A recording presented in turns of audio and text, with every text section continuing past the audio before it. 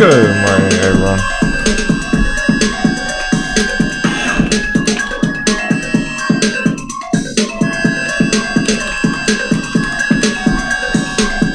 Electric vehicles, Blastoff.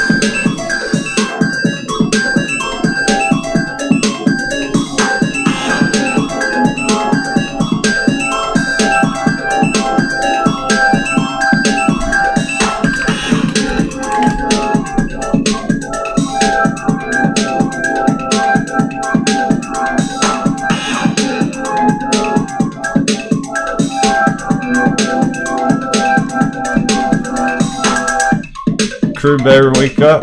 Only 9 people here.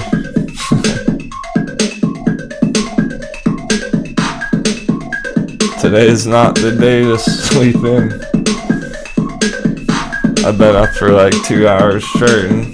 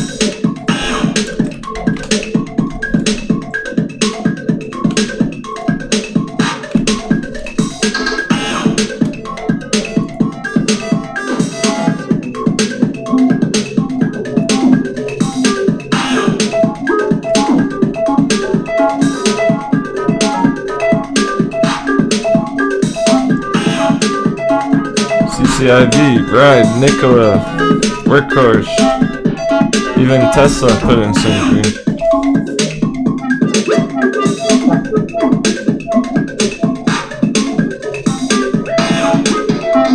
AMC yesterday.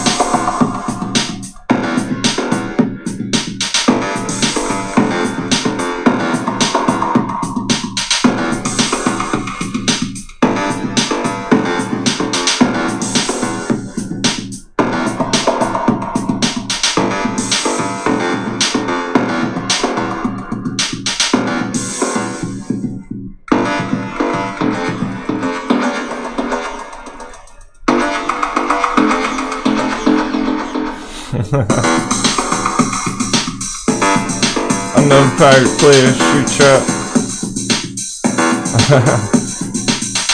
SNDL. It's Harris. Boom hawk. Naked Swabby. Raymond. J-Big. Birdman. Two-Pat. Willie. Look into your orb. Oxy.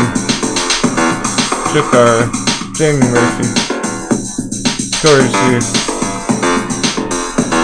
Komodo. Jack Grandma.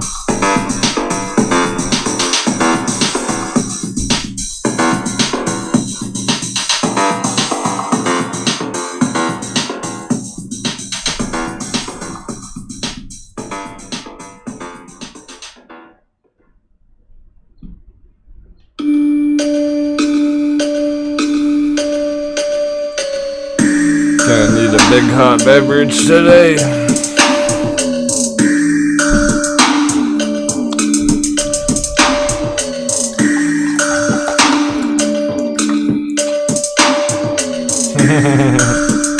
Thanks so much, bro. Shoot trout with that 7. Let's go. I'm so ready, dude. I just made you guys a video like 10 minutes ago. I already made content this morning.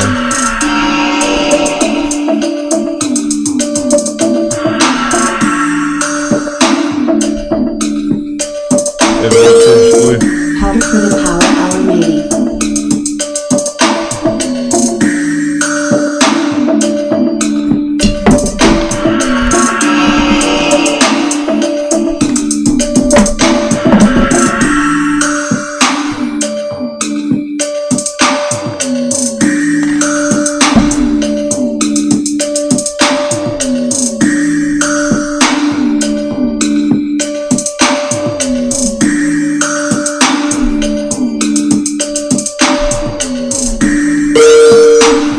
Feel the money in the air.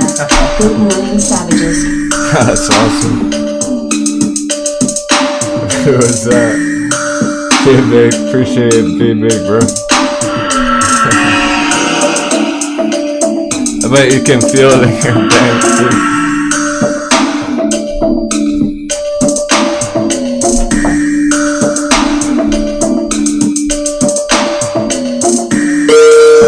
Cherry blossom.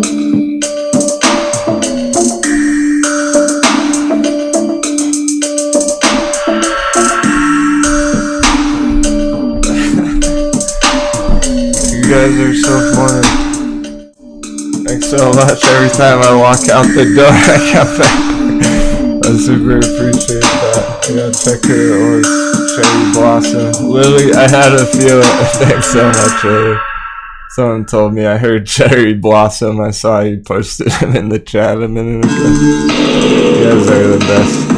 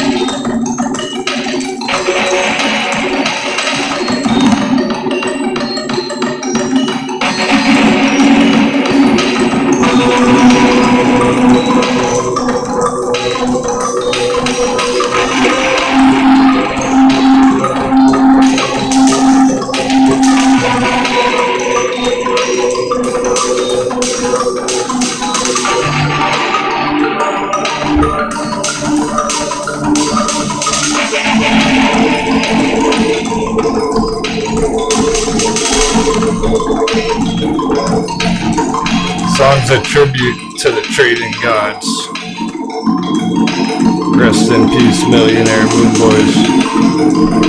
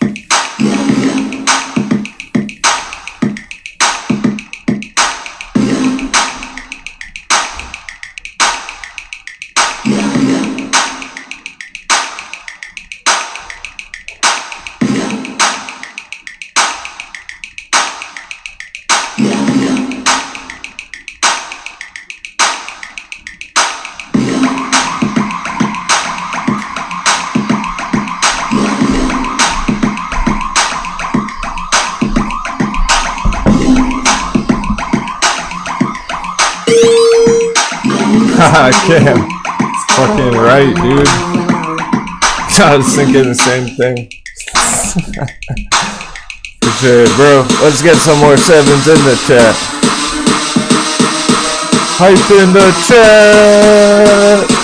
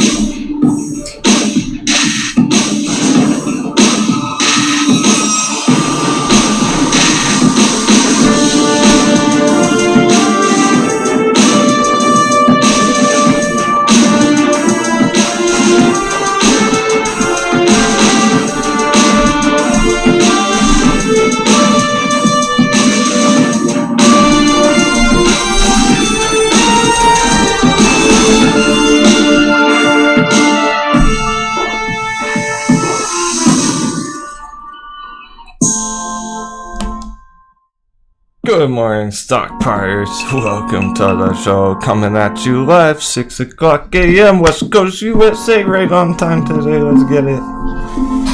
Looking right. Right where we left off yesterday. Let's see some continuation. A green shirt felt appropriate today.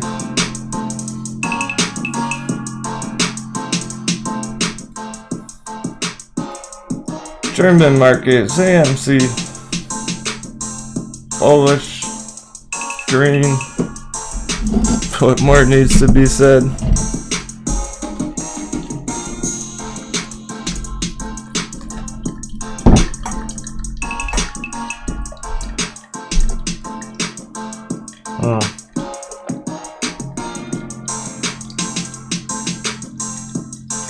Yeah. There's a lot of talk about all that today. DTC stuff. That could help AMC, GameStop.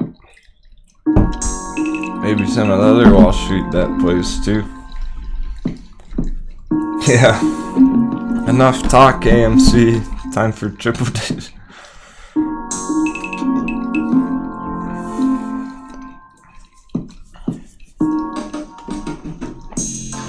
German target's 85 euro, so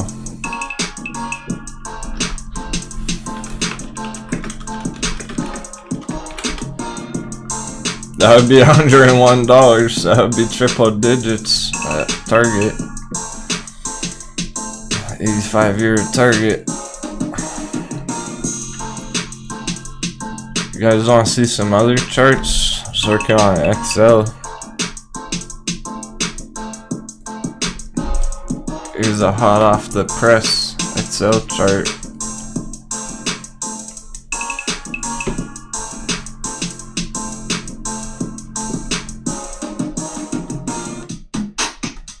Looks real good.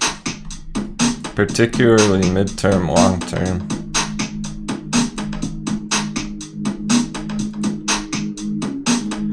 You're talking Excel's looking like it might double or more than double share price in the next 2 months. That's what I concluded. I might Magsy now. So tempted. I'm struggling with what I want to pick. There's so many nice choices. I'm having a little bit of struggle, but going back and forth on a couple things like Nikola, XL, long term. Particularly the EVs are a tough choice. German charts 50.00 AMC.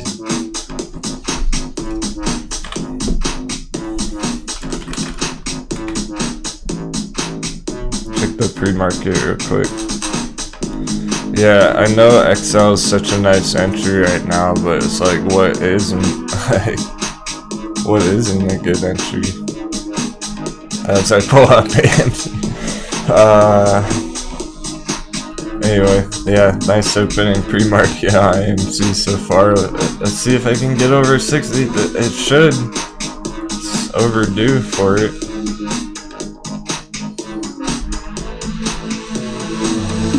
What about GameStop? Any movement there? Slight green. That's a good start. It's a good sign for today. GameStop's been holding up pretty well. What's not a good entry, right? CCIV 141%. I'm crossing my fingers on this. I'm thinking it's gonna get real spicy this week on CCIV. Electric vehicles are hot.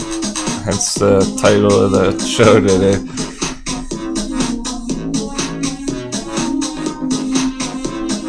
Don't forget, it's an uptrend now. It hasn't been going down for a month. It's been going up a lot.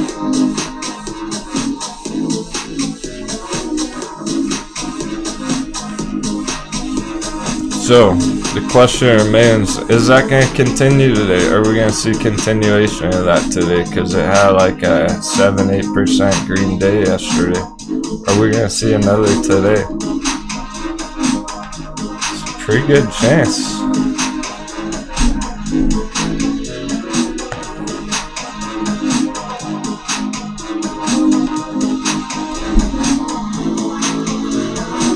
Probably check that again right before the opening. I'm kind of thinking that look into your orb, it is looking that way. CCIV, we could see over 30 end of week. Look at this chart on it. Talk about a breakout just getting started.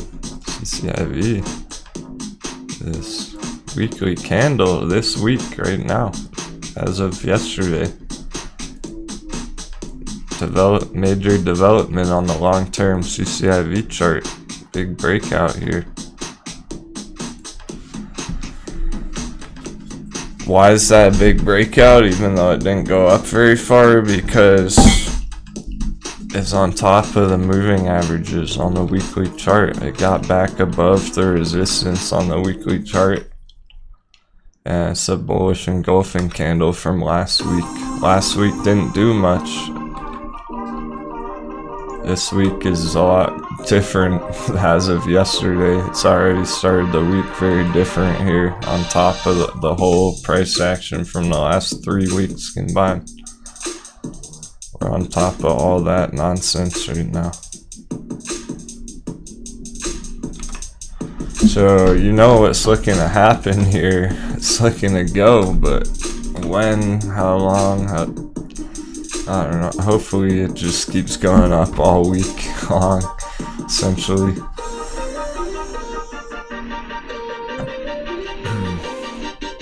I don't know what's going on with SOFI Magsi, but there's always been a bunch of talk about it.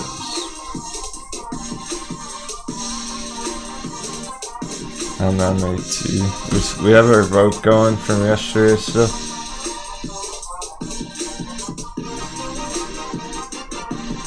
If anyone wants to vote on some of these today.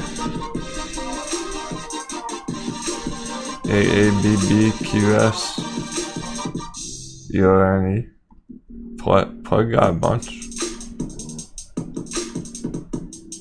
I'll probably look at it in a minute here since they got so many votes. Microvision. Okay, we do have a microvision chart you can check out right now. I haven't kept up with it too closely as of late.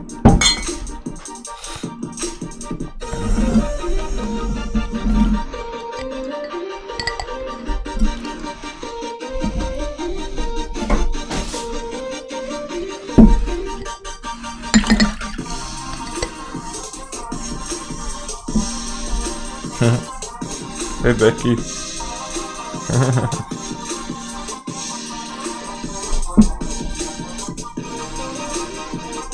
Some pre-market pumpage. Okay.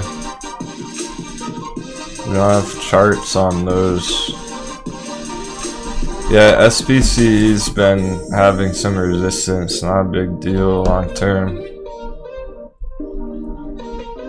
Yeah, bro, Scott Thompson wants to hear some more about why the dollar's important on these charts. Alright, well basically, it's coming, the idea, the concept, it's fairly original concept, so it's not a science by any means. But I'm applying what I know about it from my experience over the years crypto trading. And I'm speculating.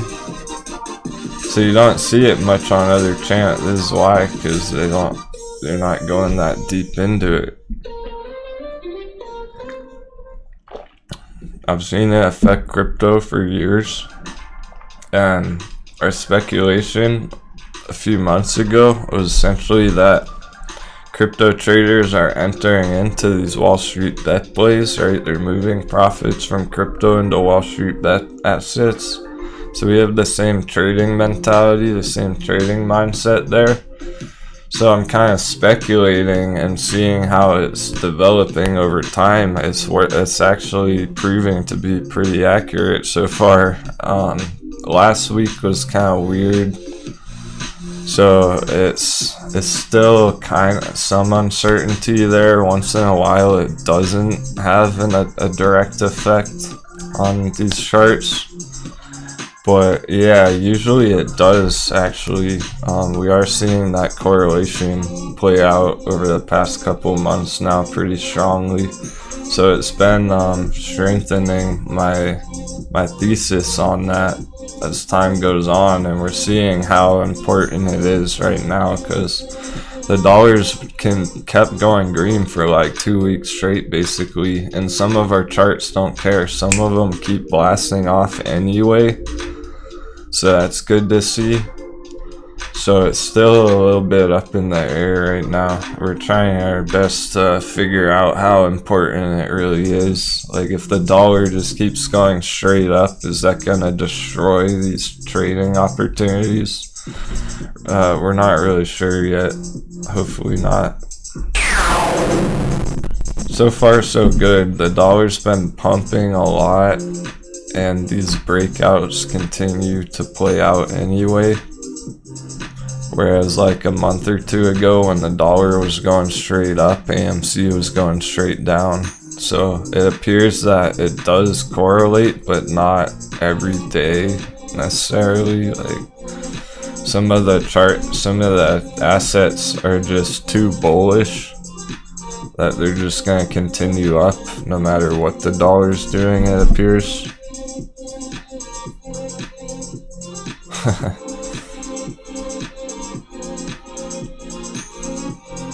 Yo, what even is that? It's Tuesday, right? Yeah. Middle of the week Tuesday. So, I mean, I know for a fact a bunch of the crew are like on vacation and stuff right now. It's just interesting, guys, I think. It appears there's just been less obsession on AMC.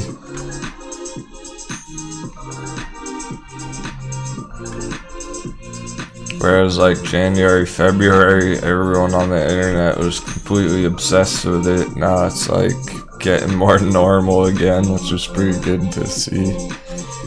So, I mean, maybe there's not as many moon boys like AMC. $1 million target people tuning in. It's pretty clear. And then you got crypto traders kind of losing interest in crypto lately. That all looks good to me. For the crew, for the fucking stock pirates. Nothing wrong with that. That tells me we're early on. People don't even know what's going on with some of these. Like, they don't understand Virgin Galactic. It's been blasting out, ripping, absolutely going on a tear for like 2 months.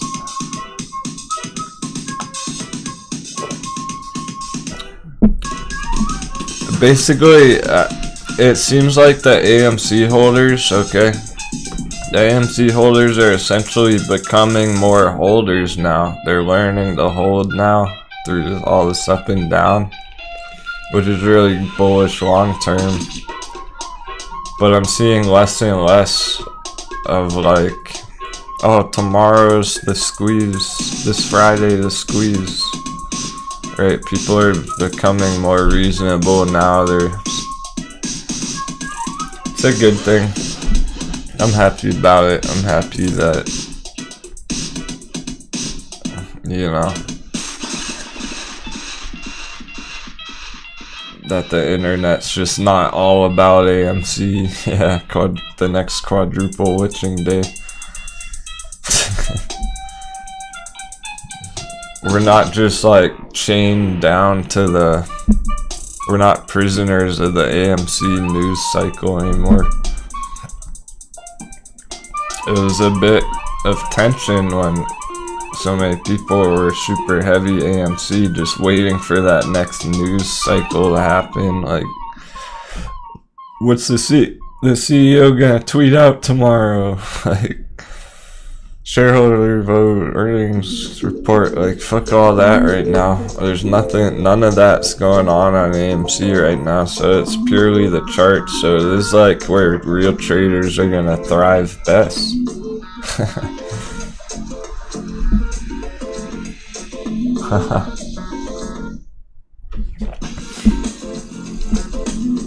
Anyone drinking Coors Light this morning?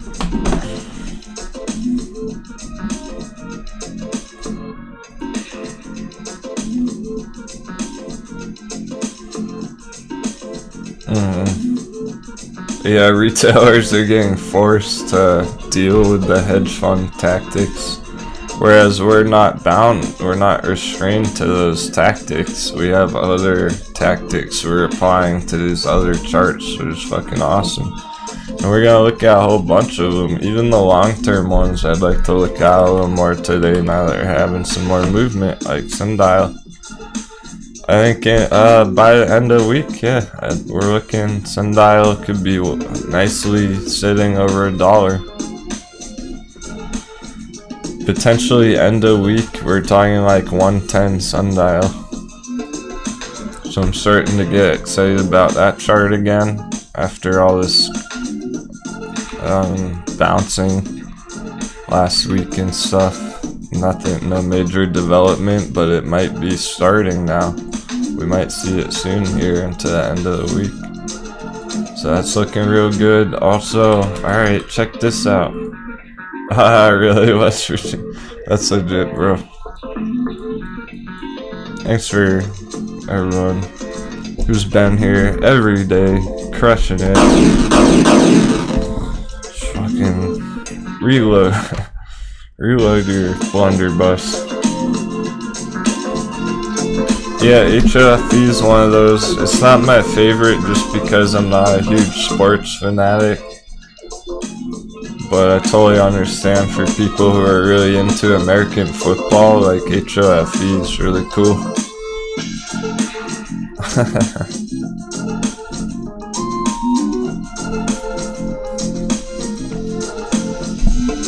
Yeah, did you know, J-Dog, there's actually other charts? Did you know? If you click here, there's actually like 1 million other things you can trade every day besides AM. Did you know that? So, you know, you can chart the entire cryptocurrency market if you just click one button.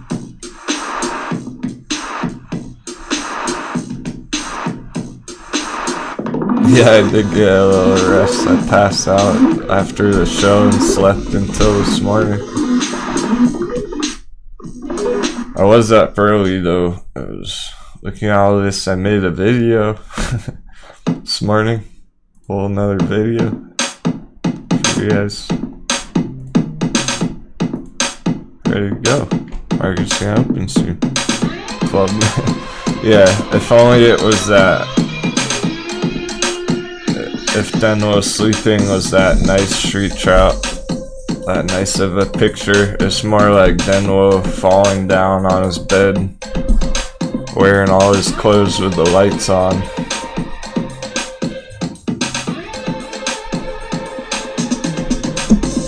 Yeah, we're gonna have the crash course coming out next week, beginning of the month some point. I don't know what day exactly. This weekend. This weekend, crash course, 5 videos.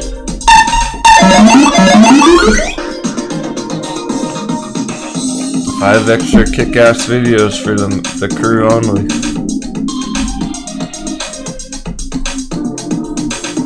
help you get caught up a little bit on some of these charting techniques. Because I understand it's hard when I'm flying through the charts. It's hard to keep up sometimes. The goal is to help you get a footing, keep your footing while we're flying through these charts. Haha, right, Corey? I've thought about it, yeah, the GIFs. It's possible, but I don't know.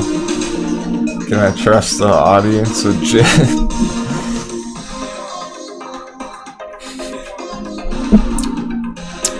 So I crashed this Excel chart in that video this morning for you guys coming out this weekend. A long-term chart. How do you analyze something like this? That's where all this is coming from.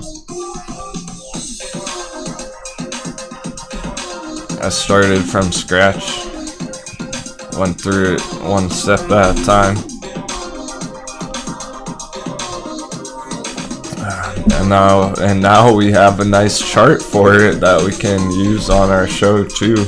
We can actually keep up with this chart over time. It's a nice solid chart. So instead of like a 5-second chart on Excel, now we have like a half an hour chart that I drew out. It's a good start. Keep in mind it's just a start. These are just starts. Some of these are what the light gram chant. I kinda I've been giving up on the light. It's so hot and it's just like we're crushing the charts. It's just a pain in my my eyes were getting fried yesterday. Oh, the IV. Maybe he's talking about the IV, not the light. I think it's worth it for you guys that I don't have the light shining right in my eyes, so that we can focus better on the charts. I feel like it's been distracting me. It's probably affecting my charts. Staring at bright light in my face. So I got an overhead one.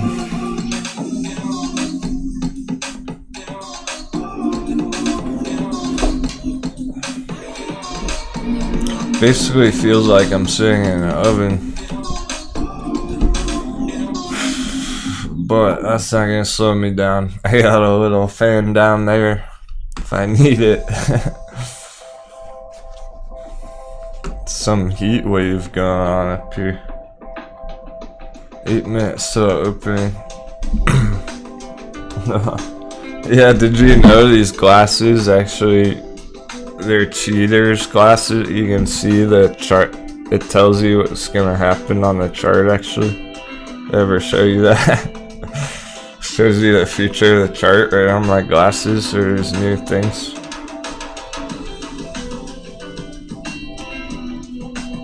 It's all in the glasses.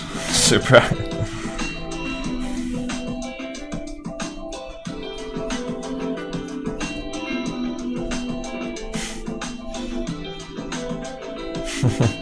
Yeah, you can't order them now at streamlabs.com/Denwo-trading/merch. Except not, but you can get some sick cups there. You can get yourself a sick hot beverage or a cold beverage cup.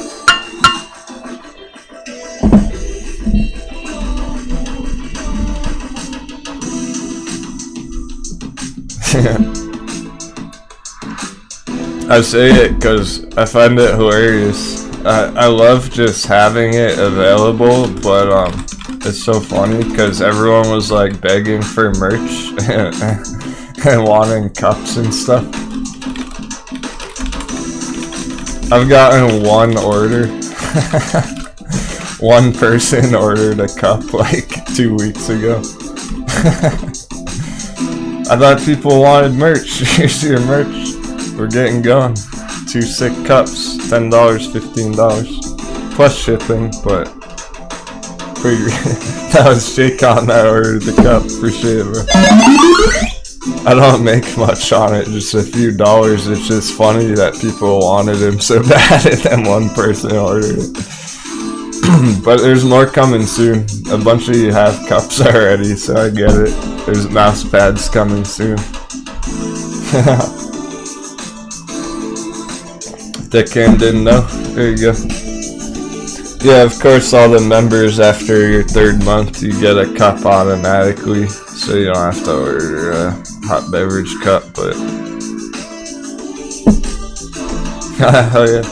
Jaycon said he wanted to contribute to the good times and entertainment he gets from the channel. That's why I have it out there, man. No, not Patreon, JBake, it's stream. But JBake, I sent you like the full merch line. You don't have to order any. I see you want to get it for your friends or something.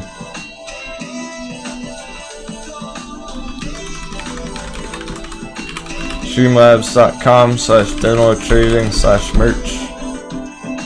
I'm waiting on my mouse pads. I have them ready to go, but I'm waiting on them to make sure they came out good before I put them. They're gonna be 15 as well. 15 per mouse pad coming soon. Here's the link. Streamlabs.com Denwo trading merch.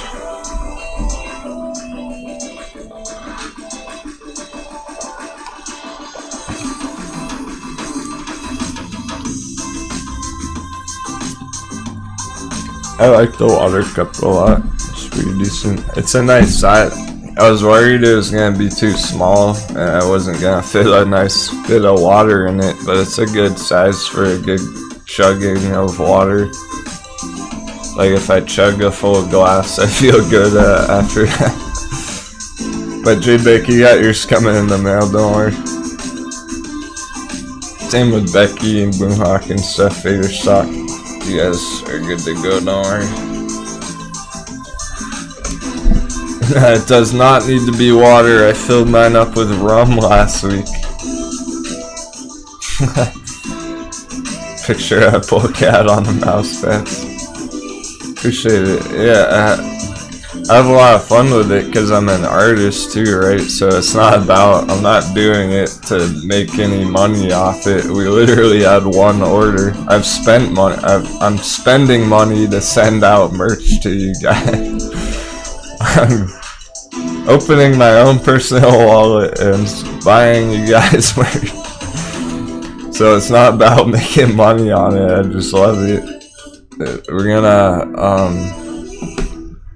We're gonna cement some of these trades in time on the mouse pads, like Virgin Glass. Spoiler alert, that's one of them. Maybe I can show you a picture, get you excited about it.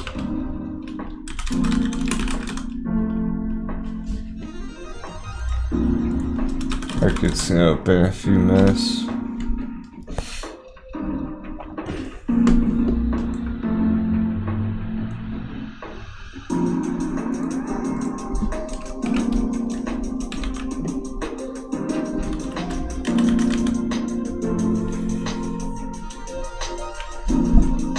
Yeah, so it's pretty much just for fun, but to celebrate like what we've been doing here and everything. It'll mean a lot to some people.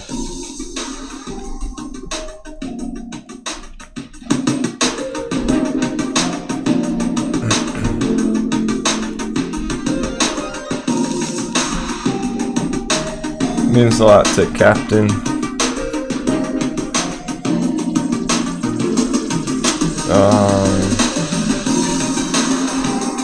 Here we go.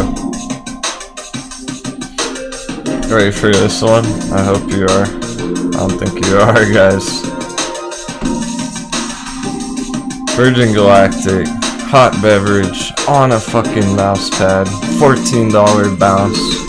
Coffee cup. If you got in that town there, you're gonna want this mouse pad. Remember that fucking thing. $14 entry. Virgin Galactic on a mouse pad. That's the real chart that I posted on Discord, guys. The chart from Discord on that entry. 1433.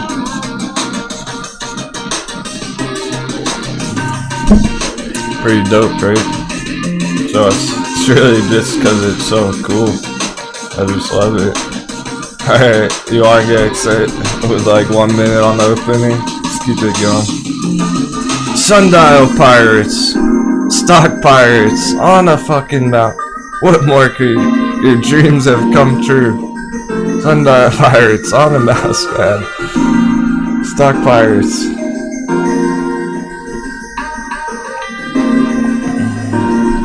That's right, that's for the crew. It's gonna be sick. So I'm waiting on mine in the mail. Once I get it, make sure it's all good, I'll put it up for sale. And there's AMC right now, just opened. 58, 59. Can't even say the price, it's going green. 59. Thanks for all the support over the months, everybody. It's only because the crew wanting the merch that we're doing it. Oh, Cam, you need this tune? Oh, fuck, bro. I don't know what tune that was when you said that. My bad, Cam, like 39 minutes ago when you asked what tune that was. I thought you were just pumping up, getting pumped. I see your song or AMC popping up to 60. What's Bay doing? Going green. I gotta check a couple things. We're open, we're going. I want to see if Ride having any movement whatsoever. I'm gonna need to make a decision about that. It is. Ride's fucking right. It opened red pre-market, but it's having some bullish up in, some bullishness there. As long as it's not getting wrecked, I'm happy. Same thing here, some sketch, some up and down, but bullishness generally. Alright, let's talk about SPCE. People are saying it's dumping. It's not dumping, it's just getting profit taken. Some people are taking profits up there, and not gonna lie, I took some profits on it yesterday, not much.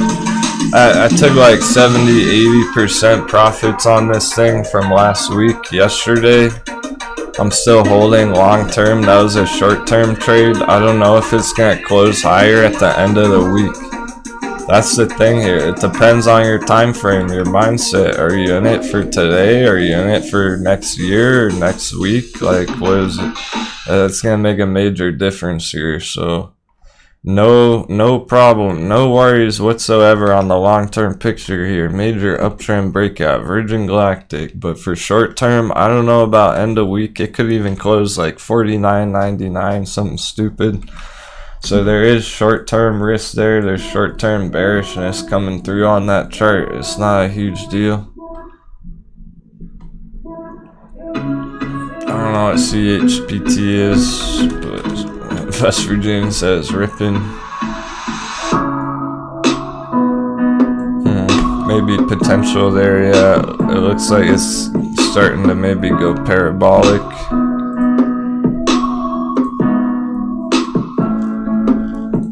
Okay, I like and there's a dippage on Ride now actually coming through further, but no big deal. What about CHPT, West Virginia?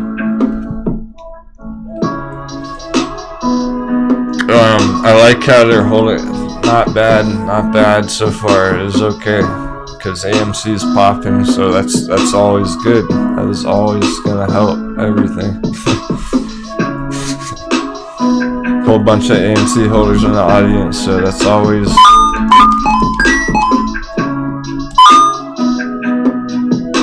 Crypto bouncing, yeah. Even Bitcoin looks slightly bullish this morning. Let's give some shout out. Street Trail, James O'Leary, Cosmo, Tina, nice emojis. Ishan, Joey, Farah, Akil. Look into your orb. Becky's still here. Becky, you gonna be here all day? I need your moral support. Kumoto's still here. Tupac. Firefly. Dubdriva. Cameron's here. All the tip. Oh, hey, AMC alert! It's almost 61. That's a breakout over 60. We'll see about the close on the day. Maybe we'll have a huge green close on AMC today. It's gonna be important approaching this upper area up here. Bay's having some dippage there. Short-term dippage on some of these right now. Let's check the dollar real quick.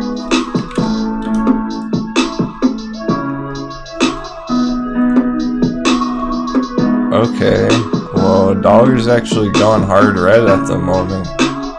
This isn't our chart. It's breaking out of the wall box. It's doing stupid stuff. I already know. I looked earlier. But let's take another peek at it. It's gonna be relevant right now. It appears in the early morning.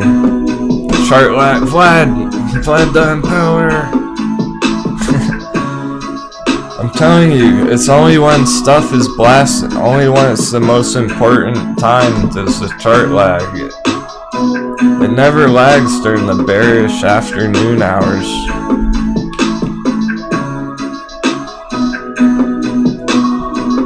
Sheesh, alright, back to business. Okay, we have some SPACs up there. We gotta check the microvision printing. Very cool. People voted that. I'll definitely check it out. Let me pull it up. I forget. Virgin Galactic's bouncing right now, so nothing's really end all be all by Amy. It would just open the day, and to be real, AMC super bullish opening, so hopefully we see continuation here. We're just hoping that any of these would open like that, so I'm happy to see at least AMC opening strong today, middle of the week. Generally Monday will outperform a Tuesday for the bulls, so alright, microvision, yeah, maybe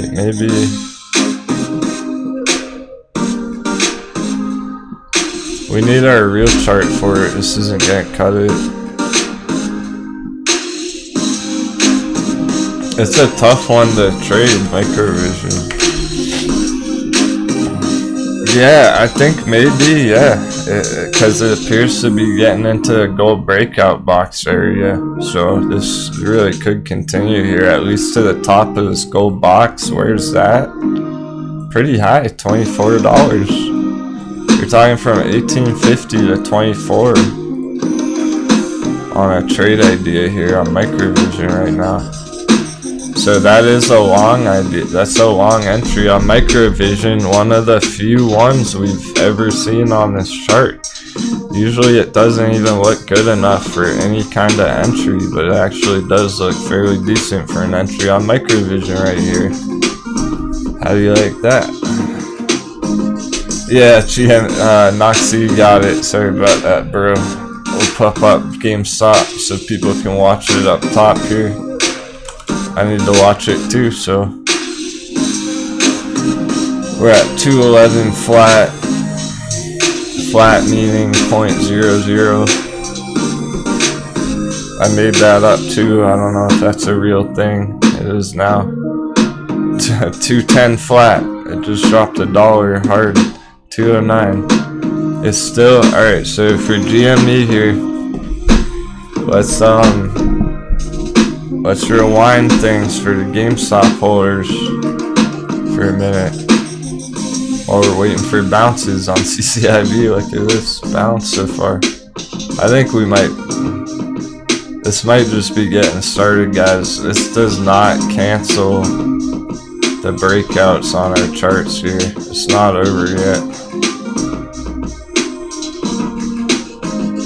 That could just be a fake out, shake out early in the morning, based upon the dollar pumping last night. Alright, anyway, we're flying. Keep your seatbelts fastened. Don't fall overboard today. This shit's critical. Just hang in there. You just gotta do your best to hang in there. Not throw your money at stupid stuff. Not getting the FOMO, okay? You don't want to get FOMO, but like on microvision, there's no FOMO here. It hasn't even started FOMO rally on microvision. It's just getting hot, so I'm showing you microvision right now because it's like I don't want to pull it up later today and then everyone's asking when it's over $20. It's like, here's your entry area right now. People don't even realize it yet. It's like mid-breakout. Microvision. That's legit. So you don't want to throw your money at something stupid today that's up like 1,000,000% already.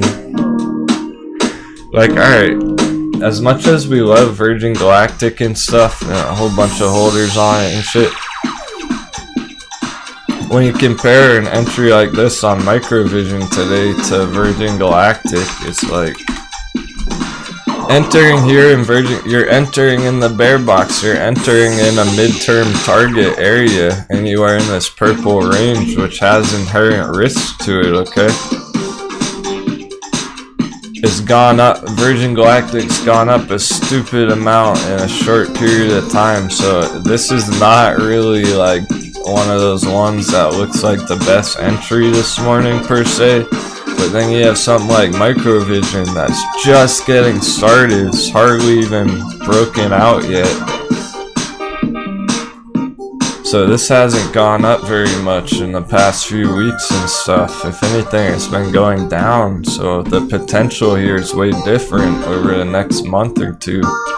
You might see continuation upwards on this. Meanwhile, Virgin Galactic might continue down for the next month or so. You see the difference on the entry possibilities there? It's like you're entering so high on Virgin Galactic up here that you're risking a retracement over the next few weeks, which could be really ugly if somebody went heavily into Virgin Galactic the other day. Right, so that's a huge risk on that entry on Virgin Galactic, and then you see Microvision just getting heated up here, where it might go 30% like by the end of the week. You know, it could go 15% today to the green side on Microvision. It doesn't look like it's gonna retrace for another leg down at this point, so the risk is helping you on your entry there on Microvision compared to Virgin Galactic. The risk is working against you.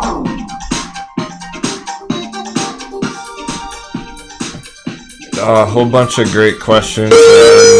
Richard, SPCE news next week though. So what I find interesting about that's been in the news for some time now. It's not anything new, right? We're seeing profit taking already on it. I wouldn't bet against it. Look, it's all good to take some profits up here if you're up like double, triple your money or whatever this month. I wouldn't bet against that news. So it would probably be a bad idea to go short, to enter a bearish scalp on this thing, a short scalp, trying to make money on it going down. I would not bet against him going to space, but I don't know if that's gonna have a major breakout just because of that. Maybe not until after it's all said and done. Maybe not till a week after or something will we really see it play out on the chart here. So basically it's almost like that news is essentially priced in here for traders, okay, over the past month or two. Now we're wondering what people are gonna have to figure out. Does it belong to stay at this valuation? If he's successful with all that, it should stay in this box. It should hold up nicely up here. Turn up the let's go. Turn up the volume. That'll help it stay at a very high share price, a very high valuation. If it goes wrong, then it's the bearish scenario is probably gonna play out. So it's pretty critical area, but like I wouldn't want to bet against it and there's so much uncertainty. I don't think I would want to risk entering it short term either, and that's how the other ones are right now. Blue Rock is too loud. Usually you're the one telling me to turn it up. I'm shocked.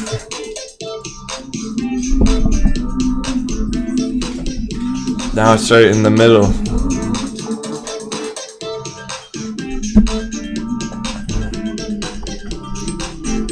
Jamie, fix the volume. Gosh darn it. Young Jamie.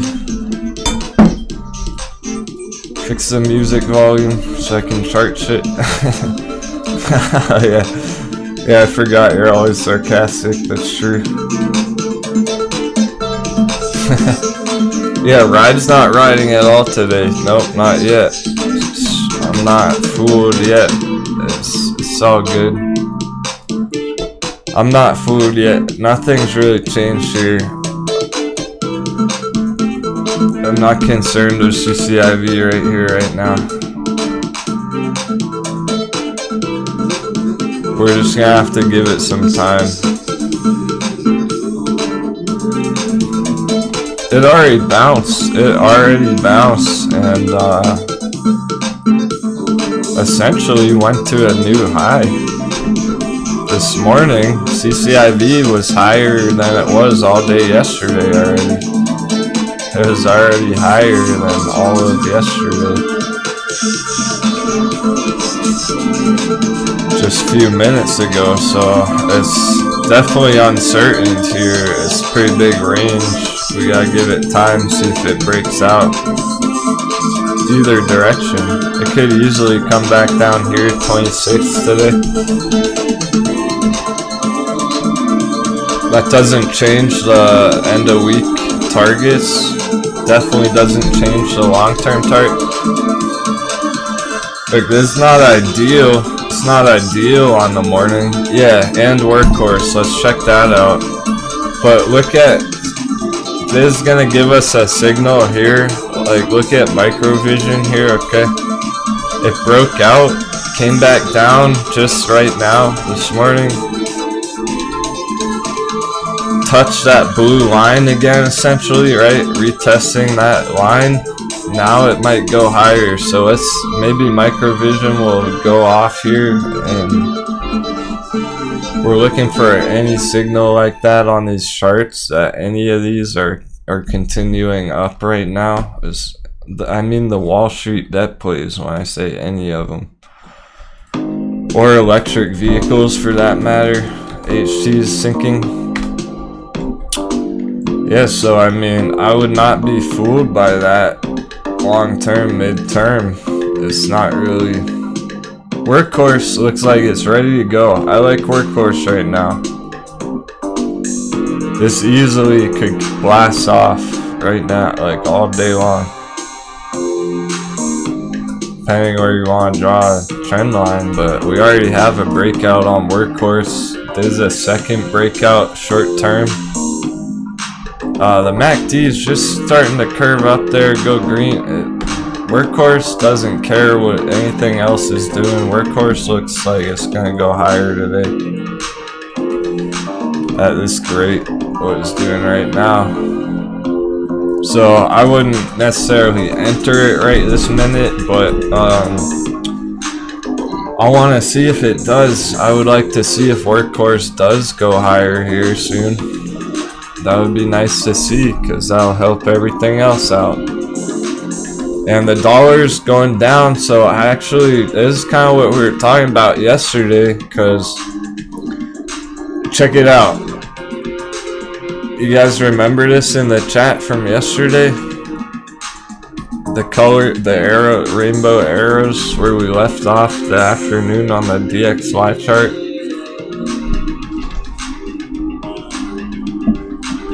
We were talking about it going to the top of the wall box. It did. It went even fucking higher, which is like stupid, but like at the same time, we were talking about, well, maybe if it's up here when the market's open, it'll go hard red. Close. We pretty close. Not there. It's happening here. Here's where the market's open today. It is going hard red. Ah, 2-pack. Okay. Yeah. Hey, it's best not to overthink it for real. Even my short-term trades are getting hammered this morning. 2-pack saying may take a break today from the charts. EHT is destroying the portfolio. No, it's long term, but time the entry, all sorts are wrong. Yeah, that's what we're going through right now. You're not alone on that. That is the mind games that are being played right now for sure, especially on HT, okay? That's why I'm not charting the 5-minute HT chart too frequently. Everyone needs to learn the hard way, I think, that HT is one of those ones you're not going to want to watch every day. So if you are heavy in it and it's down, you probably are best to just tune it out today and just keep focused. Remind yourself of why you entered it in the first place, okay? And what you like about it, because it's not bearish whatsoever. There's nothing bearish. Here, 2-pack, just for you, I'll pull up the chart. I don't think there's anything bearish on the chart per se. It's just having a red morning, so don't be fooled by that shit. So was CCIV, and look at it now. So is this. Put more. I know, I understand. It's like you just enter. You guys, you gotta expect, like, any entry you make with the markets being so difficult. No one said trading's easy. Any entry you make is probably gonna go lower than where you entered it at some point, someday. Almost always when you enter a trade, when you enter a stock, even if it starts going up right after it'll fuck with your head. It'll go back down and test your entry and make you second guess it. So it's really a matter of you're kind of trading against your own emotions there. You're not, because there's nothing on the chart that's too bad about it. Look where, guys, if anything, I would be entering HT here. Should be feeling good about this. It is holding up real nice for long term. So it's like, if you're even worried about the short term, you're already losing sight of this chart. Like, no offense, I'm just trying to clear that up for you in your own head, because it's like a bunch of you have been entering HT and look at all the chop it's had. But keep in mind what is going on, what is happening here. Okay, you know what's happening here? It bounced twice, double bottom, right under $5. We have a hard support, or 450, excuse me. We have a hard support around 450. It's holding around $5. It's testing stop losses under $5. It's $4.98. It's probably not even gonna come back down here again. It's probably just gonna hold up around $5 and go. Try powdering this or workhorse. I got a 2-week profit. Nice. Good choices. I would like workhorse more. Alright, Microvision's going though. Microvision's hot for a day trade. They both are, to be real. Maybe both, depending on how much you're talking, but like, Microvision's looking real nice for short term, like right now, for end of day, end of week, whatnot. So is workhorse, but it may not move as quick here today. Let's see how that's holding up for you, bro. I like what I'm seeing on Microvision right now. 1877 starting to pop, so that might be good for the rest of our trades. Yeah, 2-pack. I think some of my HT, I have a little bit of HT, and some of those are down. I'm probably down on whatever HT I'm holding. I haven't even really entered, like, I still want to enter it. Microvision's almost 19, it's going right now, so there you go, Kim. It's short term. This is popping right now. QS also. Well, so is Workhorse. It has to be said, so is Workhorse is breaking out right now. I don't think either one of them's a bad choice. They're both looking to go much higher. It's just how long, which one's gonna move faster. Well, Microvision's moving faster at the moment. But damn dude, it's like, it's hard enough to pick if the trade's even gonna go up or not, and now we're like comparing the two, like which one's gonna go double first, like which one's gonna double your money tomorrow. Like, I don't know, that's tough. Like, that's a whole nother story when you start looking at them side by side, like this one versus that one, and timing it, and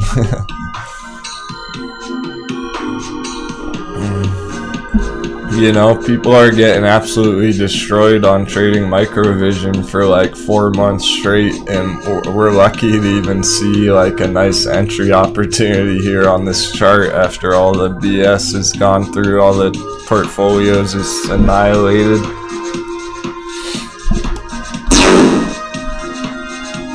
Now we have a nice entry for smart money to enter, so that's pretty cool.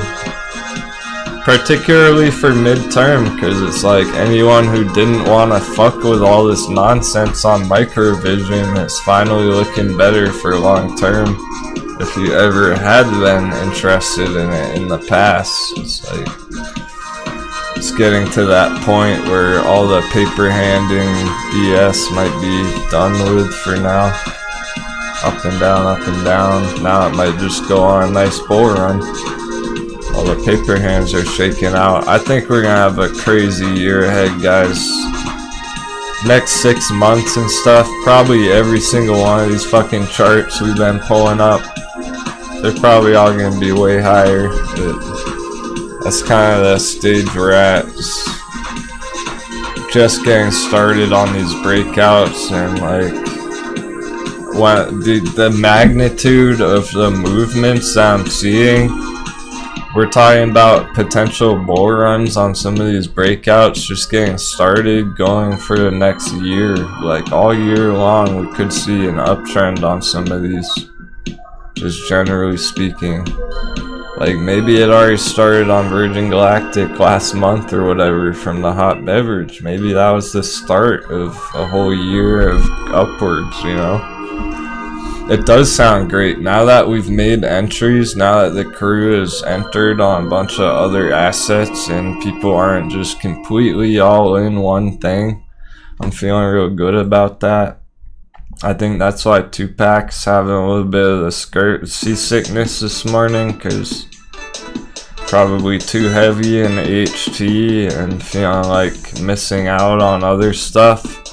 Isn't it interesting though, Stock Pirates, the OGs, the real crew, we're not feeling FOMO on shit that's gone to the moon already. We're not entering at stupid prices, that kind of FOMO.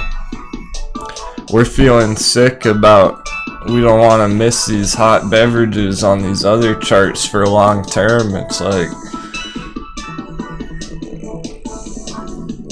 so let's take Workhorse just for it. We're gonna stick to the electric vehicle theme for the most part today again, because those are really what's hot this week.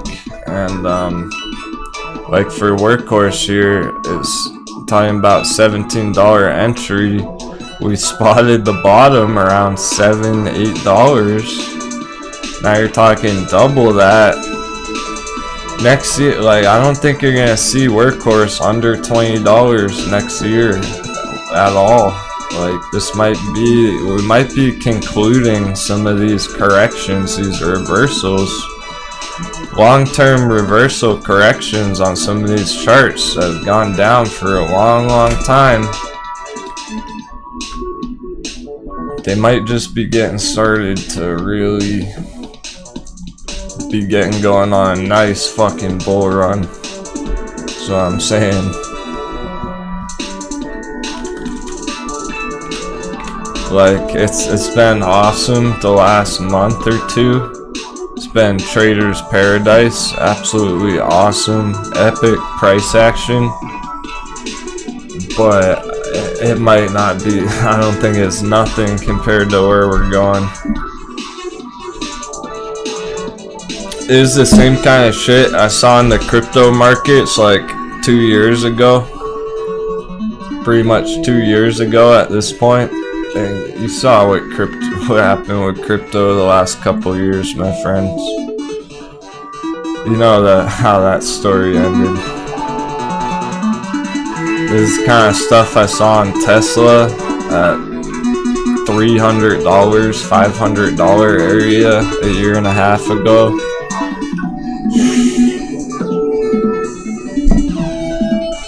That's the timing, that's the long-term timing on these cycles. We're talking about entries now for like a year and a half out is when we might see the tops at some of these. It also goes for AMC, for that matter, AMC bulls. We're not leaving you behind. AMC could have a nice uptrend for a whole year. So that's why we have those $100 triple-digit targets, because I don't know how long it's gonna take. I'm not really expecting it like next week, but yeah, by next year I think we'll see AMC at $100 potentially, you know, because these trends last longer than you would expect. Yeah, I agree, Street Trout. The bulls will take the cake on AMC one day. I do agree. That's why I'm gonna hold a nice little bag of it for next year. I just when I entered AMC, you have to look at the psychology of it all. So when I entered it at $5 months ago, it already exceeded all my expectations. Just getting up to $50 was pretty awesome. I didn't want to be that heavy anymore where it's like just waiting every day for AMC to go to the moon. I don't want to wait for it like that every day, crossing my fingers like maybe next week to squeeze, maybe next month. Why wait when there's stuff like Microvision? I have an entry right here this morning. Like, oh yeah, SPCE will absolutely blast off again. It's just a matter of time. Will it happen this week? I'm not sure. Not so sure about this week. Bit of uncertainty with the news cycle. Basically, traders bought the rumor, sold the news on SPCE. There's no other way to look at it. There's nothing negative going on with the company right now. It's all positive fundamentals. It simply went so high so fast that people are taking profits up 330% in like 1 month. So normal correction, it's natural correction here. I wouldn't be surprised if it came back down to $30 and then went higher. Like, you gotta be aware of that risk, guys. But I'll tell you what hasn't gone up 330% last month, CCIV. It hasn't done that yet. I think it might. Hopefully next month or something. Like, I still want to see bigger price action on CCIV this week. In the next few days here, I don't want to see it get stuck under 27 all week. Yeah, some people definitely in the chat took profits on that already. Pertman said he was up like 10x from last week. Curve changing into a legit ticker? Hey, thanks, Cam.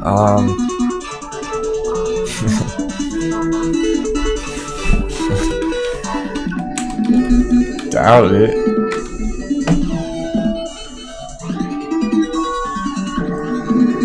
It definitely reached support level. Alright guys, so Clove, since people have been asking about it, Cam wants to know, it has reached support. It has dipped down about as far as I would expect it to. It may not go lower than there. That could be the bottom temporarily at 11. So maybe if it holds this higher low here, could see a nice breakout soon. But you know how I feel about it. It's not really like a legit company. I really don't jive with the fundamentals going on behind the scenes here, so don't get all upset if it goes down to 650.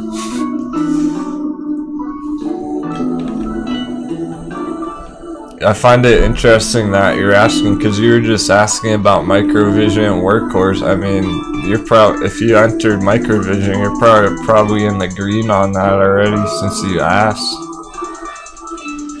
And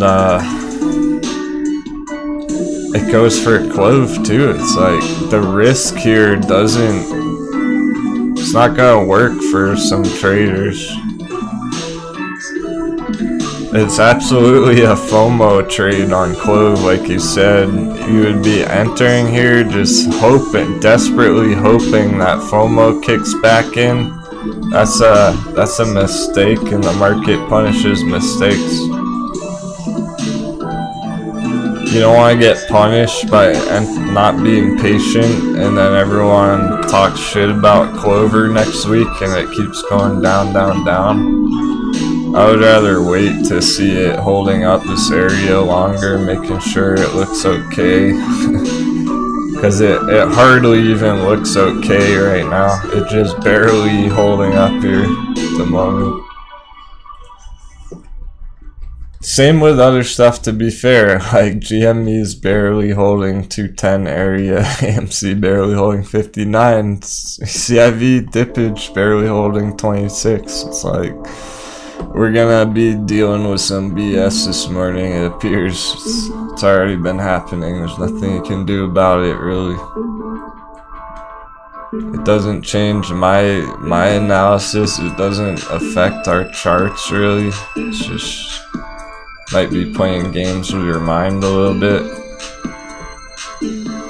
Yeah, I wish. So basically all the ones that went super green yesterday not having a great morning. You're doing well, but not great.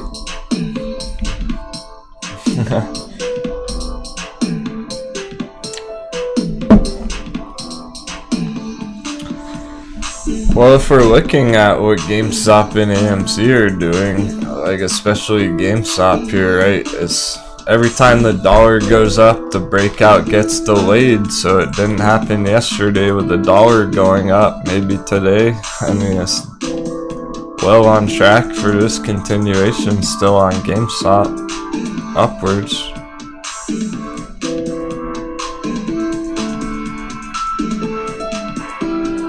So that's what we're waiting for this morning. We're waiting to see like if GameStop can keep pumping, if Virgin Galactic holds green whatsoever, Microvision can keep breaking out, like really critical spots right now. This is more important than yesterday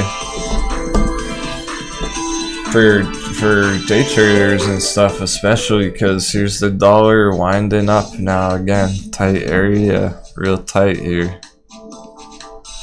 And whatever happens in the next like 30 minutes is gonna dictate the whole rest of the week, really. If we get back down to purple box, it's all good.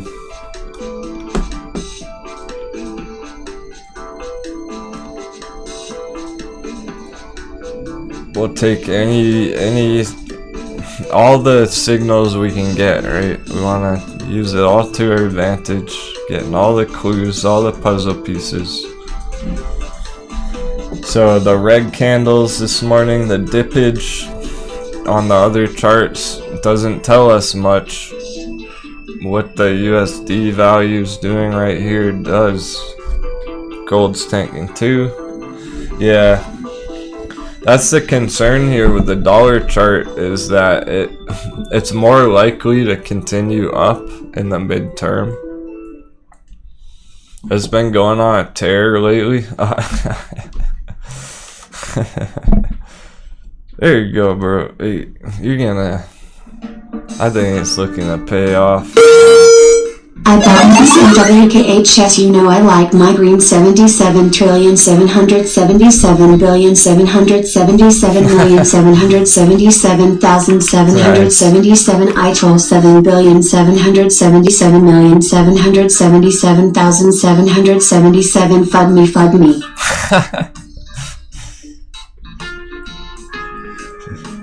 Didn't notice that last part. FUD me. Yeah, you're getting fudded right now with this workhorse red candle. That's what I'm talking about. There's gonna be that. Anyone entered this morning and stuff, right? Anyone entering, it's really, you're playing your own mind games now. It's so frequently you make an entry on something and then it goes lower. It like doesn't even matter. It just just expect that. So this is your question mark. Is it gonna bounce here and go up all day or what? Like now you really got it. Now you're really deciding. Surfing those candles, I dig that, man. That's pretty much what we gotta do today. Story of River Ninja's life. The benefit is if you know that's usually what happens and you hold strong and you don't give up and then it does break out, that's how you get rewarded. If you doubt yourself, take a loss. It's not a very good trade.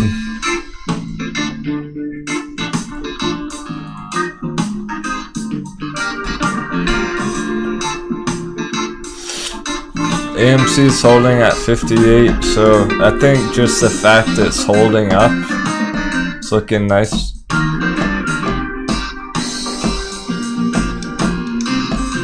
Yeah, he's a surfer.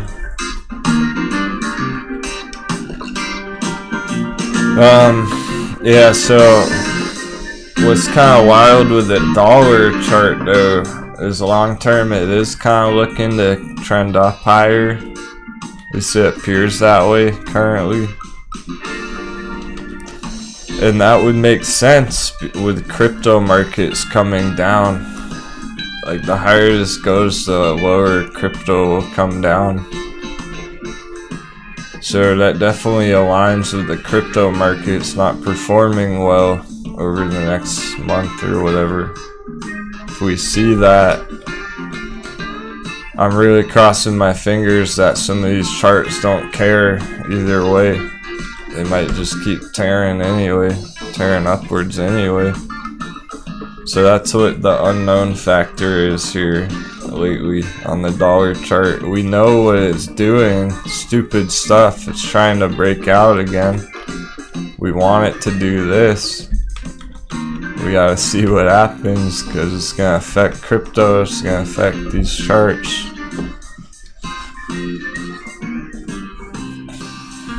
I like the dippages lately, depending on how risky you're being. Some of the dips are super awesome opportunities. Nah, no algorithms. Like our algorithm to spot trading opportunities is the viewers in the chat, is the crew on Discord. It's all my friends in the crew who tell me about charts. They're like, hey bro, what do you think of this? It's looking pretty interesting. They have bullish stuff coming up soon. And then we dive into it and we all work together to figure out if it's any kind of... I'm not trying to make decisions completely on my own. I'm trying to see what the crew's interested in, because you guys are right pretty often. Let's have a short intermission here, just a few minutes. I fired off all my SNDL dry powder yesterday, so I won't be long. Staying focused today.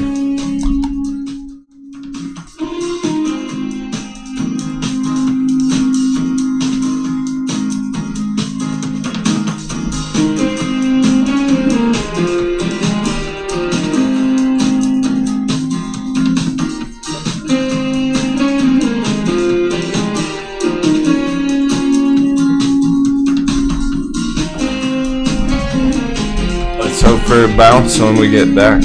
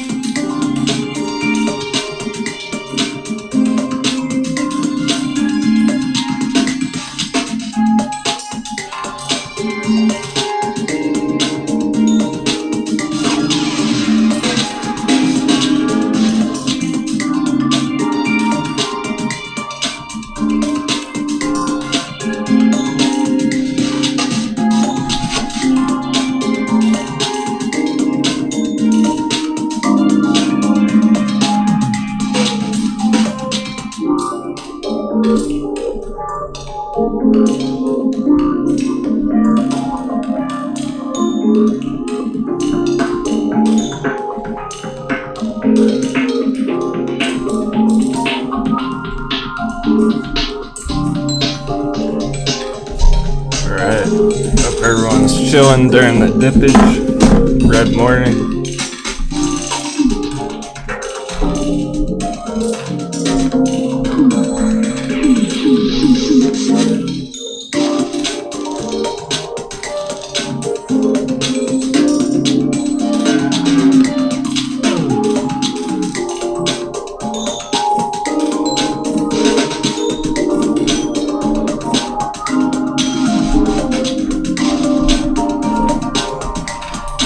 What do we got? What do we got on the charts?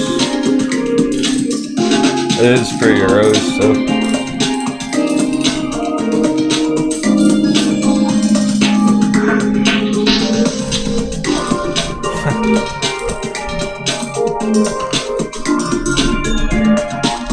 Welcome back to Traders.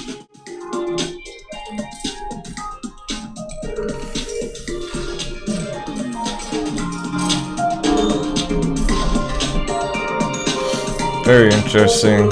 Alright, are we looking at bounces taking place? Maybe some bounces here going on.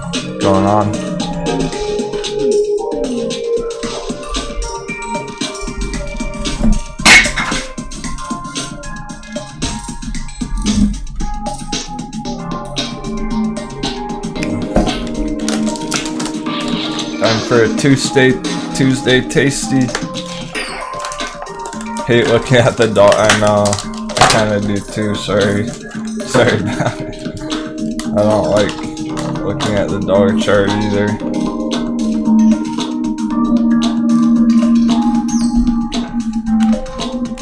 Let's look at CCIV bounce. Let's look at this instead. Some green on CCIV bounce. So we may be starting to see bounces here, right, as well. We're approaching that support area on the morning. Strong support range. From yesterday. We're basically at the prices we were at yesterday afternoon. So, strong support here on ride now. This will be a bull box, short term. Looking at at least close the day over that, if not climb even higher. Day's bouncing pretty nice. Now at 26.50, workhorse holding over 7. Okay, so that breakout, a little bit shaky on that breakout.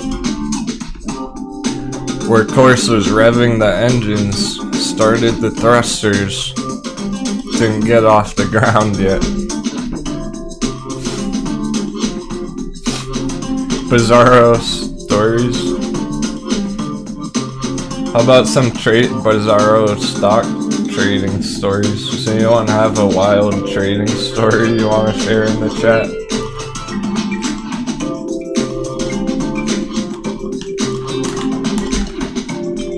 Anything mind-bending happened on your trade lately? Anybody?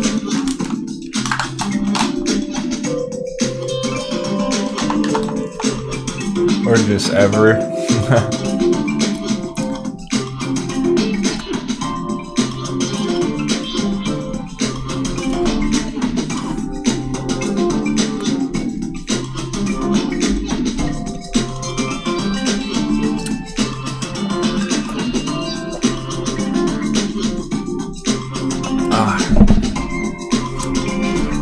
I got plenty, but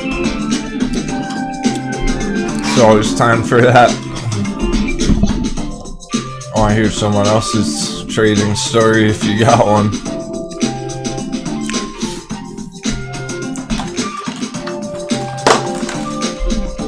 Let's see if Sundial closing in on $1 at all. Nope, not yet.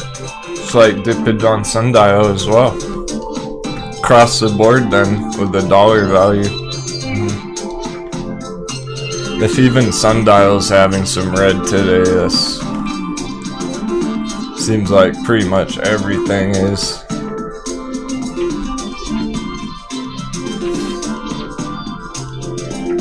Robert, nice.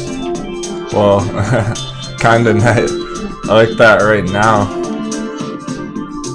You're probably talking about months ago. So he bought 9 NAKD instead of 9 GME shares. It was probably back when GameStop was like $2 a share, right?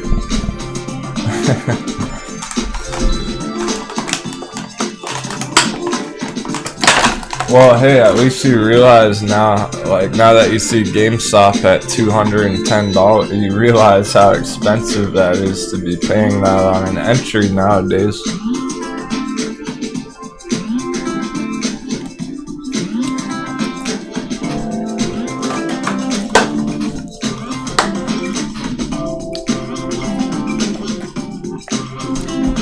Anyone who remembers GameStop sitting at $2 isn't going to be feeling FOMO at 210. No FOMO on Denwo, who's been watching this thing for months.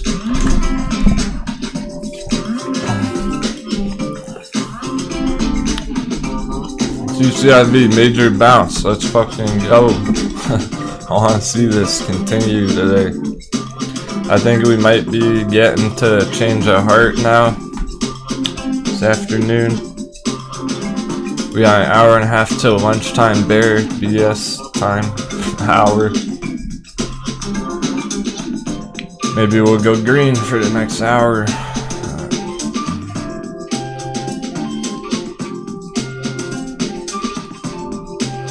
And even Workhorse continuing there on breakout. So I mean, it's like at this point, what it's looking like right now, AMC pushing 59.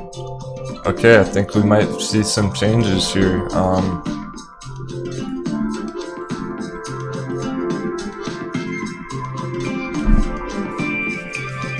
It's looking pretty good right now. Not as bad as an hour ago. Yeah, GameStop's a revenge trade.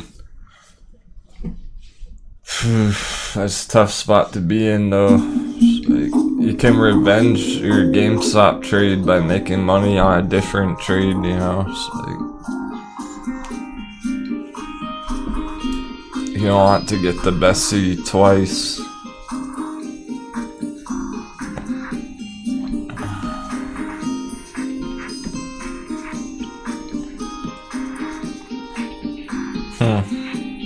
So yesterday on AMC the level was 58. That was an important level. Now it's 59. It hit 60, but it was looking like today 59s. I wonder if we'll close around 59 today on AMC, $1 higher than yesterday.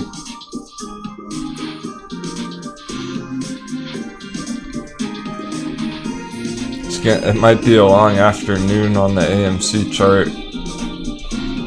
We'll see about that. I'm liking these bounces right now in EV. Dollar's going red. This could be real good here. This could be it.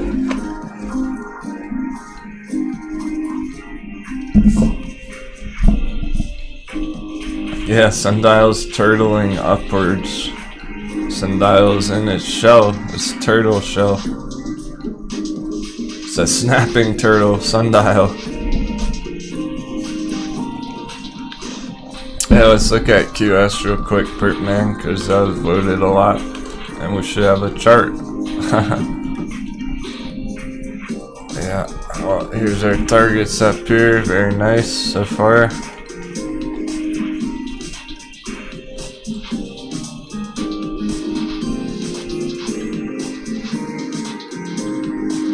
It has not seen a higher high here yet.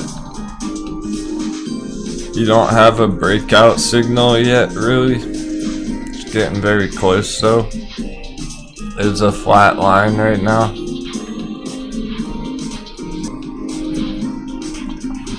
A flat resistance at 32.30 area, QS.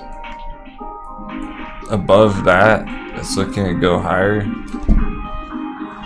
It's above 32.50. Otherwise, some more waiting, some more sideways here potentially. But I do think QS, yeah, it's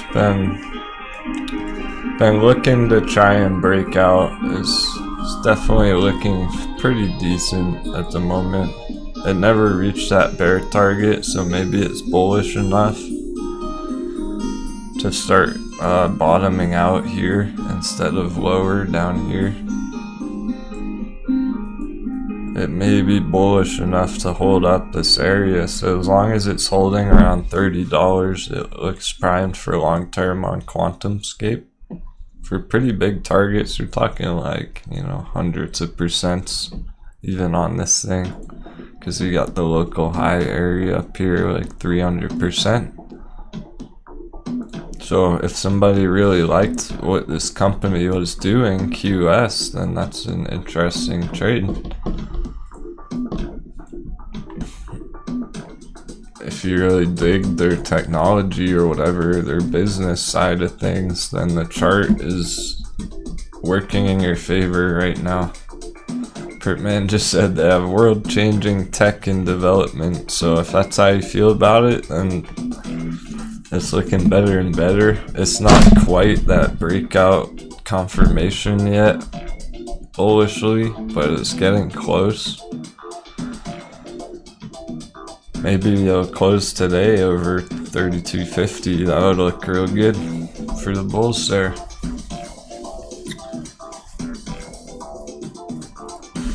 But we want to see these faster moving ones that we've been keeping up with have more movement. So Virgin Galactic is looking to hard test $50 today. It might close under 50 today, and that could also lead to another red day tomorrow on Virgin Galactic. It's definitely something to be aware of there.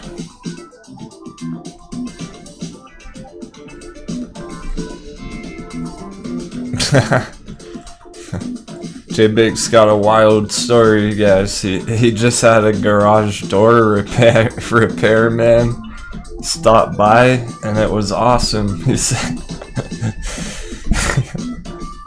life-changing.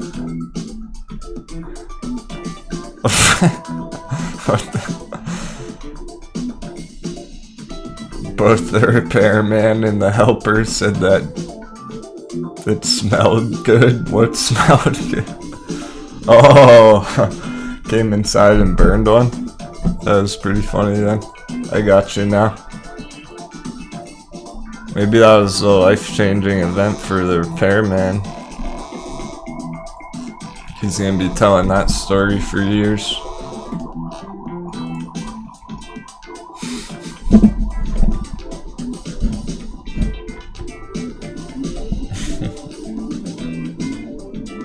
He saw the show in the charts.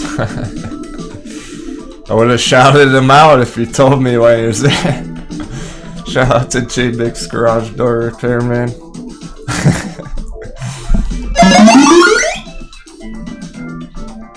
Love giving random shout out. PNN shooting straight up. We looked at that the other day. Someone asked about that. We might have a chart.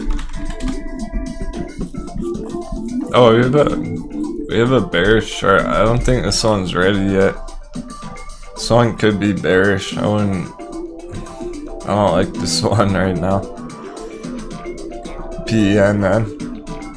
Gotta get above 87. I don't like this line right here in orange. So maybe it will have a nice green day here, but it may not be done going down yet long term. It's coming into a critical spot between the moving averages.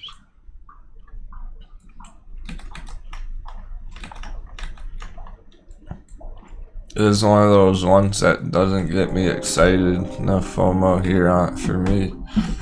Penn National Gaming may have played out already. Profits have been made on this thing already. We've not looked at CCXI today. I'll take a peek because I'm not certain if that's gonna move today very much or not. You would think so, because It looks good actually, yeah. CCXI looks hot right now.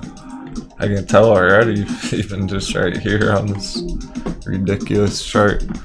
Because it's over 14, it's trying to get to 15. If it breaks out from 15, it's probably going to 1777. It's definitely on track for those targets, but will that happen today or like next week? I don't know, guys. Maybe. That'd be awesome to see. I'm not holding it right now myself because I got impatient with how long it was taking. I was hoping it'd be a quicker shot upwards, so maybe it will someday soon. Maybe someday this week we'll have a huge push upwards on CCXI, but it could be starting, you know, could be starting right here, right now. It's one of those ones that's taking a little bit longer than expected, but it's definitely on track. It's absolutely trying to get to those higher targets. Oh really, J-Bake? The guy was holding AMC, that's funny.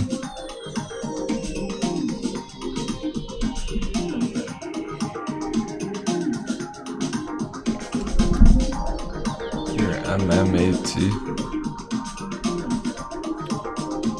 Nice, Becky. Yeah, there you go. Becky's still holding the CCXI from under $10.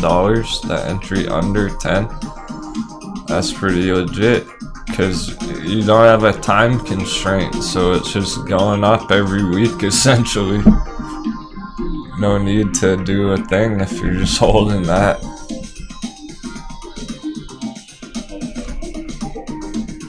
Oh, MMAT is Torch. I see.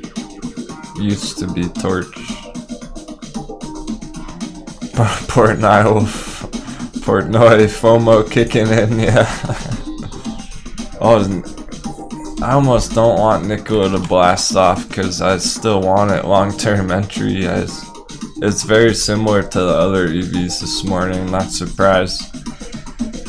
Yeah, when I saw the opening on Nikola this morning under 19, it was like, okay, we're gonna see these tests, we're gonna see these supports being tested on these charts, and we absolutely have seen that now. So, step one complete. We saw the dips, we saw the support areas getting tested. Step two, are they gonna hold? Are they gonna bounce? Some of them are. Some of them appear to be. RIDE. They're gonna call them toilet paper hands, Portnoy soon. Like CCXI going on a nice breakout here. Ride bouncing. So it's like you got some that are trending up still. Currently, they just had a red opening. I think they're gonna trend up for. I am looking for especially on these two. I'm looking for continuation on CCIV. Maybe not even today. Maybe not all day, but tomorrow. Plays hard to get. Needs some patience there. Ride breaking, like if this breaks out here, if this keeps going, that's gonna look real good for everything. Because ride's pretty high risk right now, so if even this one, this very risky one, pops this morning, my goodness.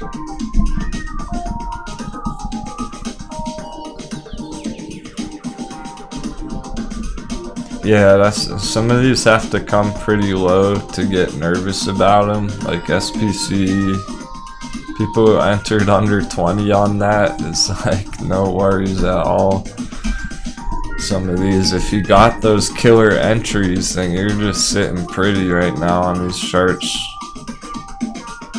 Even with CCXI, like Becky under 10, just sitting pretty. Watching it break out, go green, like no worries about strike prices or expiring on Friday or anything. See the benefit of that? Options are not for it's not easy, it's not for everybody, because you might not want to put a time limit on your trade.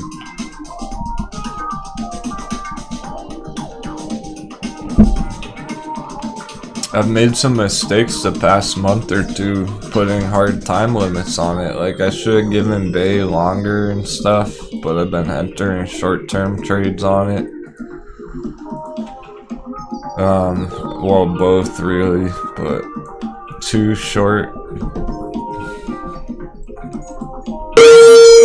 Coffee. Hey, thanks, Scary Shanghai, dude. I'm running low on mine. I might make another one. Appreciate it, man. We hope Shanghai's having a nice day. CCXI holders are looking to have a nice day.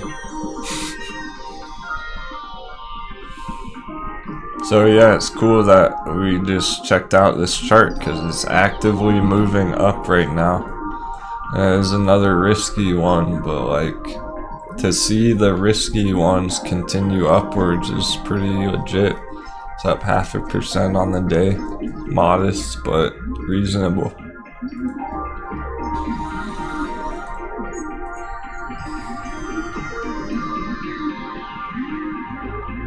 Oh wow. Funded 6 mortgage loans this week. Yeah, real estate's pretty intense lately.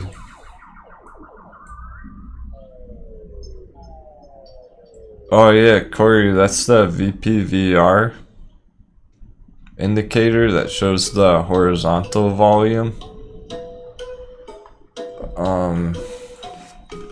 So on ride here, this indicator.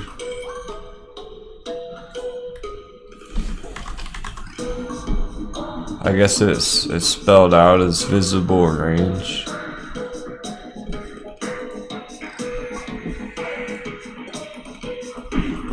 The volume candles on the right hand over here. But depending what you're looking at, so zoomed in like on ride here, we got our volume on the right over here. That doesn't tell us anything because it only goes up as high as the price right here. What will tell us something, we have more volume down below right here. So this red line's coming from that VPVR point of control. This is going to be the support. The real true support on ride right there at 11 short term. That's the risk, is it has another leg down to 11 today, just coming directly from that VPVR. So it might bounce down there instead of right here or something. We're getting close to figuring that out, like if Bay's gonna bounce off these moving averages for real or not. How are we gonna know if it's real or fake? Like a fake out breakout? Well, no, because if it gets higher than here, if we get higher than 27.35 today on CCIV, that's gonna be a real price action. That's gonna be the highest it's been all for 2 days. So we want to see a higher high off a bounce here.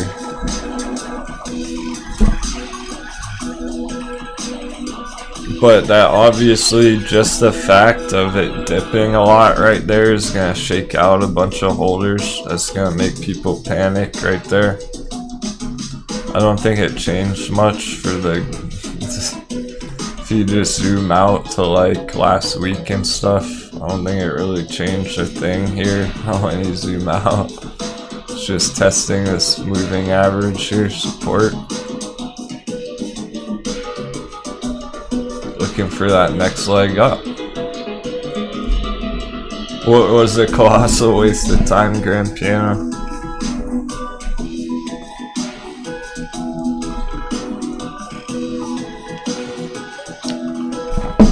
Yeah, that must have been a nice commission, Gary.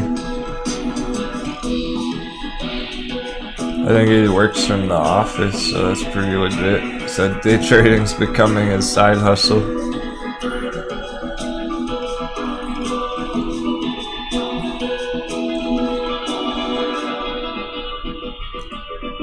And Grand Piano's talking about working a 9 to 5 just being a colossal waste of time.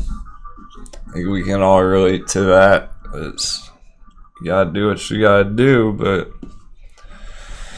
yeah, the hourly wages aren't really cutting it for a lot of people anymore. It's not, you can't get ahead in life on an hourly wage. You're just getting by. You're just going day to day. Like, maybe you get a raise next year or whatever, but how do you double your money when you're on hourly pay, when you're, you know, I don't know if there's very many promotions in the corporate world where you double your paycheck. It's like, congrats, you're promoted, you can make double your money.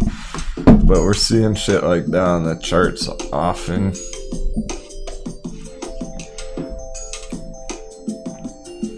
Yeah, it's by design. I don't disagree with you there. The managers want to stay managers, so they keep the grunts underneath. Dangling carrots on a stick. Like, oh, next year you might get a little raise, right? To keep you going.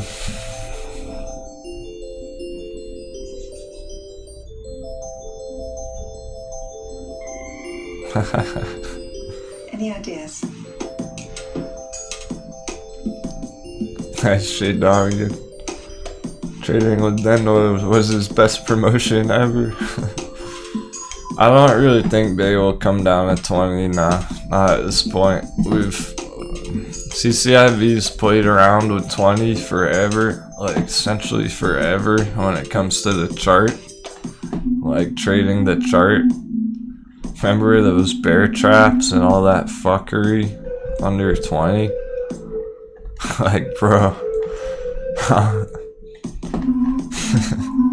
I think that was it. Like, I think that fucked everyone out of their positions for the most part. You had to have diamond balls to hold through these bear traps at 17 area. I don't think we're gonna do that again.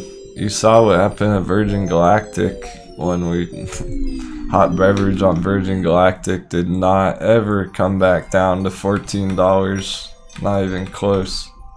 So why would CCIV come back down to 17? Just to get you to think about it more critically. See what I'm saying? It's like, why would it come back down there again right now after it fucked around for so long down there? It's a new wave here. It's a new cycle that I'm seeing. This whole uptrend is completely different story than what was happening back here a month or two ago. It's essentially like this never happened, like it doesn't matter anymore. Sure, Rachel AHT, we've been checking on that. As long as it's holding around 5, which probably is close enough, 490. Anywhere in this blue box, it's all good. AHT bulls, what you're looking for today. I don't know if it'll come down further or not. Hopefully we see bounces on like every one of these charts, but what you're hoping for is the bulls. It's already tested down here twice, 445 area twice last week. You're just looking for this to close higher up than it did back here, higher than 450. As long as AHT closes above 450 today, then that's a successful day for that. That's a bullish day overall. If it closes up there, even though it dipped today, this morning, it might just go straight green from here all day and close at $6. Like, it's so early still. We're just getting started here. It's not even bearish lunchtime yet. So shit's really just getting started here. Looks like it particularly on HT, that's one of the main ones where I would suggest that the 3% red candle opening, the fact that HT went down 3.5% this morning doesn't mean much. It went up like 10% yesterday, so it's higher than it was yesterday.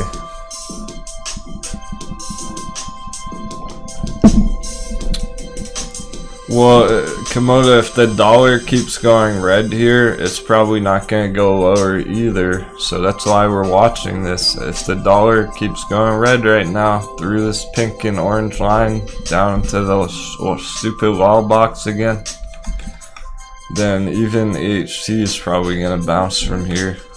Essentially all of them will be looking to bounce. And some of them are already. Let's go.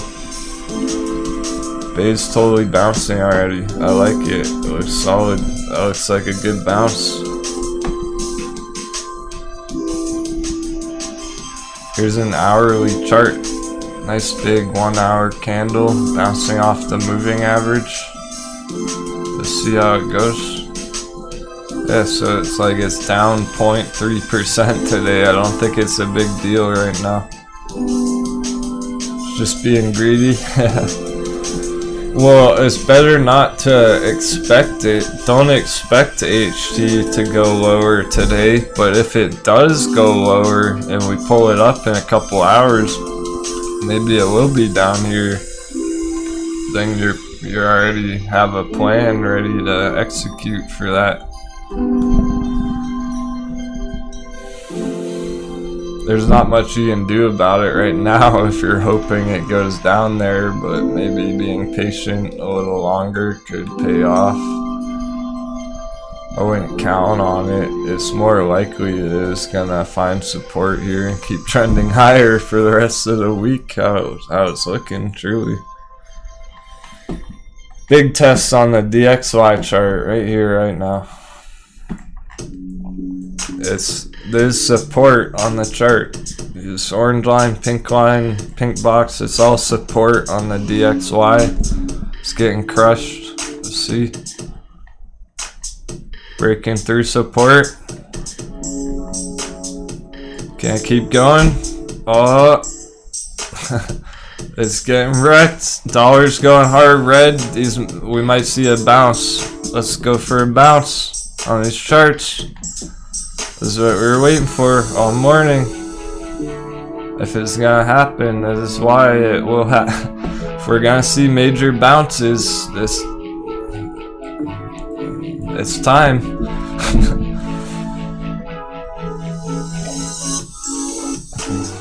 That might be enough to like get AMC over $60. Stuff like that. That might be enough to bounce right up from here. That might be enough to close CCIV green today. Let's fucking go. This looks good. It's playing out on CCIV right here. That bounce might have been legit. So far so good.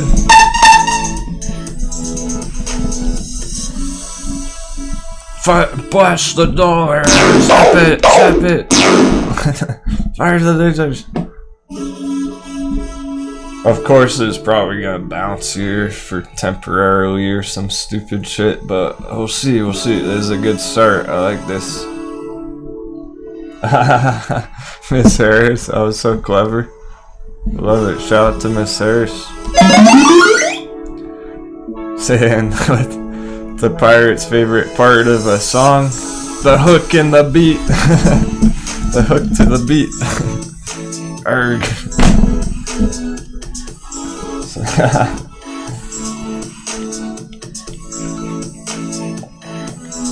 We got our pirate gesture, Miss Harris in that chat. It's good stuff.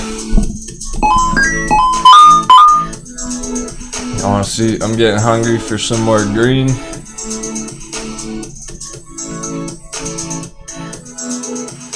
Yeah, JBake, you see how it might all play out here, right? Like next week, end of week, and everything. We're back in the wall box. Just Hopefully we see a big red week on the dollar chart here. That would help everything continue higher and higher all week. Miss Harris is on Discord. She should be. More than positive. I sent an invite last week.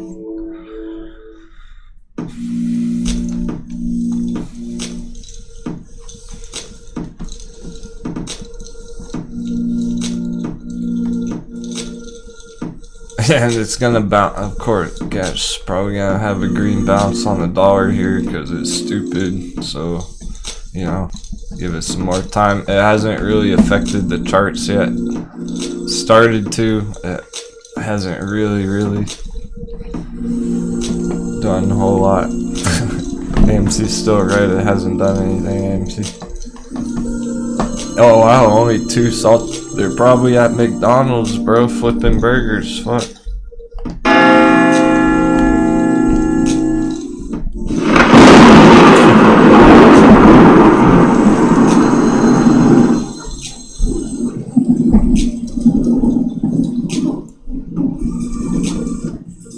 Maybe they're AMC lovers and they got tired of us not watching the 1 minute AMC chart. Yeah, get in the bunker back. Scary stuff today. Some people depending on how you're looking at it could be pretty terrifying day. No, there she doesn't go. Bay's not falling over yet. It hasn't gone anywhere yet. Let's zoom out. Let's look at the 15-minute chart. It's just slight resistance. That red line's the VPVR point of control. That's going to be a short-term target for people who entered on the bounce. For day traders who just scalped it back quick. That's what that is there.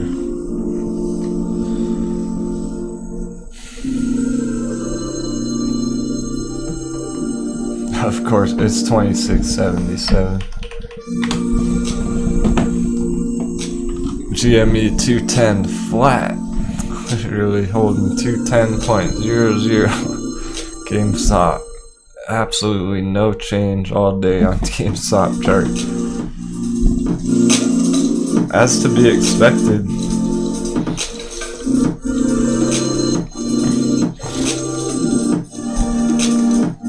I feel you, J-Big. I would recommend if people are like moving around their trades and stuff frequently, it's time to kick back right now. I think if you bought the dips and all that shit this morning, not financial advice, it's probably time to chill and see what happens. I'm not doubting that we're gonna have a nice green close on these things this week. Technically AMC is green on the day, barely. The others are red on the day still, so we'll just chill. The dollar go down some more, hopefully. I'll check out the watch list. We can talk about long-term trades too.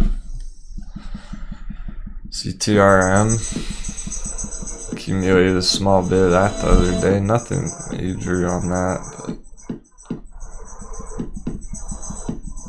see how the watch list holding up.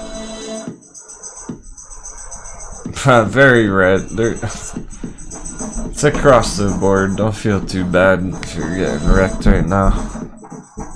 See this shit? It's all red except for 2 of them. AMC and OCGN. The others 20 of them are all red.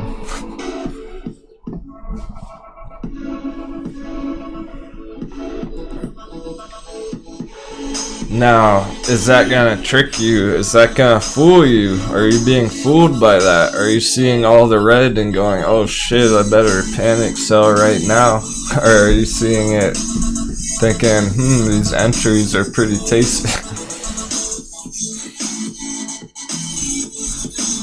0% on the day, AMC, literally 0% movement right now. panic sell into AMC.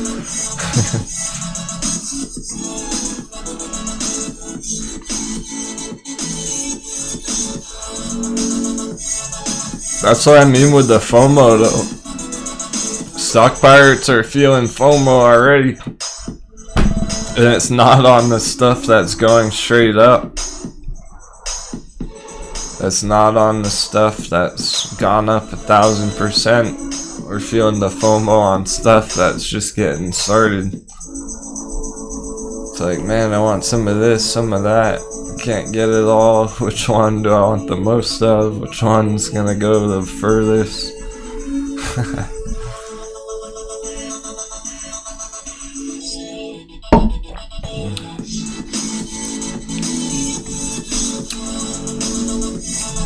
Yeah, we'll see. We will see. It would be great. What I really don't want is further downside into the rest of the afternoon. That's a possibility. That's a strong. It's like a coin flip right now. If we're gonna see big bounces, or if we're just gonna go red all day, and then tomorrow maybe the bulls step back up. I'm not sure. It's all coming down to this chart right here. I like how what we're seeing on it today, but technically it is green on the day. The value of the dollar is not ideal. Could lead to more selling pressure. Just being reasonable about it. It's safer to expect this to go up this afternoon, but well, not 15-second chart. We just started a new hour candle on this thing.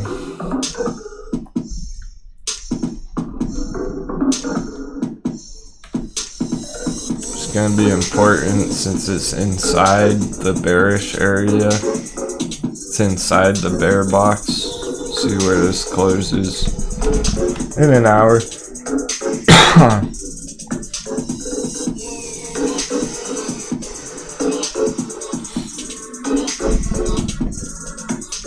I just would prefer, I don't really want it to be one of those days where it's just like slow all afternoon.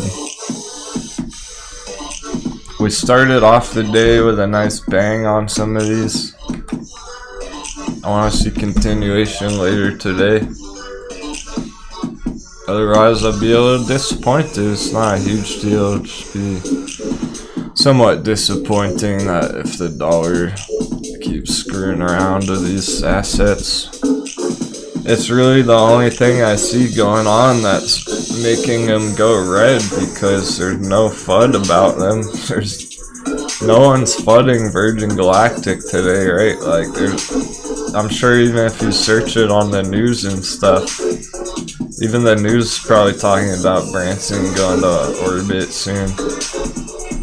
So there's many bullish things going on behind the scenes, and then the chart makes you doubt that because it goes red 5% on the morning, right?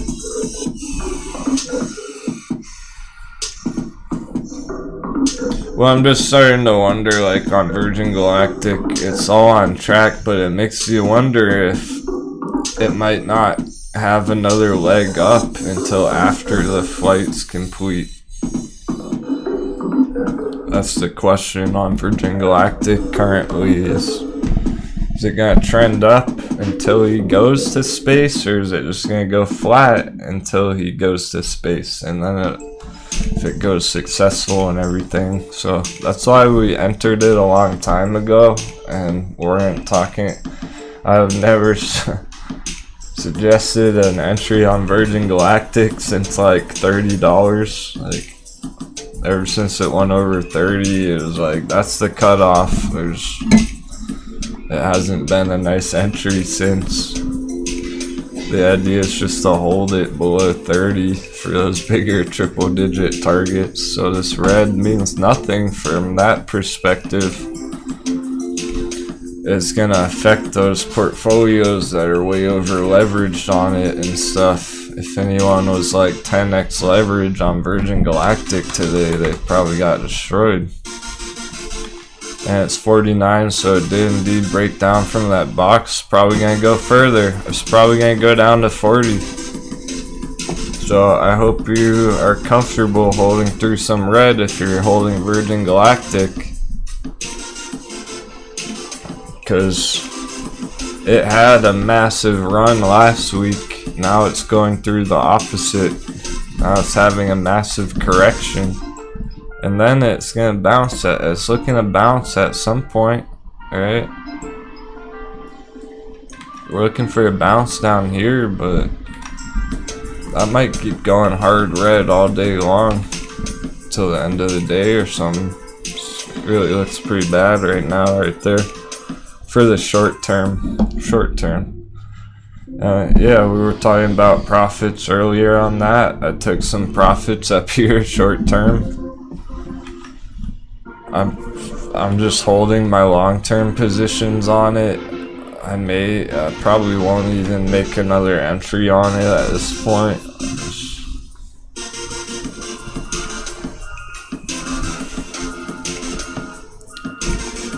Depends how you look at it. It wouldn't be a bad entry up around $40 for midterm, long term, but like, you can't enter something like this for a day trade that's going straight down.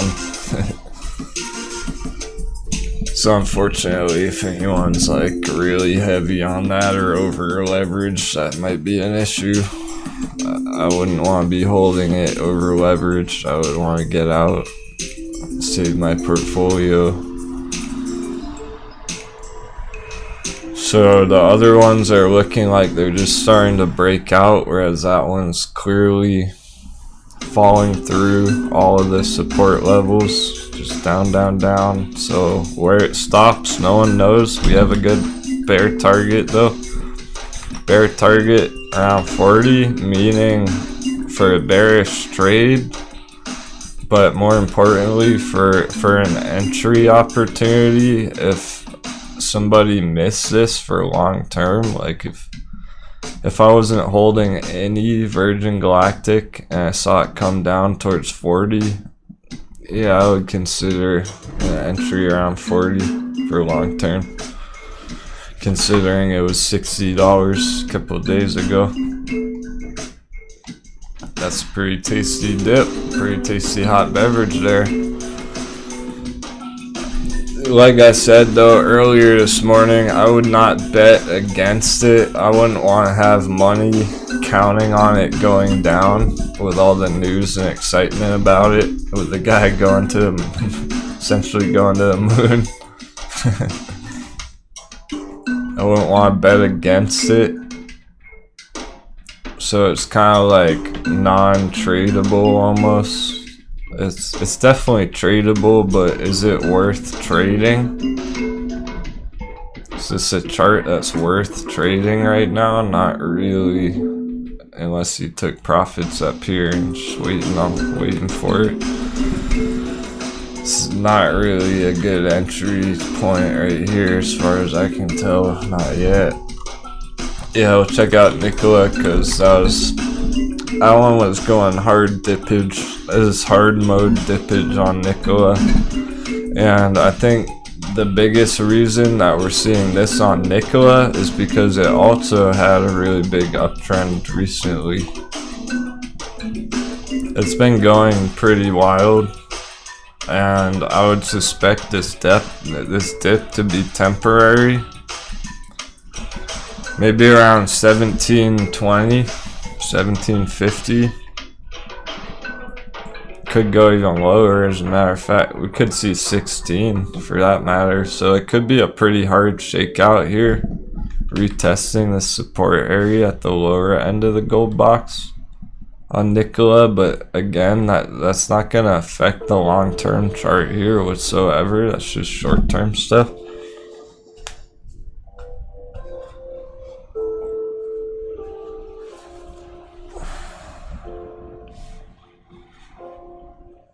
So this dip actually on Nikola looks more like an entry opportunity than it does like a chance to get out and get back in lower.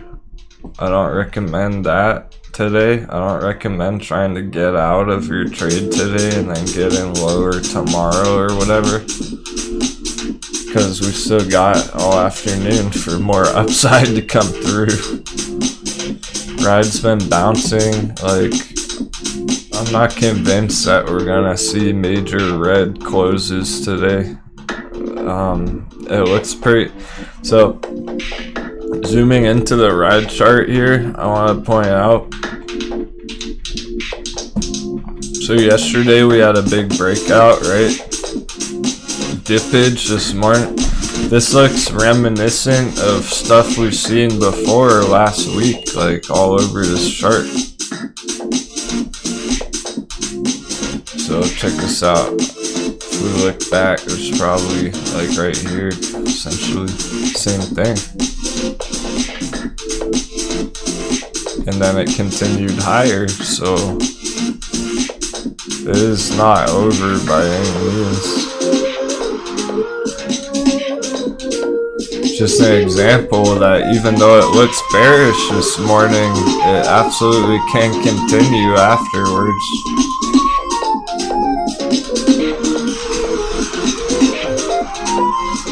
It's only gonna look a lot worse if it goes down here. Then it's gonna look real bad.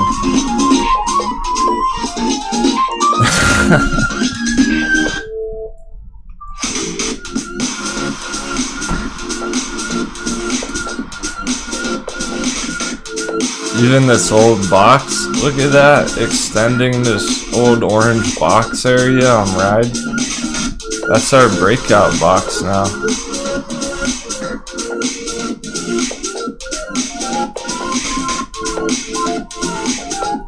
We just need it to get over here, and then it's looking to go way higher. Get over 12 on ride, and it's gonna pop. Nikola looks very similar. It's essentially the same chart where it had a hard dip today. Breakout yesterday on Nikola, hard dip. This might as well be the same chart here. And then the breakout box on Nikola is gonna be at like $20. It's essentially the same chart. With that dip today, trying to find support. It doesn't change it for after here. That doesn't change the greater picture whatsoever. It's in the gold breakout box. It's already broken out. It just party's delayed another day, essentially. So it looks like.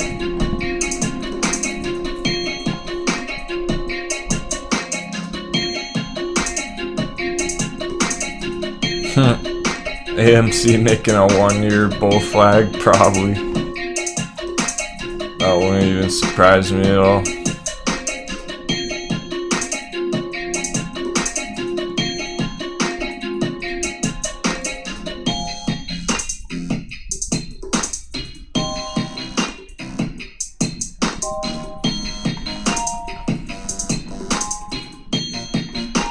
So we're looking quite bearish here again.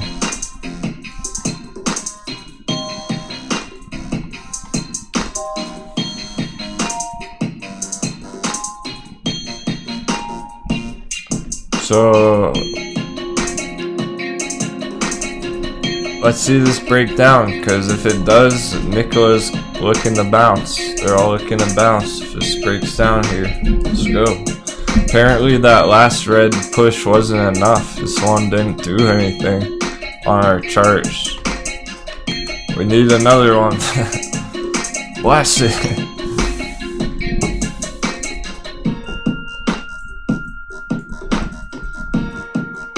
We need it to go negative on the day. It's still 0.15% green on the day. Stupid.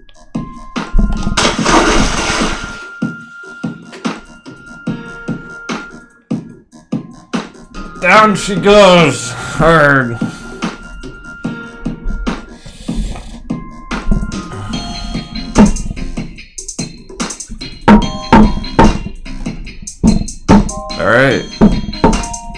far so good. So the frustrating part about it is we're not really seeing huge bounces. Like, we should be seeing more green than this with all that dollar action. Should be seeing more than this. What's going on here, right? So let's keep it going. Let's see some more. That wasn't enough. Not enough jet fuel.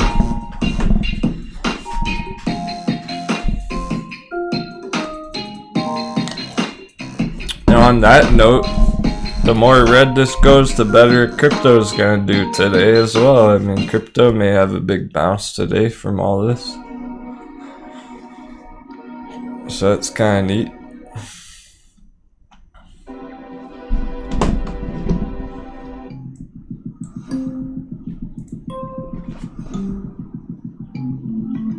It definitely appears to be support and some sort of bouncing going on, just nothing big right now.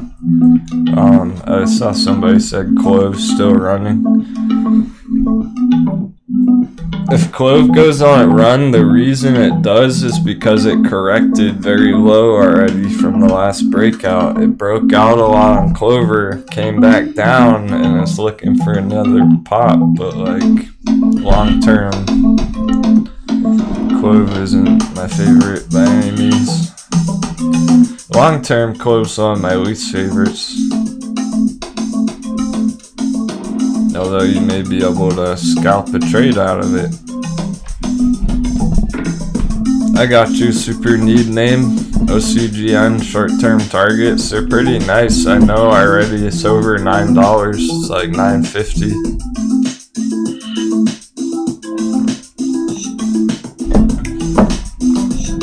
I'll pull it up in a second. Watching a dollar tank.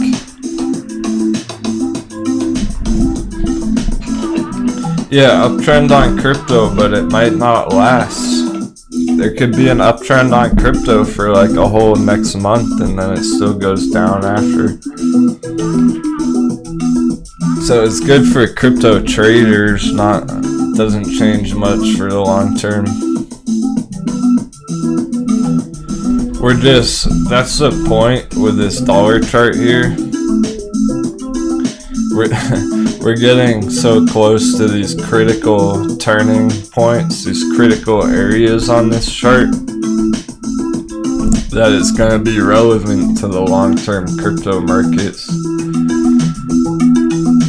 We're watching it short-term, but all of this on the short-term action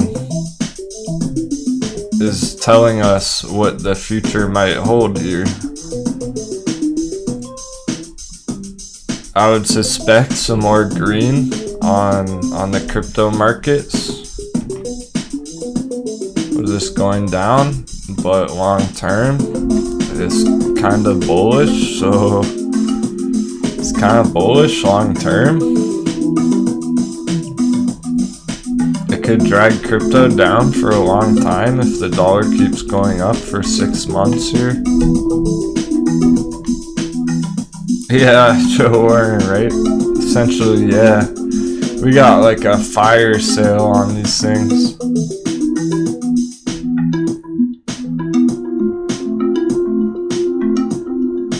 I think it looks good right now for the next couple weeks or whatnot. I think we're looking at a leg down on the DXY chart. It's pretty hard resistance up here where it is right now. It never made it to our sad box. The red box is a sad box. Nice show, Warren. I believe you. That's great. Sundial whales in the chat.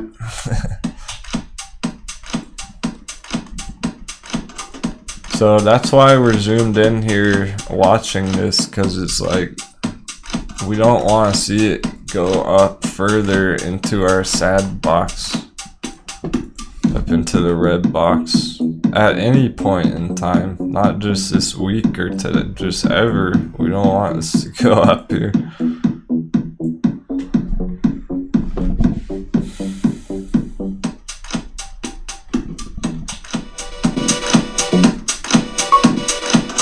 how much is too much? You can never have enough sundial in life.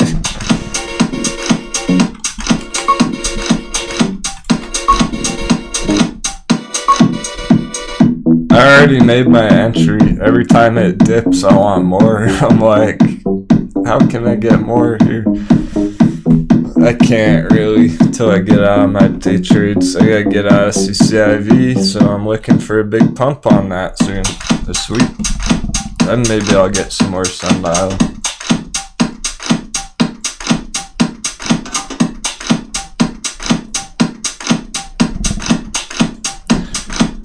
Essentially, it looks like the day has just begun. Oh, that was a rhetorical question.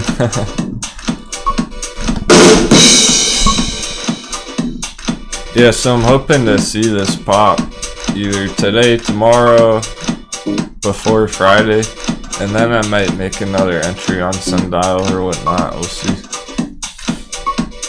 We got it on the radar. We know what it's doing. It's a tasty hot beverage dip.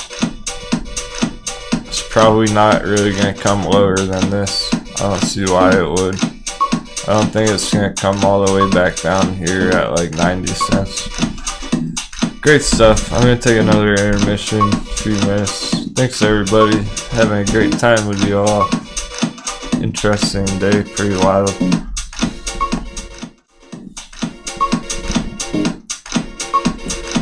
We knew something big was looking to happen, some big breakout.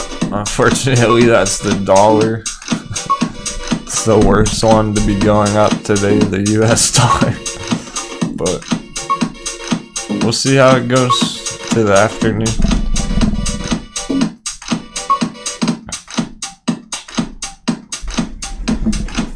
Some more water, it's hot out.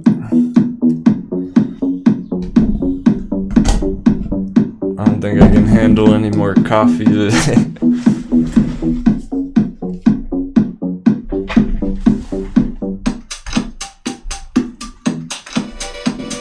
Right, what can I say to that? Congratulations anyone who's holding money in the bank, like...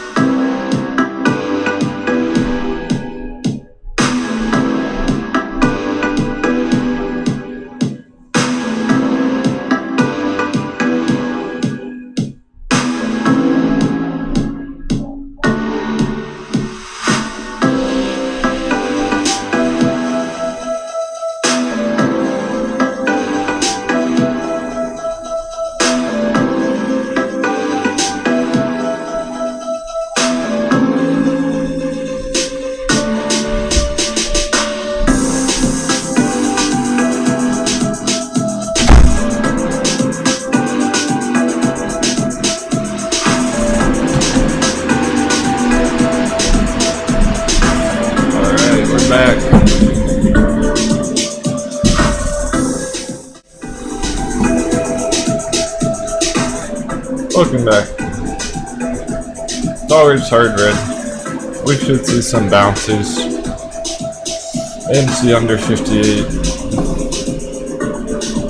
Well, we've seen the bounces. We've seen the bounce. We're looking for continuation.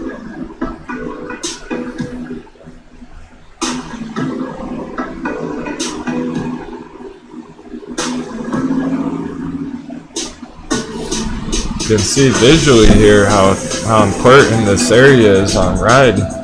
Stupid. How tight. Just a little range. There's the dollar breaking down though. That is good. Still breaking down. Here it is yesterday again.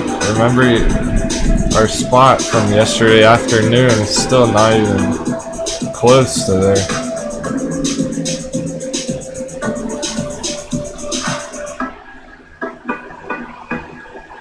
Let's at least see this dip down to the box down there from yesterday. Playing the IDEX dips.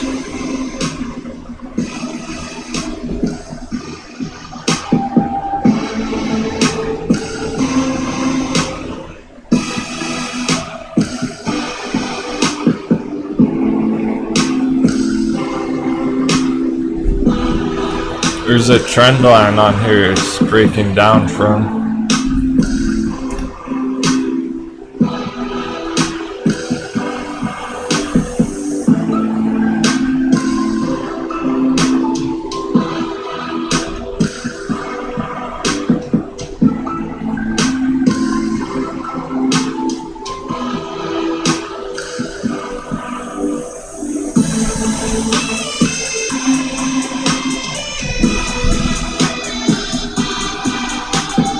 Non-event day on AMC though.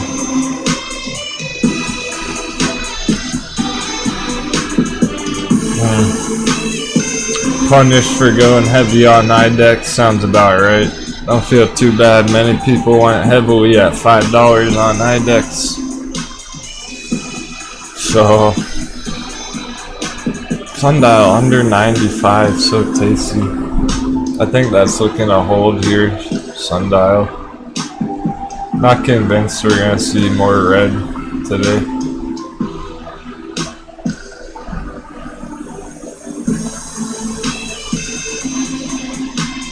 It's very well made bounce here too on sundial. That's what we're looking for.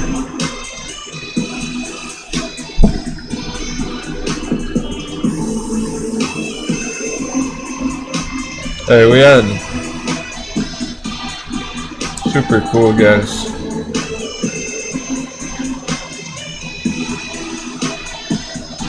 I swear I heard a member join on the break. I don't see it on my dash. Maybe it's delayed. Try and give you a shout out when that comes through.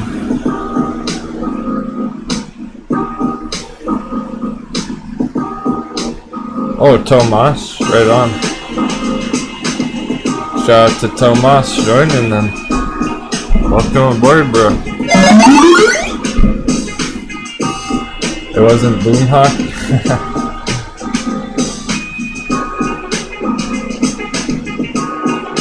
Yeah, it's not showing on the alert, but thanks for informing me.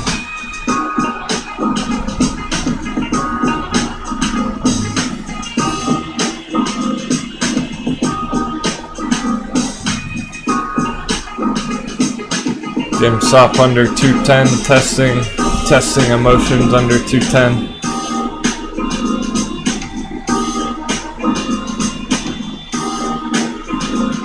Alright, a bunch of people mentioning IDEX, let's look at it. I like it under 3, anything under 3 I like it for an entry. I do. It is on the edge. Sitting right between these lines. So everything's critical right now. It's It's a bigger afternoon than most people will realize here. On this chart's more important that we just hold support today, just holds up this area whatsoever is going to be more important than a giant green day today. That's how stuff's looking. We just want to hold up this green that we've seen over the last couple of weeks, really. So far, not much. Nothing's. We gotta give it all day. I think at this point it's gonna come down to the next 4 hours at this rate. Good thing we have plenty of time for stuff to change, because if it was getting towards the end of the day and this is how the charts looked, I wouldn't feel so good about it. The fact that we still have plenty of time for stuff to reverse and go green again makes me feel better about it.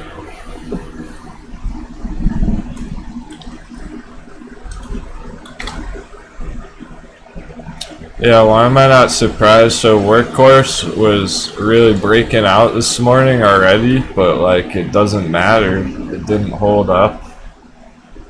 So we're still looking for this breakout on Workhorse to actually play out here.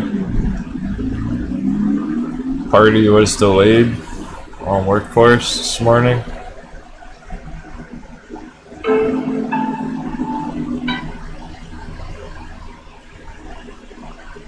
So yeah, some false signals up and down. Fake out breakouts, maybe fake out shakeout here. It's tough market conditions right now. I don't recommend doing much about it.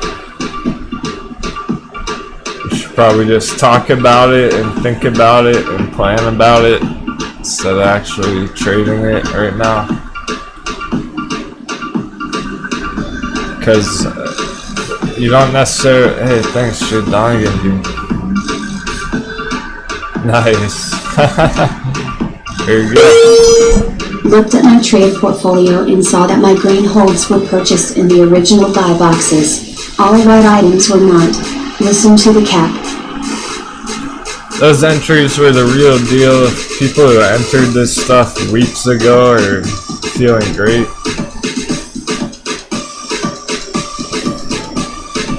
It's always good to hear, man. It's really weird right now today. Because I wouldn't necessarily want to enter Workhorse right here. I don't know if I would want to enter it right here, but I also wouldn't want to exit it right here either. So it's kind of like just waiting, playing that waiting game, seeing what the next step is. What we want to see is more breakout today.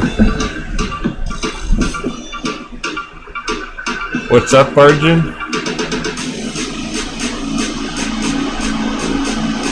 I see your message right there.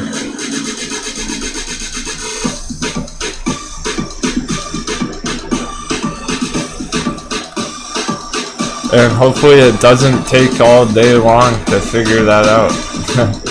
Hopefully it doesn't take till the very last 10 minutes of the day to see a breakout here or anything. Oh, at Express? Sure thing.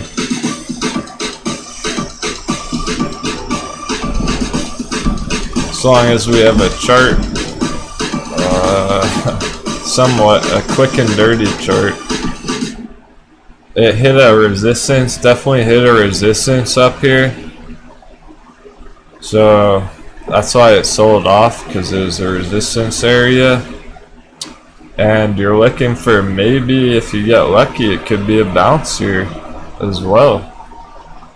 It looks like it started to bounce somewhat here. So that's going to come down to the next few hours as well on Express. Traders on that, because right now it looks bearish. So you're hoping that it gets above here today.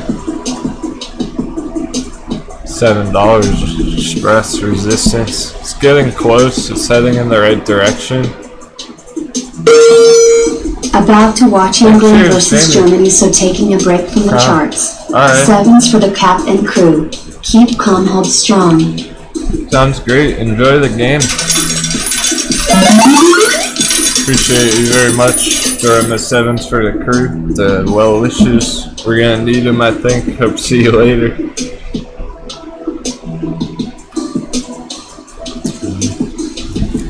I do think we're gonna need some luck today.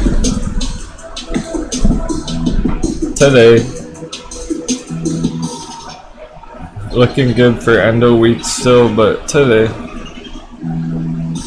That's what we want.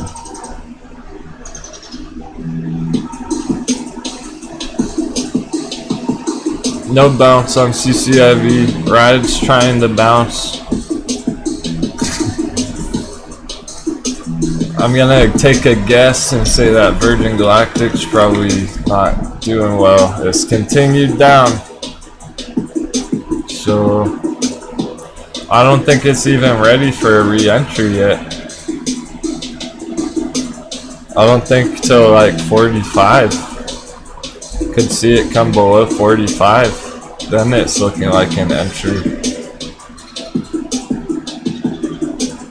There's nothing here giving us an entry. There's nothing on the chart here that shows us, oh, it's a good spot to enter right now. On SPCE. It would pretty much, it would need a miracle bounce.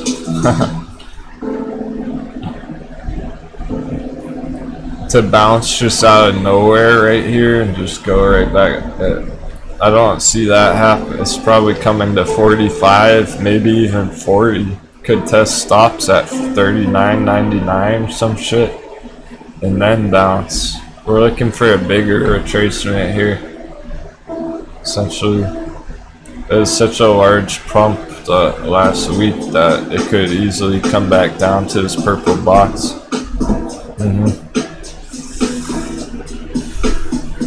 Which is fine, cool. A new entry it's all good as long as you're not getting destroyed by this today. Hopefully no one is.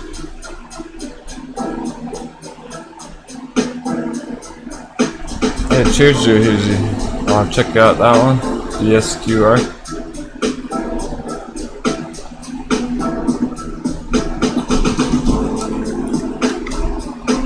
Yeah, it's like kinda good because then people have an entry opportunity before it goes to $100, but not so great for short-term holders.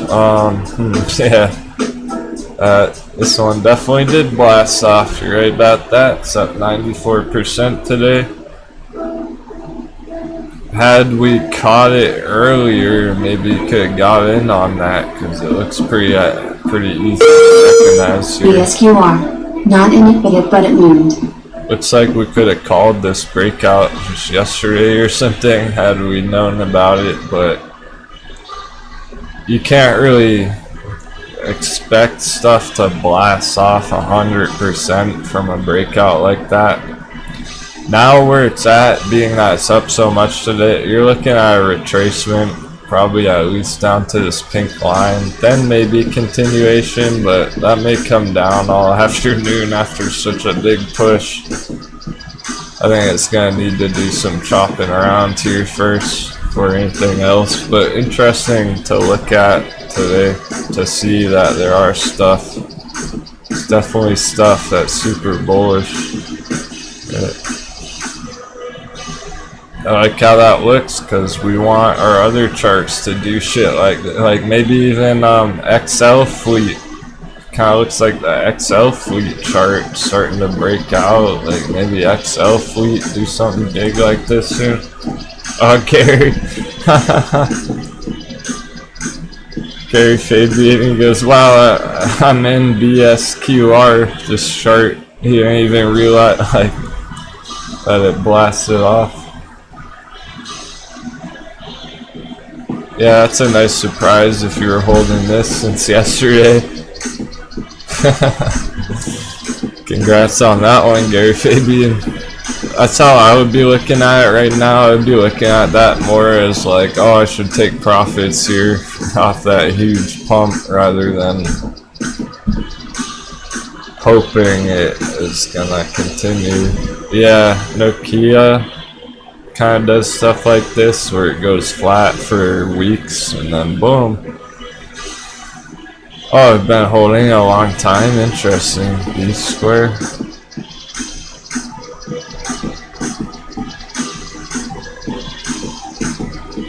I mean, look how overbought it is on the daily RSI, so it's definitely in profit-taking levels here.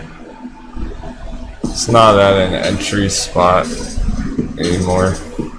But look at the weekly now. Maybe the weekly has higher to go over the long term, so depending on how you're looking at it, if you're trying to hold it for a long term, maybe you got some potential here over the months to come.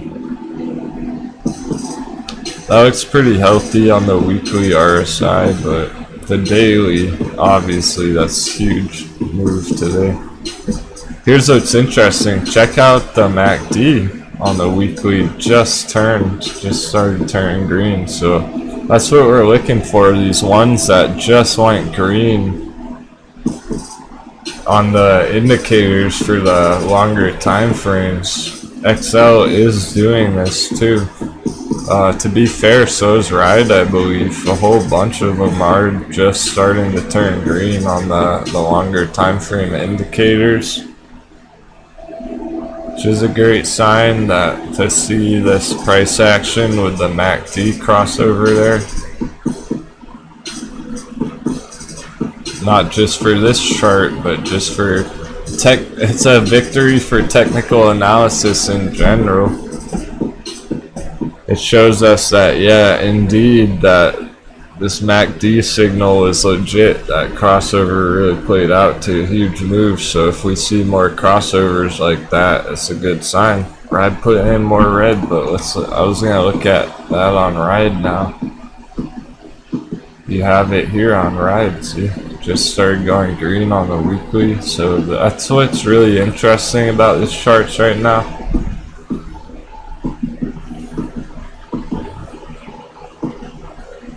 It's not necessarily it's gonna do something big today. It's just next few weeks it's absolutely looking primed here. The daily is holding green. So the daily is holding up bullishly. That's what we want today. We don't want to see this go red on these charts today.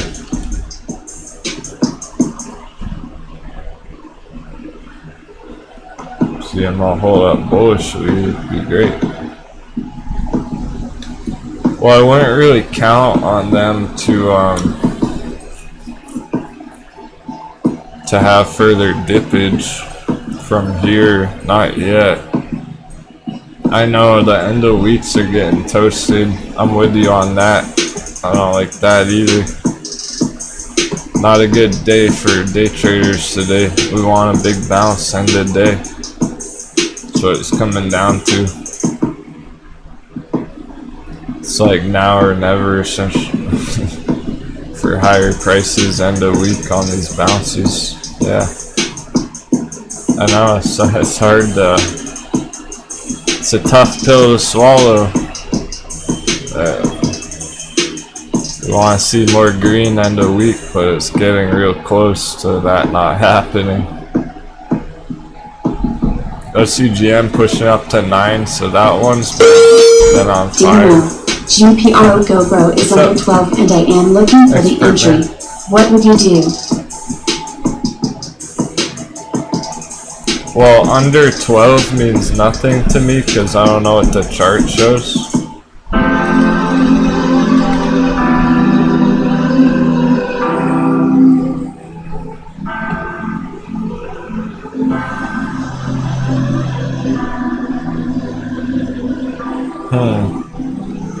Yeah, it's interesting, bro. It might work out for you. I would want to give this lots of time, though. There's nothing wrong with GoPro as a company. It looks like it's been on a serious downtrend for many years. And only recently has it started climbing higher, changing direction. So it looks interesting right here, somewhat, for long term. What I don't like about this chart, bro, what I'm not feeling about this is, let's use these moving averages and just get a projection here for bigger targets, right? Something like this, whatnot. The target up here near $30. Well, how long would that take just going off those moving? We got another member. Welcome aboard, Arjun. Nice, Arjun. Glad to have you, dude. You're here all the, that's great to see. You're here in the chat all the time.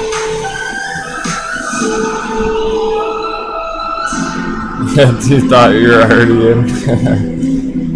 Well, alright, maybe you're a VIP winner. You might have been in VIP, but that's end of the month's coming up. The recent VIP winners, if you're a VIP winner as of like a week or two ago, I'll give you another month, next month. I haven't gone through it yet.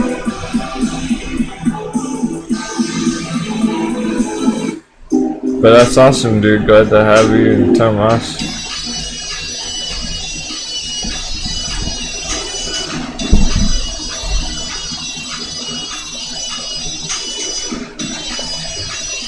Would you throw a stack in, Nick?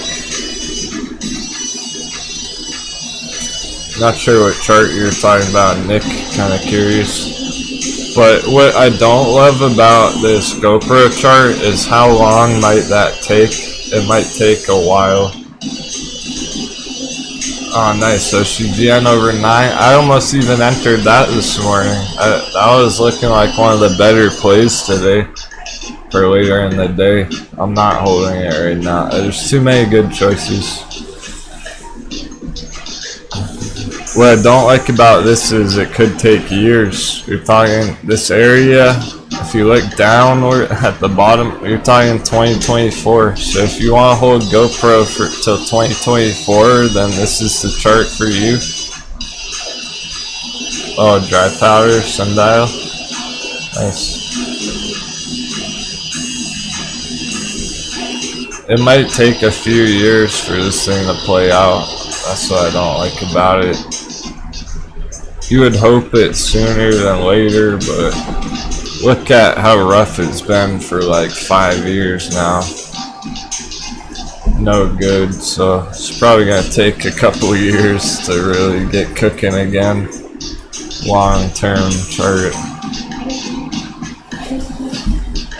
I don't want to hold something like this for 5 years myself. Doesn't get me excited when there's stuff like OCGN that could potentially double your money today, like in one day. Yeah, it's a large market cap, so it's like on GoPro, you know, it's like one of the main camera companies. Slow moving chart. Even if it looks nice, it's slow moving. OCGN targets closer to $10 short term. Might see that today. Alright, I'm glad this is popping. At least something's still breaking out. One of these risky fucking dice roll long scalps that people entered back here. Like, I'm glad this is still going. That's a good sign. The dollar's helping OCGN very much so right now.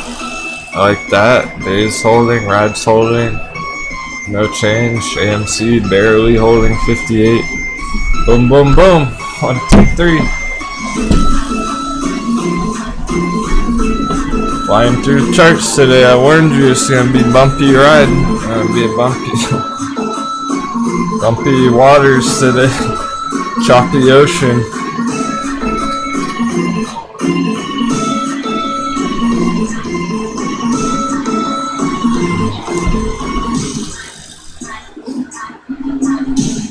Some people are loading up on stuff, and when you're talking about long-term entries, these are prime. Yeah, these are ideal. Some of them pretty much ideal long-term entries. Alright, Headstock's been freaking out about CPing, Coupang. It's up almost 14% today, so it's a large push on the day.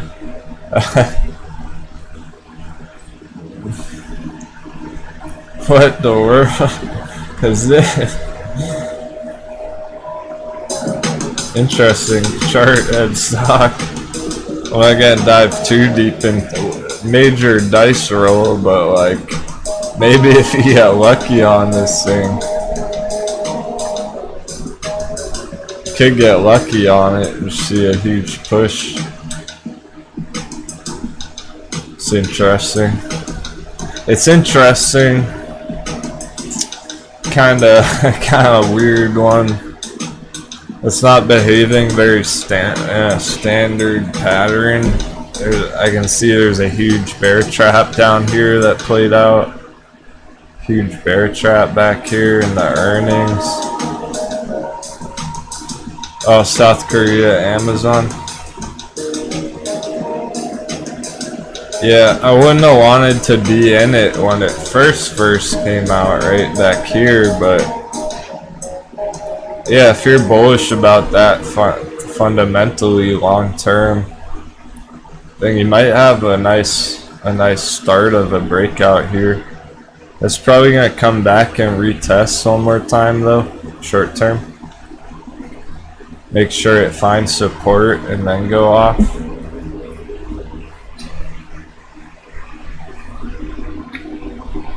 Yeah, same Boomhawk. We need some more hot beverages going on.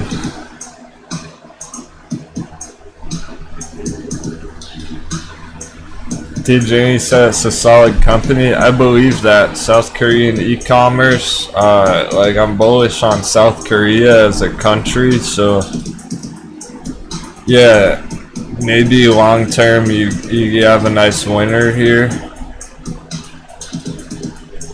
As an investment, this isn't really a trading chart per se.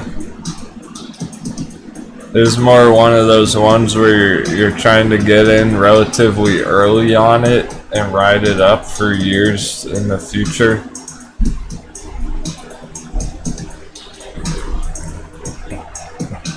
People are thinking of it as like, well, it's kind of similar to like getting in on Amazon early and then over the next 20 years it went up. So that's what's cool about this one. It might take them 10 years to become really big player in the e-commerce world, but like once they do, who knows, it could, that one thing could potentially make you rich, you know, over the 10 years or whatever.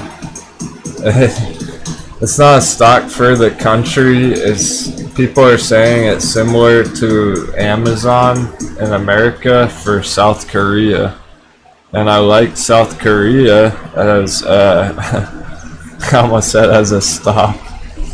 I like it as a nation. They're very technologically advanced and innovative, and they're becoming more Americanized over the years. So it's more like South Korea's bullish on American technology. But they have a massive population, right? Millions of people, and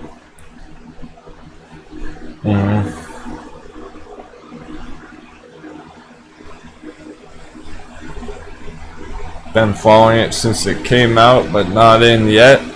Yeah, I think some of the shift that we're seeing here on these charts is like you don't want to wait too long per se. So if you've been watching this come down for months waiting to get in, well, here's your breakout, like it's happening, so I wouldn't want to wait too long.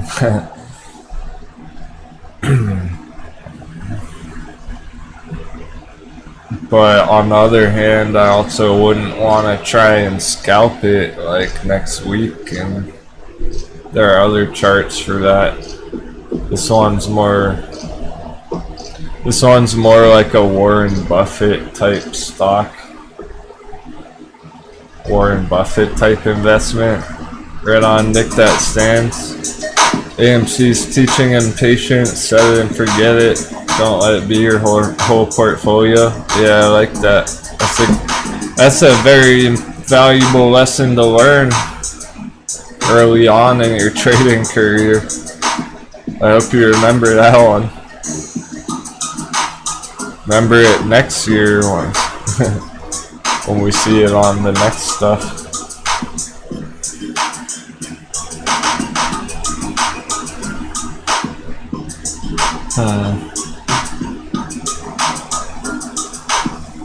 I'm not sure what you mean, Fourth Eye, about the key is how they can expand into the US markets. I don't think they should expand into the US markets. If it's a South Korean Amazon company, like a monopoly, they should just focus on the South Korea market and just dominate that market and grow over there. I've been enjoying looking at some of the foreign charts, foreign exchange charts over the few months here, last few months. Yeah, you don't really want this company to come compete head to head with Amazon over here. You want them to be the main player over in South Korea. That's what will bring this share price higher here. So as long as they're focusing on growing within their own country, I think that's pretty interesting. Yeah, for a long-term investment, not really for a trade though. True, yeah, so HT is another, I would say Boeing's another one of those. You could go ahead and group, in your mind, you could go ahead and group HT, CPNG, and the other one, Boeing company, the airplanes. Those are looking like, you know, fairly decent long-term holds, but you're probably not going to double your money like next month on those ones because they're very large companies, so it takes a longer time to really. Kramer was just talking. Maybe Kramer's tuning in right now. He heard me talk about it yesterday. Oh, really? They won't let Amazon into South Korea? I don't know about that. Fabian's scooping up some of this as a starter. Yeah, it's one of those like starter positions you could just feel good about holding for years to come, hopefully. And not have to stare at the chart every day. So like we're not gonna chart this very frequently, not nowadays where it is right now, but I'm glad to pull this up again in a couple months and we can see if it's come up here or not. Maybe it'll be up here in a few months. Yeah, what the heck, Kramer's like only been talking about Denwo stock picks. But they're not really my picks, it's the crew, it's really the whole crew. Some of them are my picks, some of them are just we've found together over the past few weeks.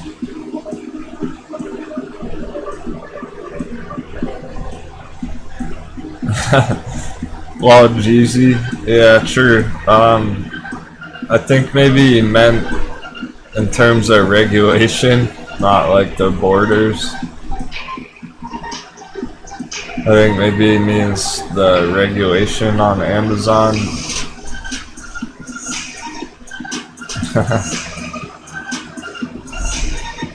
Pertman likes this one, he doesn't have the money for it, yeah. So you really gotta be figuring out like which one of these do you feel good about. Do you like CPANG more than AHT? More than Ashford Hospitality Trust, because that's an American lockdown recovery play,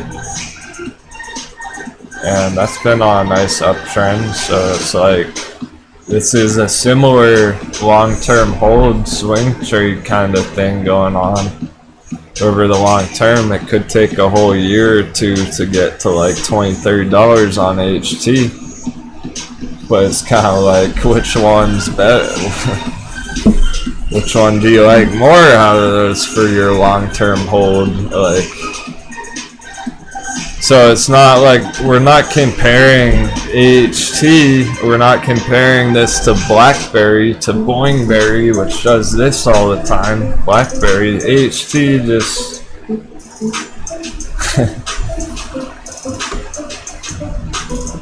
floating on top of the water, you know.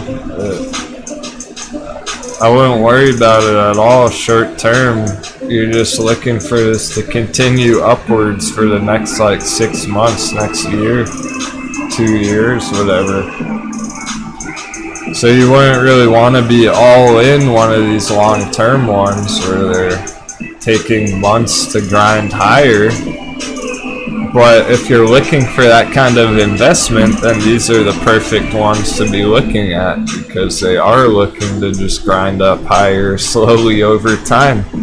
So that they fall aligned with that set it and forget it mentality, where you're just entering anywhere in this low area and forgetting about it, and one day it might be $20. From $5 to $20 or beyond. So it's like maybe next year you'll pull a nice 5x out of this thing. That's not even that long of an investment there. A bunch of you got excited about trading here because you were holding trades for like 3 years straight and they didn't do anything. So you're, a bunch of you want those quicker movers, looking for those opportunities. We have those too. So we're not going to compare the long term to the short term, where we have both going on, and you have to figure out personally what your style is, what fits with your lifestyle and everything. Some of you are just full hardcore short time day traders, some of you are all about long term holding, so maybe you're in the middle somewhere personally between that. I would say I'm somewhere in the middle, closer to short-term, mid-term trades, but I do like some of these long-term holds as well, like Sundial and MindMed and everything.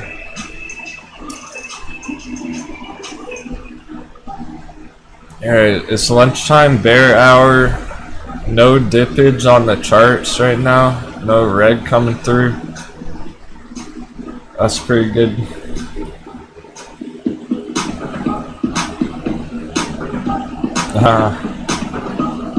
Nick wants to be in the middle but accidentally feels long term. Yeah, fair enough. It's a good time to be trying to fix that though, true.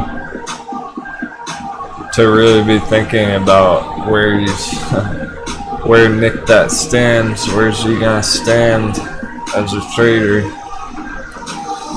Is he more a risk taker? Is he more of a logical patient guy?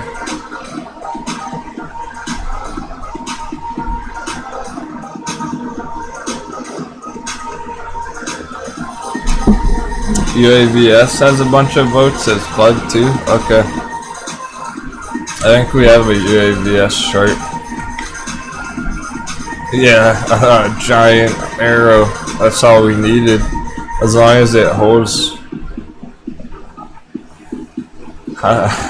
However you say that, AG Eagle, AG Eagle aerial system. It's looking to break out. It's been trending up. We have a huge target. It's taking its time.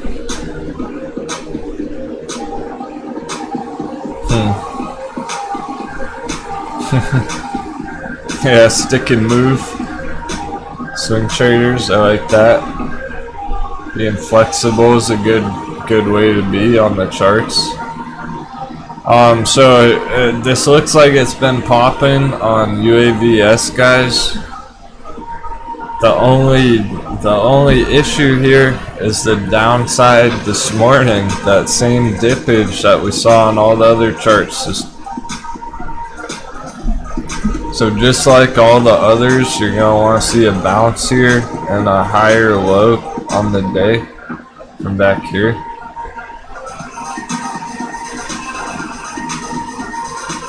So as long as it holds up this area today on UAVS, no problem. Otherwise, it's gonna get a little bit more uncertain. It may get more uncertain if it comes lower than that, but until then, it looks on track. Just some red coming through today. Pretty much everything's down 4% on the day. It's kind of silly. So it went down just like everything else, but if you zoom out a little bit, it's clearly trying to trend up still. Here, the higher lows coming through.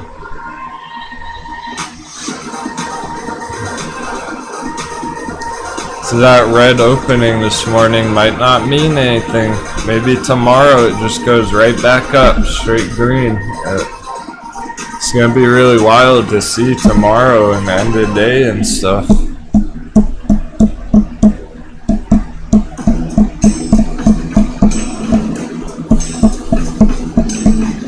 There are people holding ATHA, yeah, still.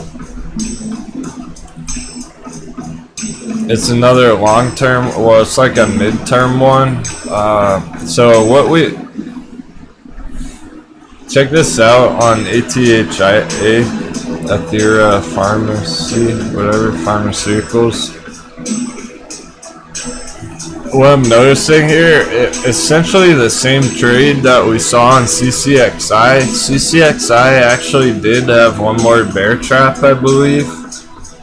So don't be shocked if this does have a little more red on ATHA, and then maybe next week or just like some point next month we'll see the real breakout on this thing.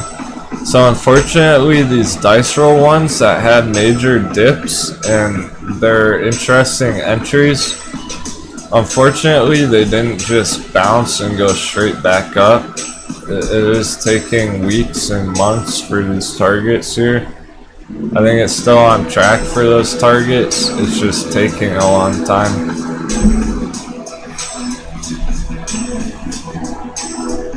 Which is hence the reason I'm suggesting not being overly risky right now. You don't necessarily want to go all in on this thing and then it takes like 6 months. Yeah, they're having problems. That's why it got smacked though. Here's where they had problems. Here's where the FUD started on ATHA. So we were hoping we would get lucky and it would just essentially do a V-shaped bottom and pop right back up, but that didn't happen. It's taking a long time for it to play out. I think that's catching people by surprise how long it's taking. They're just going flat around $10. So you gotta be prepared to chill on that. You don't want to be in it for Friday or anything. Like, it's pretty much the major difference right now on these charts. Like, what's so different about this and CCXI? This one hasn't started popping yet. CCXI has. It did something similar like a month ago down here. This is where ATHA is sitting, so how long is that gonna last? I don't know.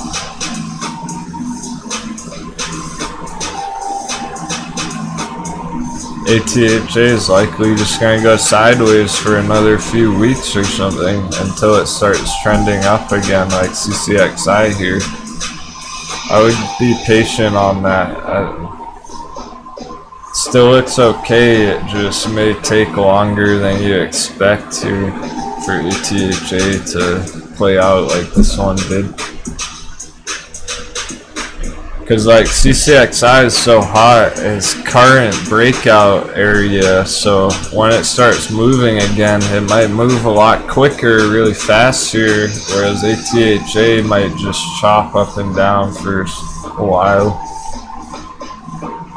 I'm not sure if, well, I don't think, I wouldn't expect this at this rate to just go straight up or anything. It's looking like it's gonna do this for a few weeks or a couple of months or something.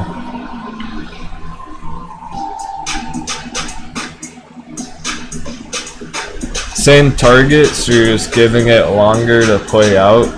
You're just accepting it might take a long time to actually play out. Yeah, sounds good, Becky. I agree. Workhorse is also currently breaking out, so that's an interesting one today to see how it's behaving while it's currently trying to break out. So I want to see all these bounce. I want to see Workhorse go higher today. Some more electric vehicle excitement going on.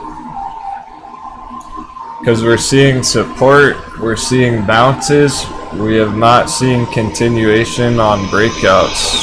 We're waiting for that continuation, hoping for this to keep going.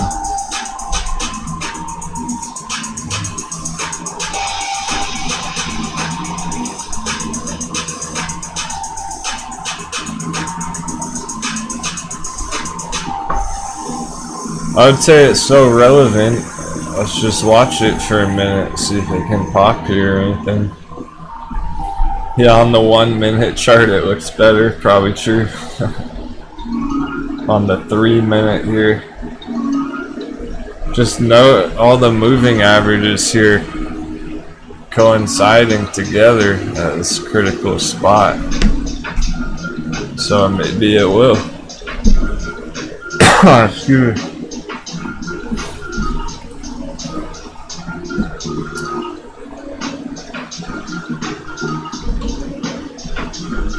No change on the dollar, bearish afternoon hour. We're right in the thick of it.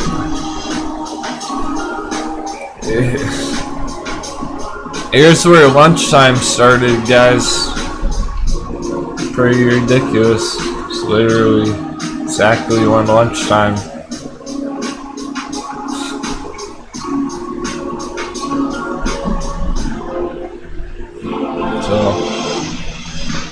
Like I said, it's coming down to the end of the day, apparently.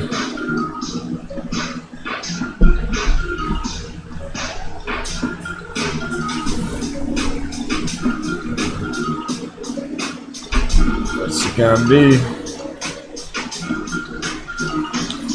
Hey, it's possible Trumper about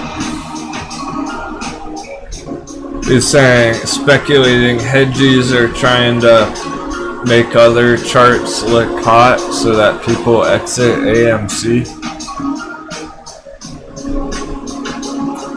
Probably.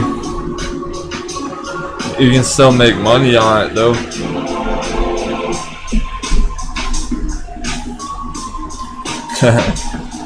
I don't know about short-term entry on Nikola, but potentially, yeah. I mean, yeah. Let's see this continue for end of day, like any of these EV ones I want to see keep climbing today. This may be, well, essentially if you were waiting to get in on Nikola and now's your chance, like we're looking for that bounce, that bigger push end of day. I want to see it on CCIV. It's getting real tight here. We should see some bigger movement here real soon, whether for the best or for the worst.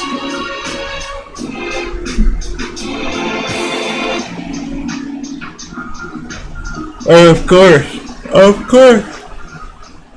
AMC is under 58. Looking for the bounce on that as well. Assemble the trampoline.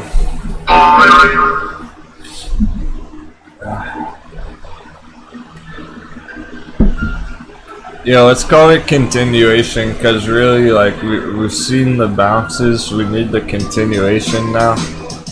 We're seeing the support hold on AMC right here, 57.50. Now we want the continuation.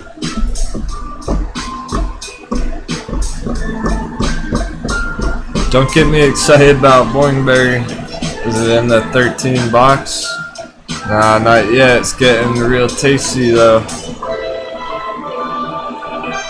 It didn't break out above the orange line we were watching. At this rate, it's looking to go to 11. I wouldn't be surprised to see Blackberry at 11 soon. That doesn't look like a bounce. Not yet. You have to see it get back in the purple box.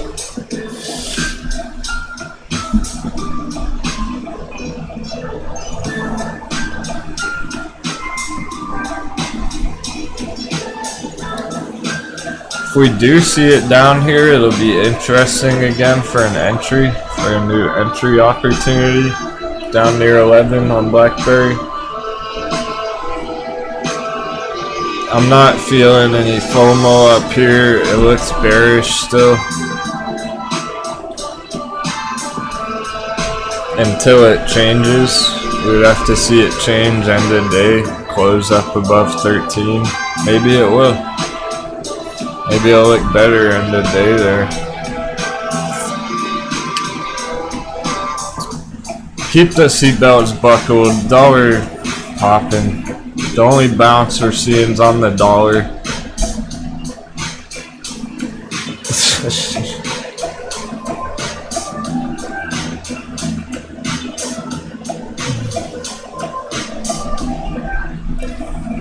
Americans just love to put up a fight. It's not going down without a fight.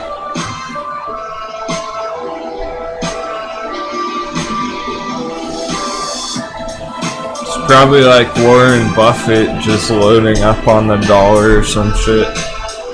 Elon Musk is selling all his Teslas, buying, it's holding the US dollar.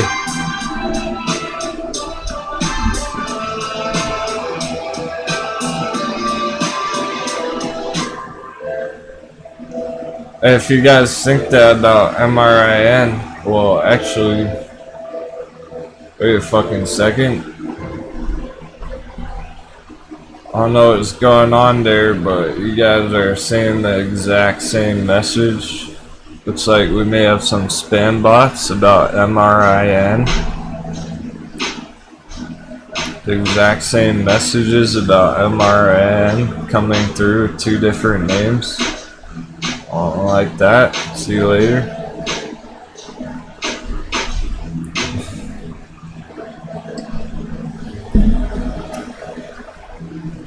Yeah, they're both like, MRIN's gonna blast off to distract people from AMC or some shit.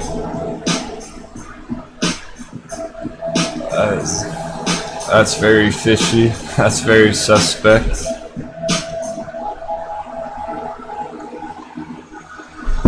Maybe there's some bots going around the live chats talking about other charts, MRIN, whatever the fuck that is. Is that Moderna or some shit? I don't even know what that is, but I was thinking we're not gonna look at it because they're spamming about it, so I'm not gonna look at the MRIN chart. MRIN chart can go fuck off today.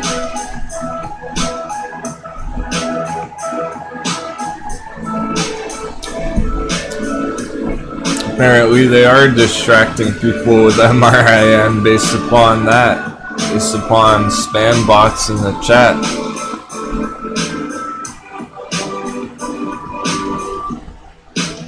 So there you go. Maybe hedges are pumping other stocks to get people out of AMC.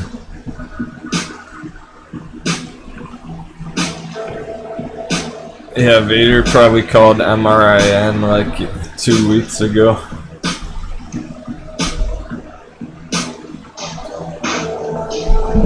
Fair enough if it's popular, but I don't like what I'm seeing about spam bots talking about MRIN.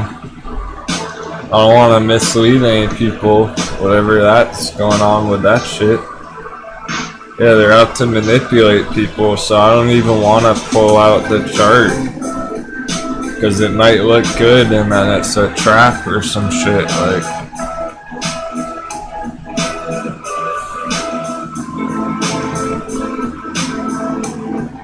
Yeah, that's a top signal, pretty much, dude.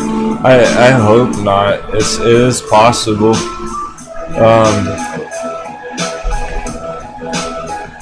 Yeah, that is a major risk for investors going into the next few months here. If the dollar keeps going up, some of these might get wrecked. Absolutely wrecked. That remains to be seen.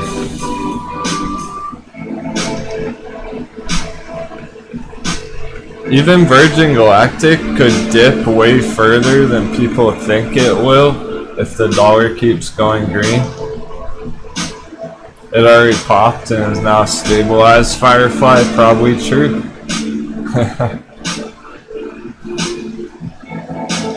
Yeah, if all them loony moonies are talking about entering that today, I think I'll avoid that one.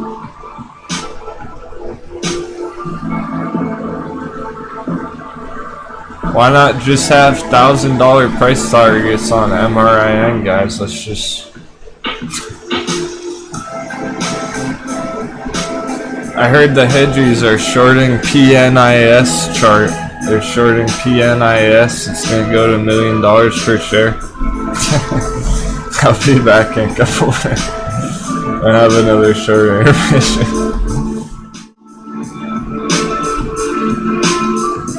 Everyone's gonna get rich off PNIS. No guarantees.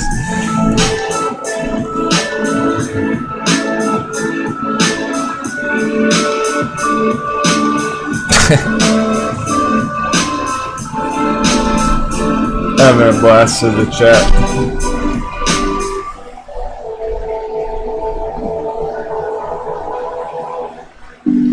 I think it was Cabin Boy who came up with that one. Daniel, everyone's getting rich on PNIS, didn't you hear? Thanks for joining. We're taking a few minutes break here. Bull flag. So funny.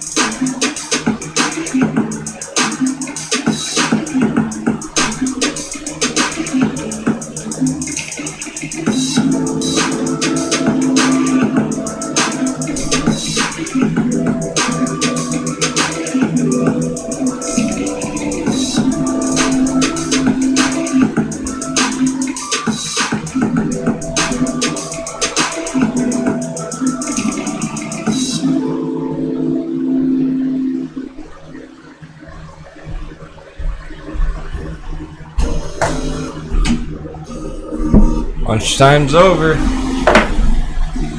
Today's you have a shower. Lunchtime's over.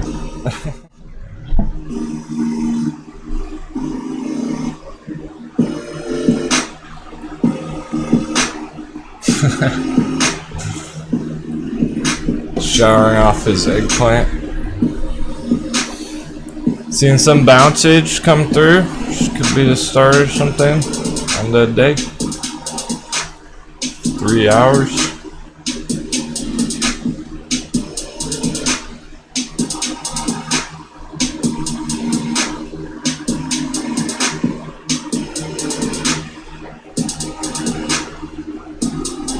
Dollar being dumb. How's chat? Stock market's bipolar. The Fleet Week. I saw a ride, I think, right? Lordstown Motor Week, whatever.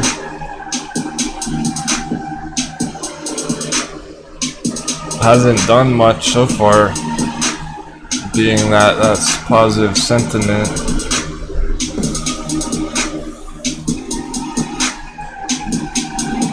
Still have Wednesday, Thursday, Friday.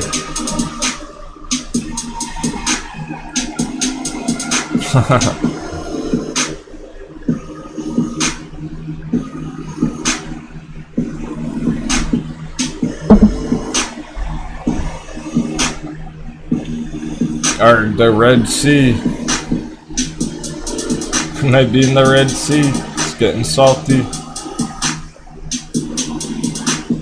Really, midday, right when the MRIN bots popped up, it started going down. So I'm refusing to pull up that chart today.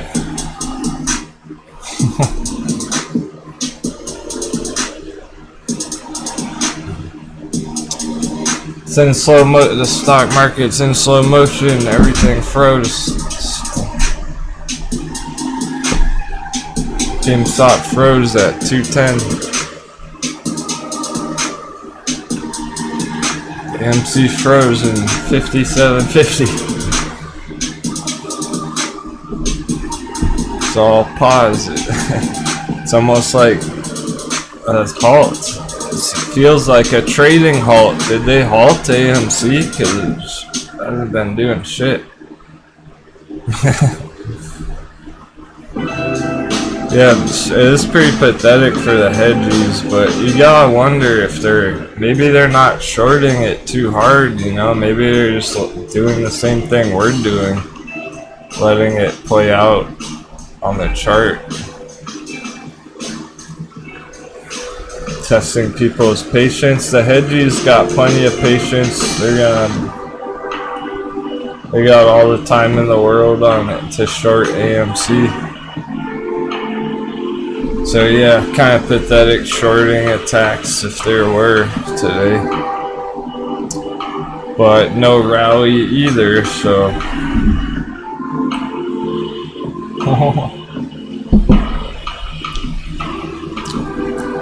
Well, hey, CPNG, yeah, I wouldn't be surprised, man. It looks like it's breaking out, so something to be aware of. That South Korea Amazon one.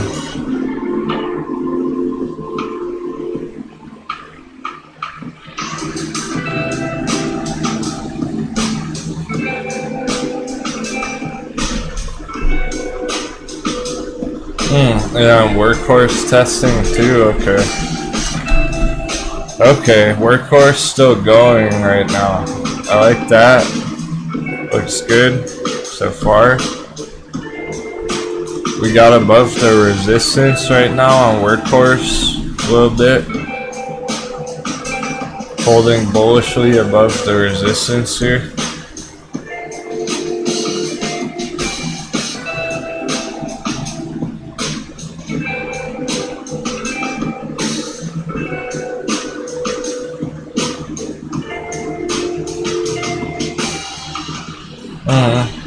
Since they're all moving fairly independently, like, yeah, you might get another dip on CPeng. Some of them, workhorse may not dip anymore.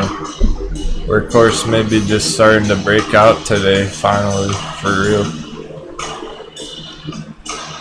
That's a great start. And the bigger breakout, and hopefully we see it on the other charts. Yeah, the volumes are low. It feels like the volume's low, like on AMC and everything. We must have low volume on AMC. Yeah.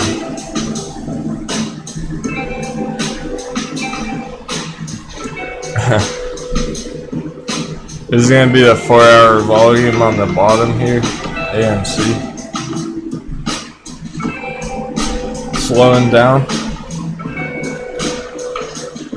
No sign of huge buying pressure or anything. Not like back here. That was at the beginning of the month back here. Bunch of volume. It slowed down ever since on AMC. Hence, there's no real movement today. People are not really trading AMC today. Volume on CPeng. So the volume on that one, it may simply be coming from the move that already played out. Let's check out the volume on this one we were just looking at now. Compare it to AMC. Well, there is a huge bar right there, so you don't see this on AMC or GameStop right now. This huge buying volume coming through occasionally. Yeah, look at the 30-minute volume on CPeng. There is a lot of volume here compared to what it's done last month. So CPNG, no volume last month, now we got it. AMC, lots of volume last month, now we lost it.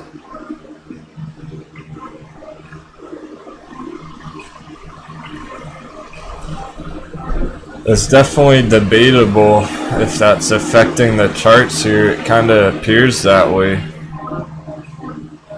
Does kind of appear that way as the volume's been tapering off here. So is the price essentially on AMC. Ever since it hit 60, it never really got through 60. So unless some more volume comes in, more buying pressure, and looking at more sideways on AMC right now. CCIV starting to pop a little bit here. Still waiting for more green on CCIV today. I think it could happen, still could be coming here. It's been trending up since the intraday bottom down here, 26.25.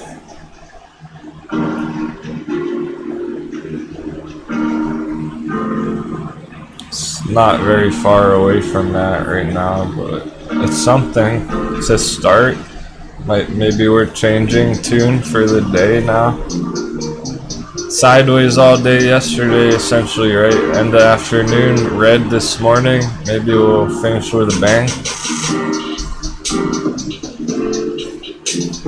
Nothing on ride, more dippage. Some of them not really doing anything. Some of them continuing down. It's really a mixed bag today.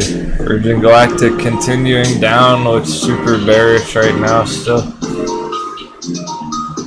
I think we're gonna see this 45 tomorrow, maybe today, Virgin Galactic.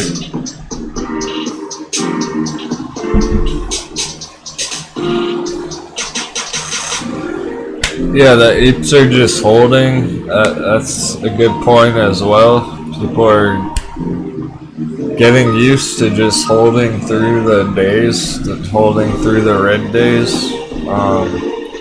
And then David Gomez talking about people are probably throwing money into crypto, having a good day. Yeah, exactly. So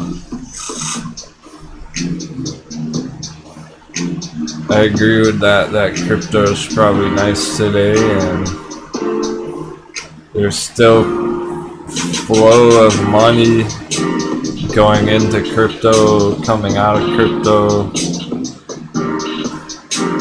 Yeah, our charts are waiting for the pump tunes to come on later in the day. Bullcat's chilling out. She's no bullish now indicators. Of course, funny enough. Oh, cool, Arjun, right on.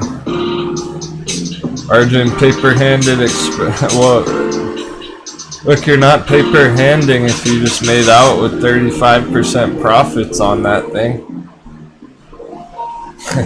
That's a nice win. That's a nice successful trade right there.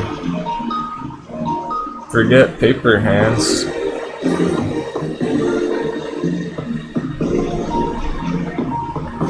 Of course the dollar is still going up. That's gonna be annoying.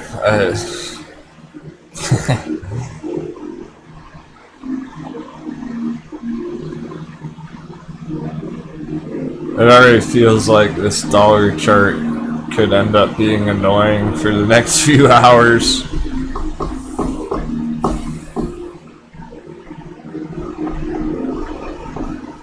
I don't want to see all this nonsense in the day, but you have to expect it now.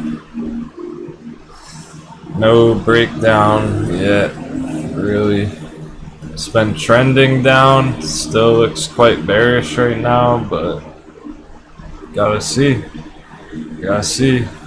how much it plays games or not.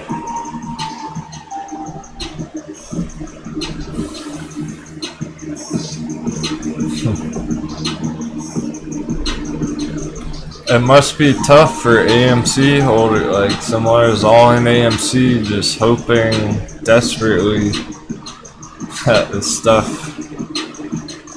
plays out.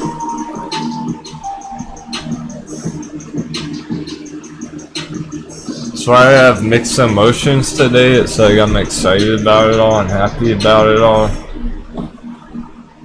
And then at the same time, you can already tell there's going to be so many mistakes being made with this kind of price action, with this choppiness up and down. You essentially can't even trust the price action right now. It's like from one day to the next, it's hard to even trust that like it means anything. Like, dude, does GameStop closing red on the day, does that mean anything? Not really.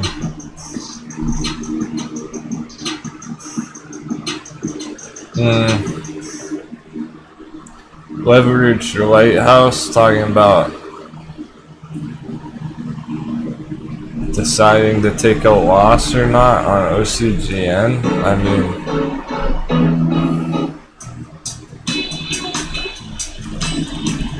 that's probably not a great idea, but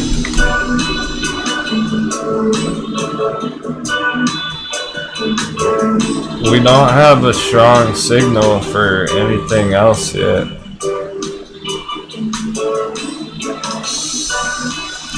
I don't think it's probably not a good idea to exit it when it's trying to head up into this green box here.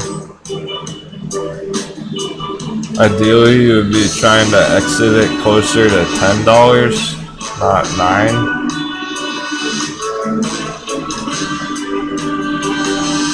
It should have enough time by the end of the week. You would think that as long as everything holds up fairly decently, then yeah, it looks decent to still be holding right now. So it's hard to like trust this price action because it's some red coming through, but tomorrow, what about tomorrow's could be $10.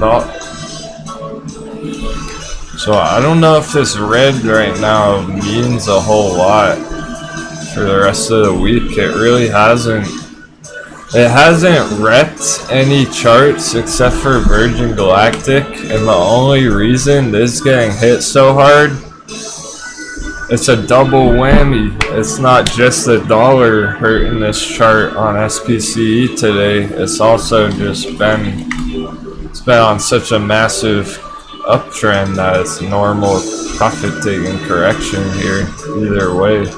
So you have two strong bearish things against this chart, but luckily the other ones aren't really like that. Workhorse still going, so like Workhorse has a whole bunch of bullishness going for it. This looks awesome.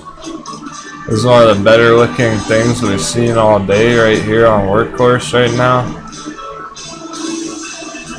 The question is, will it actually happen in the end of the day here? It looks as good as it could look possibly here. Like, it couldn't look any better to continue up from this point on Workhorse, but will it actually?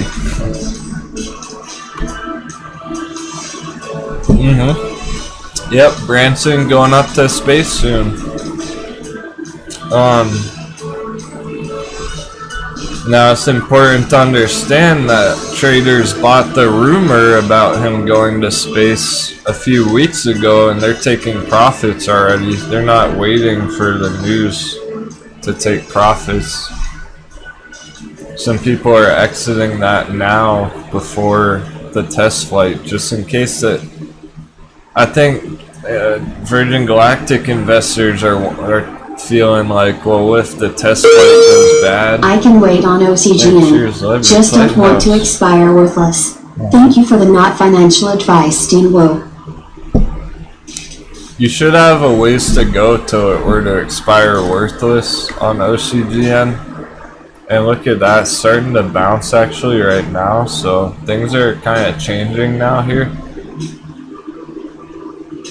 Yeah, I think it's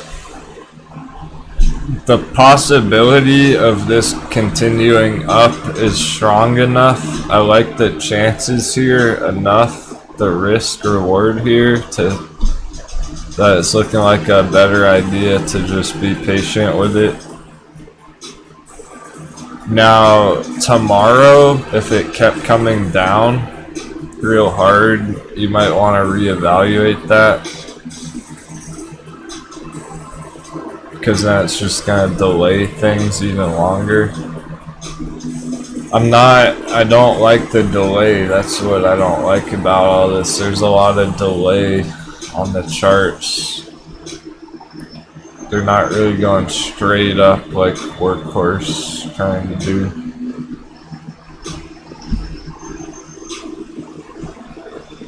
So here's your delay on your party, on our celebration. It's the DXY chart. Yeah, the party's kind of over on Virgin Galactic momentarily. There'll be another party, but like, definitely not a good thing to be entering right now exactly for short term. The only entries we have on Virgin Galactic is going to be long-term accumulation. It's not. It's way too sketchy right here to enter it for like Friday. We don't know how this is going to close the week. It could close the week pretty red. Let's zoom out. Yeah, we got a huge red weekly candle on Virgin Galactic, so essentially it is looking, it'd be totally normal to come lower, 40, 45, and then bounce. So truly on short term here, doesn't look hot right now, doesn't look so good. For long term, not a bad entry considering it was just up at $60, $57 like yesterday. It's a pretty nice dip for long-term accumulation. If someone wasn't able to get in like at $20, 40 sounds okay for long term. It's not ideal. It's far from a perfect entry, but at least you have another opportunity to enter down here. Like at least it still looks very bullish in the long term. It doesn't look like it's just gonna go straight down to like $20, but that is a risk. That's a big risk that it could go way lower for the short term, mid-term. So truly, I wouldn't be shocked. I would not be shocked to see this even lower than $40 sometime next month. Yeah, true. Test flight wasn't the right word for it. For Richard Branson going up, it's more like a proof of concept. They are past the test flight stages, but along those lines, it started this massive bull run after the test flight. The test flight was successful like a month ago, and it's gone up ever since. So it's about time that it does see a hard correction here. It is about time for that to come down pretty hard here. That really doesn't, it's not out of the ordinary whatsoever with how fast it's gone up for a whole month. Just one big red day, maybe a couple big red days, and then back on, party's back on after that. Yeah, there's a bunch of supports all the way down at varying degrees. So 35 is a pretty big one. This is going to be a big support area at 35. Another one down just around 30, just under 30, like 27, 28. It's like pretty strong support down here. So that's your risk, is it could drop like a lot more from here. And if you're patient, maybe we'll see it down there and it could be a sick entry. Could be a real nice entry if it does come down under 30. Then you're looking for a bounce. It might bounce hard out of there. So the harder and faster that it comes down red over the next couple weeks, the harder it's looking to bounce. So that even applies just for the price action on the day. It's come down so hard today, 13.5%. It may go green tomorrow. Like, The day trading side of the chart here on SPCE is completely different from the long-term stuff going on. Don't lose sight of that. You don't want to lose sight of the long-term uptrend, the long-term bull run here on Virgin Galactic, just because it's having a big red day. Not a huge deal.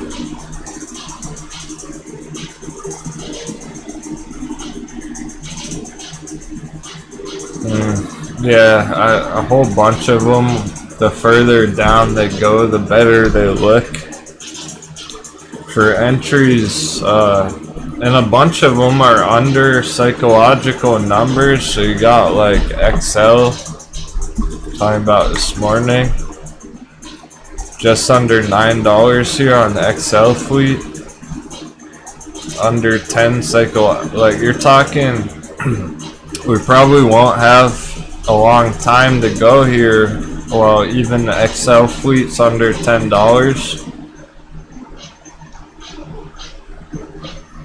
I'm feeling like maybe by next week and stuff, even the XL fleet could easily be over $10. So it's like when you're looking to enter stuff for long term and you see stuff like this, it's single digits, not even double digits yet, with big targets. Like long term, there's an awesome spot to be accumulating, yeah, on a bunch of these. And that goes for Workhorse too, since that one's currently moving a lot. Well, it's not exactly the best entry, but you're talking entering it under $20. So when it goes over 20, it might not come down. Like it might not come back down to $10, $20 after that on Workhorse. So truly pivotal moments where they do appear to be changing for the long term. Trying their very hardest to break out and not really breaking out. Yeah, Nicholas, unfortunately the EVs are somewhat disappointing today. It's not their fault, it's the dollar's fault. We're looking for much better continuation this morning. Never saw it. It's not over yet. Like CCIV's putting in more green, Workhorse still pumping. So it's like, it's far from over, but slightly disappointing price action on those today.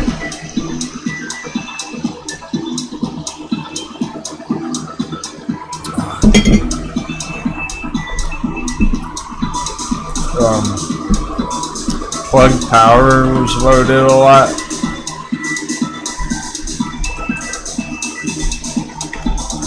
Let's check out Plug Power. I can already tell it's pretty similar to some other ones here, because essentially it appears like even Plug Power may be starting some nice breakout here, but it's too early to say it for a matter of fact. As an indecisive candle, could go up, could go down. And the resistance with the weekly moving average. So there's some resistance, there's some support, Plug Power. It's a bit premature. I would want to see like one more day or week of green coming through here on Plug before I felt more comfortable about it in this area, but it's getting pretty close. It is getting close to. Here's a gold breakout box. So I'll leave this on the Plug chart, Plug Power, and if it gets over here, over 38, it's looking to go much higher. Gold breakout box in the making. So not bad, not bad. It looks like it has potential here, but you are risking that you may be entering too early. You want to avoid entering too early and then it goes down even further. So I don't think this is quite ready here, but it's getting close.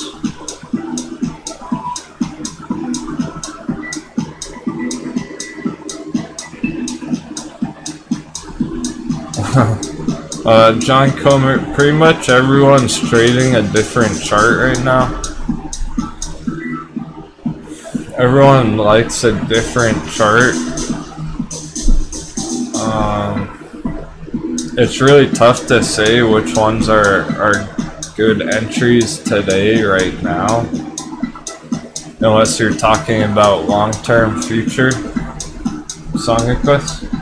This one's called So Lit. So lit.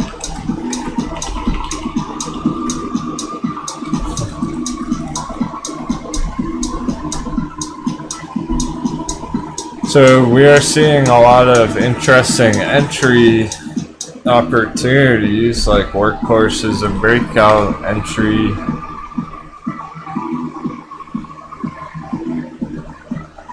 There's potential breakout going on here.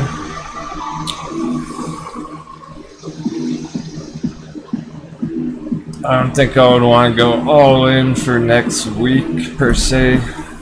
Yeah, long term that could blow up. A bunch of them.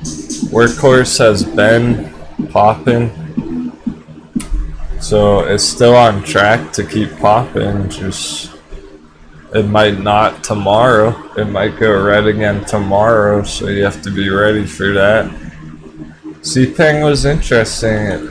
People are talking a lot about that today. South Korea, Amazon companies, whatever.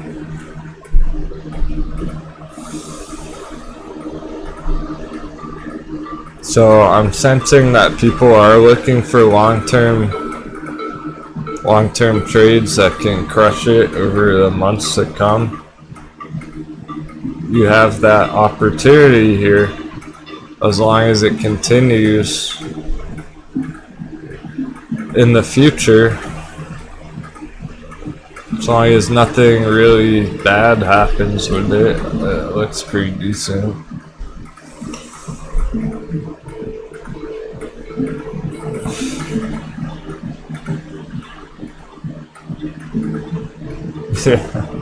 Hate homework. Pass it over this way. I'm doing your homework for you. Excel's another one. Big potential long term. We crush some big targets, but you have to be ready to wait for that. You have to be ready to enter it and then forget about it for 6 months essentially. This one, Excel, 300+% targets. So truly a whole bunch of these look really nice for entries still.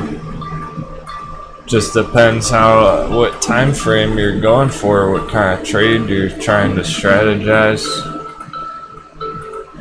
Clean facilities, tight running ship, yeah. That's why I like South Korea, they're serious.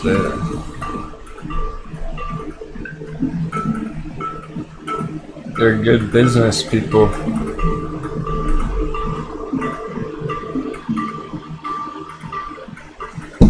So we got the charts, we have the possibilities here, the opportunities. We just need to see them actually play out that way. I'm not sure yet, Stowy Steve, what I'm gonna do about end of week on the EVs. I'm holding them for tomorrow at this point. I'm not gonna exit today on CCIV. I still think we're gonna see much higher targets by end of week, but we are just another day of not much going on really. Keep in mind CCIV did have a strong pop on Monday, had a strong opening. We can still see this again tomorrow or Thursday or Friday. get closer to $30. So I'm not really sure. If it ends up taking too long, then yeah, I will be rolling those over to long-term hold positions. Maybe I'll even end up having to take a loss on it because it's taking too long. But that's the important thing there, is that I'm continuing to plan for the future. I'm not regretting anything about it, like, oh, it wasn't ready yet, or that it's not working out or whatnot. I don't feel like that about it. It's just taking longer than I hoped. So going back and forth on it. I'm not ready to give up just yet here. But maybe tomorrow, if not much is happening, I probably would exit tomorrow. Just get out of it for now. So I don't like the risk right now on these short-term trades. Pretty much been saying that for 2 weeks straight, and it's not really playing out at all. So it's valid concern to have. Yeah, SOSD is right near break even exactly, so it's kind of like today is one of those weird days where not much changed. So what the heck's gonna be tomorrow? I think I'm willing to take that risk. I can see a nice green day on CCIV tomorrow from here. So I'm not feeling like the pressure of like, uh-oh, I better get out while I still can for Friday. But once again, I'm starting to wonder, like, how long is this gonna take over the next 3 days? Like, it's not a ton of time for bigger prices to come through in 3 days. So we were hoping we would just see more green today. There's still a chance it closes green. It's only down 0.9% on the day. So we were hoping for like at least a green close today and then continuation tomorrow, right? Green day after green day. We're not seeing the green after green after green. We're seeing shakeouts and choppiness. What's up, Omar? Weird day. We're chilling. We're patiently waiting for stuff to change. I know, right? Fourth Eye. I like it too. I feel pretty confident about CCIV. The question is the timing. I have some long term, I have some short term, and it's looking like the short term's getting kind of risky because we're running out of time for the end of the week. I don't want to see it go sideways tomorrow, see it go sideways Thursday, and then Friday it final. Like, I want to see it now. Well, we're still early in the week.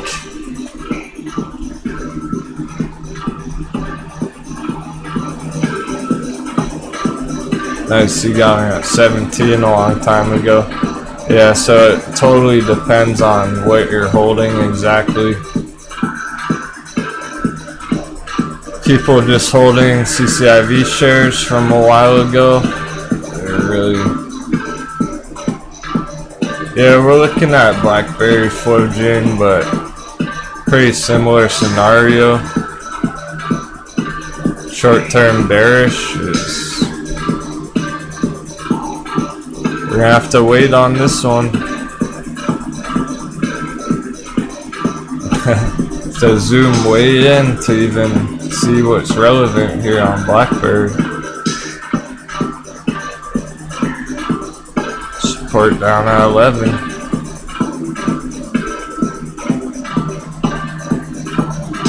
So we're gonna keep up with it, but don't expect this to rocket ship in the next hour.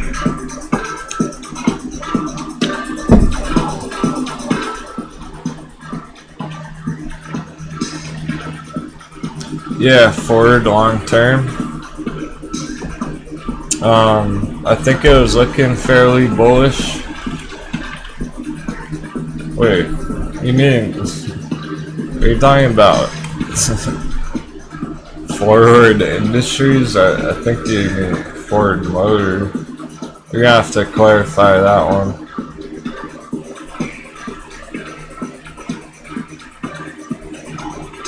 Yeah, it looks like Ford Motor's been trending up since 1477 back here. And it's held up as a higher low as well on Ford. So technically right now you do have an uptrend here. Alright, this is Ford Motor.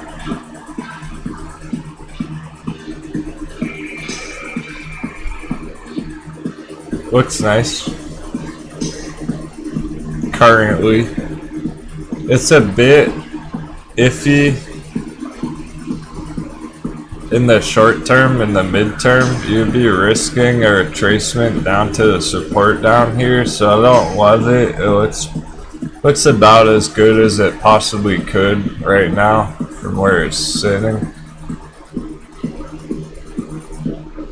Haven't seen the bearish breakdown yet. Not yet, anyway. So, I think you're saying for 2023. So you have a whole year and a half to chill on it.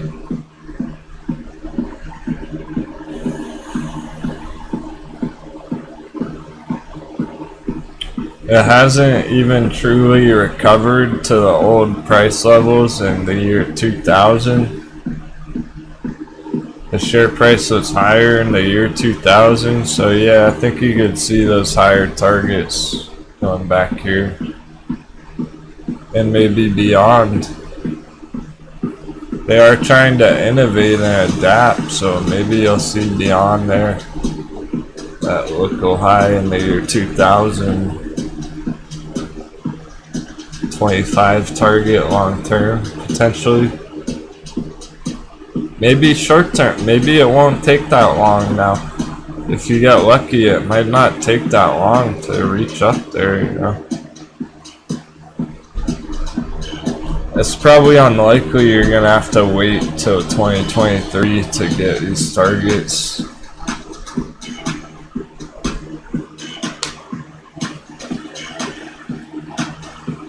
Oh, I gotta stretch it. Been up early this morning since like 2 a.m. I've been literally charting for almost 12 hours straight, guys. Your Home Depot trade's working out. I tend to avoid those mainstream companies like Ford and Home Depot because they're not as volatile. It can take years and years for those ones to play out. Like Ford's up 0.9% on the day, hardly anything. Definitely tired. All I've been doing is making content, eating, and sleeping. That's my schedule all month this month.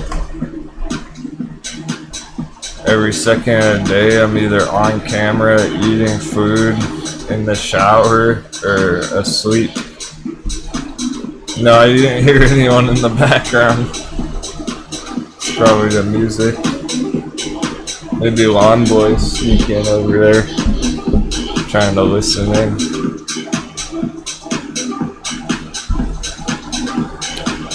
Pound in the water.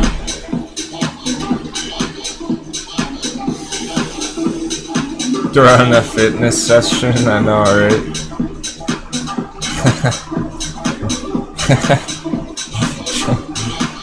Civilized. If I'm not naked shorting in the shower, charting.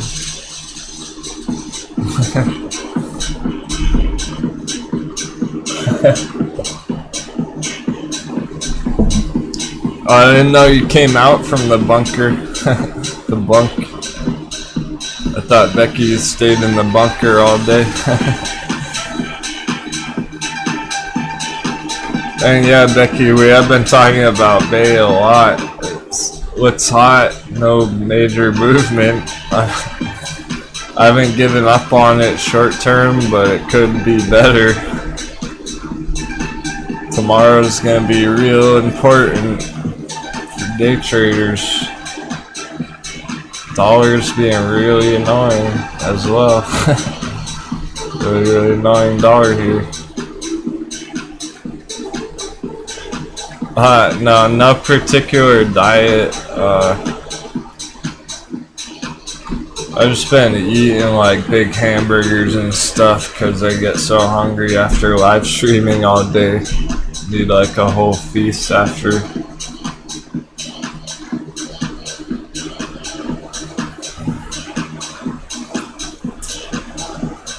Not exactly eating that healthy, but not garbage either. Trying to get fuel in me. Sometimes chicken tendies. Yeah, man, like double hamburger, double cheeseburger. That's just the kind of stuff I don't care if it's bad for me after a long day of charting. Ate like half a pizza last night and fell asleep till this morning. Yeah, I'm thinking about a tendy sandwich or something. Since we didn't get much tendies on the charts today, I might need some tendies later. It's really still going though. Let's see. 2.5 hours, so there's a reason we've been being patient. I'm seeing some change here on ride, seeing some green come through. That's new. That's refreshing. After all day of red. Seeing a nice green bounce.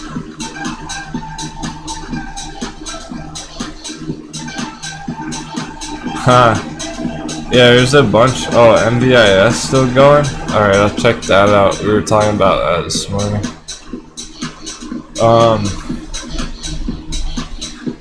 Yeah, man, there's a bunch of videos about betting against the economy, but I would recommend sticking to the reputable ones. You don't want to go a conspiracy on it. But there's some big shot investors and stuff, stock market guys. Oh hell yeah, Vader, I want to see that. Alright, I think I've seen your restaurant name pop up in my email before. I bet they're awesome, dude. You probably make the best burgers. I want one. Talking myself into hunger. Oh, killer melts a grilled cheese sandwich. Yo, hook me up with a French assassin burger. The executioner burger.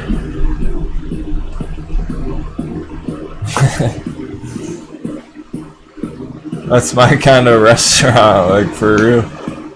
I would walk right past the steakhouse and hit up Vader's Burger Shop.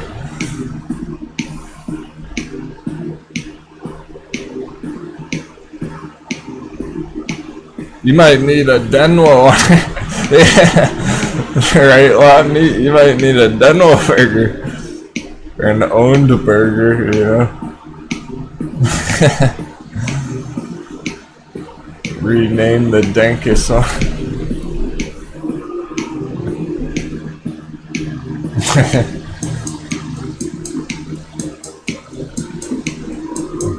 You might have to price it at $7.77 though.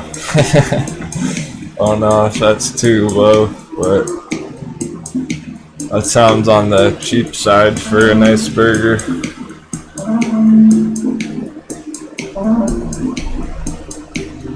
help people out with a cheap Denwo burger.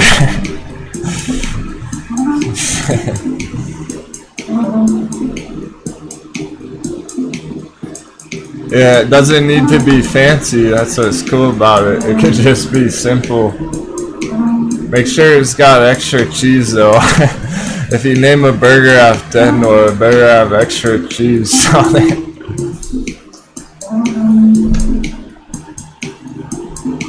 Yeah, I know, right? 17.70. It'd have to be a pretty fire burger for that price. He said Miami though. You could probably get away with a $17 burger in Miami. For the VIP members. It's burger discount. Yeah, we'll send out coupons for Vader Sox Burger Shop. 1777 with a $10 off coupon.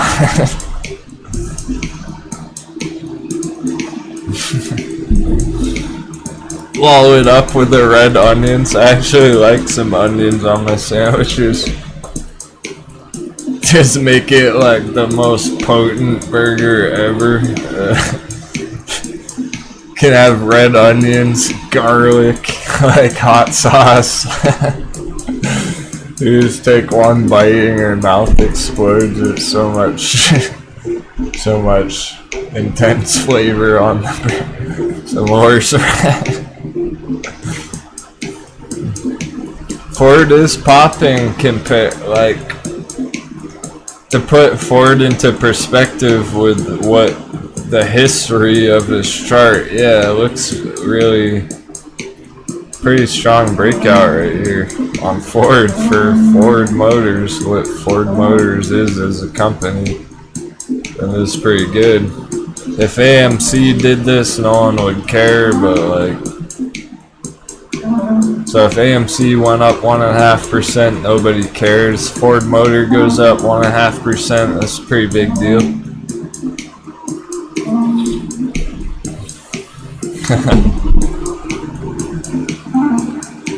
Oh, really? Yeah, Jenny. Interesting. Oh, that's weird, dude. Saying can't handle the garlic and onions after catching the virus. Sense of smell. Yeah, I'm getting myself hungry. I only had like one bite of a muffin today, so.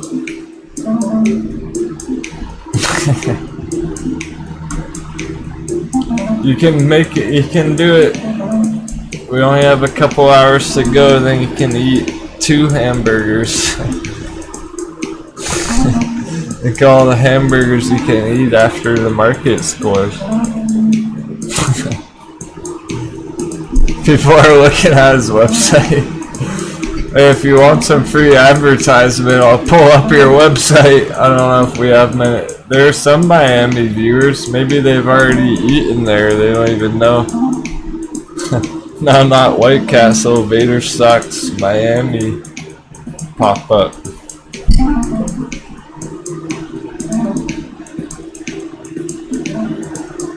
Which is way better, way cooler than White Castle.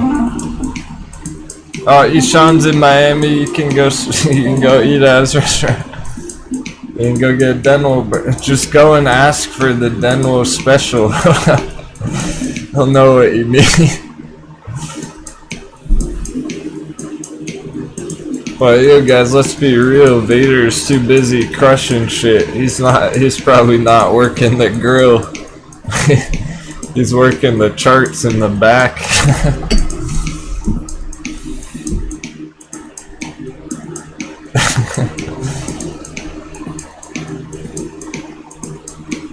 Burger boy. Maybe he's got a burger boy. Bullish burger boy. Whipping up. Yeah, he's running shit like a boss. He's up 10 stacks on that Mariam. Congratulations, bro. Free advertisement. He probably made more stacks on that trade today than a month's worth of burger sales. I think I saw you mentioning this early, so yeah, good spot on that one, man. I'm having all these mixed feelings about them because it's kind of like, oh yeah, it would have been great if other people could have got in on it, but I'm just glad somebody did. I'm glad somebody crushed that. Thank you for your hard work. Yeah, Rachel, absolutely. Appreciate the support, and thank you for keeping me going. Keeping me in there. Without all the awesome chat, I would not even be here right now. It's one of those days. I don't blame you if you tune out for lunch or something. We gotta let it happen. Let shit happen. Yeah, so I have this mixed feeling about this chart here because it's like it's sick that Vader stock crushed this morning. I'm not sure what I would have said about it this morning when we pulled it up, because I know I would have been talking about the risk, right? So he's talking about it's really volatile, it's really risky. Yeah, I would agree. So I might not have even been that well. Maybe we even did glance at this morning, because I remember one of these started to break out early this morning. It was just getting started. Maybe it was this chart after all. But besides that small candle there, I'm not sure if I would have suggested this for an entry or not this morning, because we're trying to avoid some of these things.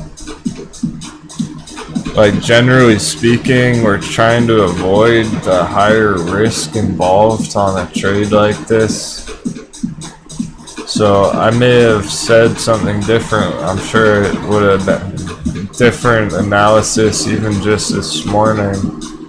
It's really cool that Vader crushed that one without even having to chart it out or anything. Must have spotted that early breakout, held it long enough to get huge profits. That's fucking savage, dude. That was a savage trade right there, because of the risk involved in knowing that it looks good right there and then managing your risk on that trade. You got it. You deserved that one. I would have loved to get more people in on this morning, because it would have been like a exciting trade today or whatever, but it's different now, guys. Vader's out. He says he's out of it. You're not talking about an entry anymore. This could come way lower, all the way down here from this point to this point, or lower. That's why we're trying to avoid some of these, because FOMO kicking in. You don't want FOMO on this right now and then get wrecked. I can't recommend FOMOing into this thing with that kind of risk, but very cool if you were able to get in before that happened. It's very cool. Yeah, tell us what's on an executioner burger. Oh, interesting, Vader stock. I don't know details about that. Like nano trading. Yeah, I'd be curious what your strategy there is for the pre-market, but Vader's a different breed, guys. You can't. His specialty essentially is finding trades like this early in the morning. So he's very good at pulling out, hitting trades like this, entering in the morning and then getting out in the afternoon. You gotta realize that's his style. It might not work for you. You might not be able to pull off that kind of shit. But yeah, it's too risky for some people. I agree with that, J-Bake. You gotta have a pretty. You gotta really be a free thinker. Firefly. Oh, I'm talking about the burger. It's a melt. Ooh, caramelized pear, walnut arugula, blue cheese and honey. I'm in on the executioner burger. Grim Reapers, 2 patties. Cheddar, chipotle, aioli, red pepper. Nice.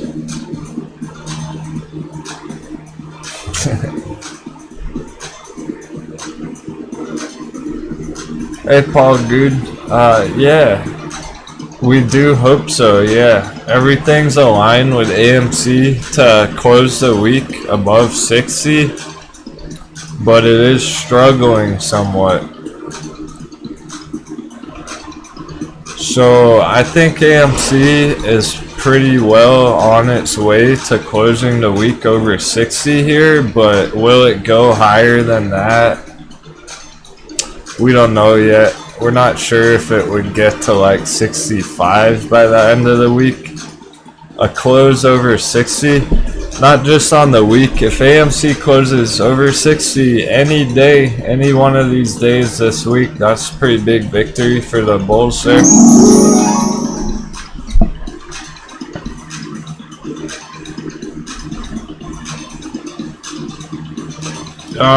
Yeah, Ortex, it probably does show positive numbers. I don't have a subscription on it, so I can't tell you Ortex in particular. There are other ones that show that too. We might as well take a look at it, since we haven't in a while. If anyone remembers this website, Fintel. Shout out to our OG viewers. Yep, lots of shorting volume going on lately. They have a whole bunch of shares available to short with. They have ammunition here. That's not ideal. So that's why AMC is struggling to hold up well. To hold up at these very high areas around $60 is struggling because they have 1 million shares, the hedgies, where they can just drop it down under 60 every time it gets close. And it doesn't cost them anything to borrow the short shares. The short borrow fee rate is hardly anything here, 1%. So hedgies are prepared. It looks okay. It doesn't look great. It doesn't look bad. It pretty much aligns. What I'm seeing there with the short ratio stuff aligns with all the up and down chaos here lately. So basically, yeah, it is having a bullish week so far on AMC, but it may struggle to have a big close at the end of the week. Even if it starts popping again and goes to like $70, it still could close the week under 60. So it's a pretty important week, and I would suggest focusing on that more. What price will it close at on Friday, rather than like hoping it's gonna get over 60 by Friday. We want to see what it does happen on Friday, and that'll give us a better idea of the future here. It's not gonna help us by just kind of guessing.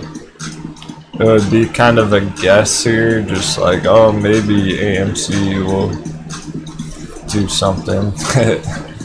We're avoiding guessing. We don't want to guess. We don't want to take unnecessary risks. So it's not super bearish by any means for the holders. There's not a whole lot of concern right now that it's going to get hammered down. But for the end of week, it's pretty reasonable to expect more bouncing up and down all week long.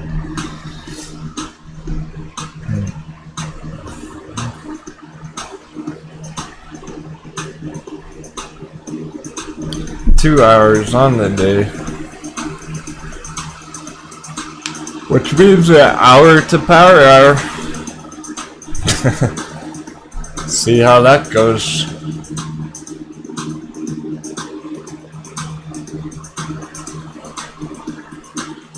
Yeah, it appears that the hedgies are getting uncomfortable on AMC.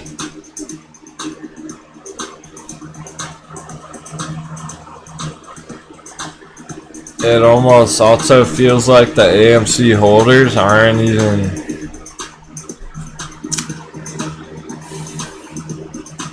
It almost appears like the AMC holders, they're just... don't even care about a squeeze anymore, essentially. They're just getting geared up for the long haul.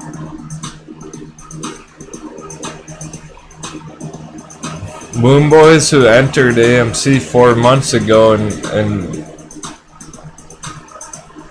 we never made it to those crazy targets on AMC, really. They're starting to learn the hard way, like this might take some time on AMC. Truly, I wouldn't even be surprised if not only does it hold around here, this area, for the end of the week, I wouldn't be surprised if next month it's still around here. We could see AMC at $55 next month, end of next month still. That's how much chop could happen here for weeks and weeks and months. Up and down, 45, 60, 55, 50. Be ready for that shit.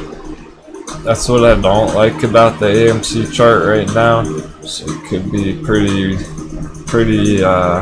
choppy for a long time before that next push to triple digits. Just shaking out every last paper hand before going higher. Strong possibility there.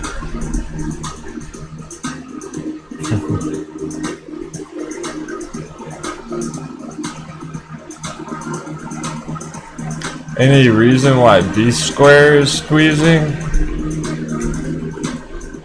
I doubt it is squeezing. Maybe you do have some kind of squeeze. I don't know why, but look at our breakout area at 350. Apparently we have a chart for, I don't even know. Oh, we were looking at this for support. There's support way down here. It might come way down to 350 on B square. I don't know if I would call that a squeeze. Like, yeah, it's up 160% in a day.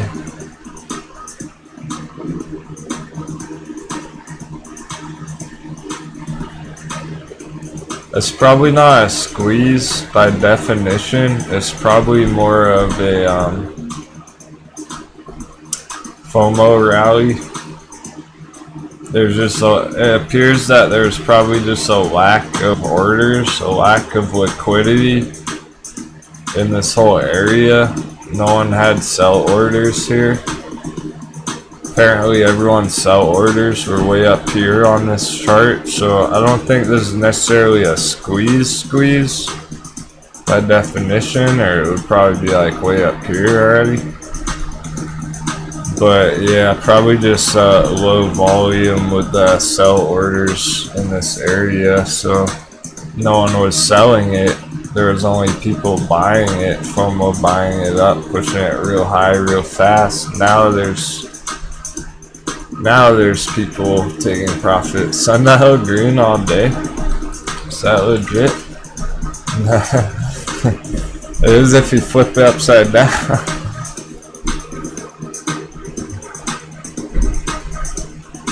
Not green all day on Sundial. Similar 3.5%, 4% red like everything else. Essentially everything's red, 2 to 4% right now. It could even double bottom. Sundial could double bottom around 90 cents.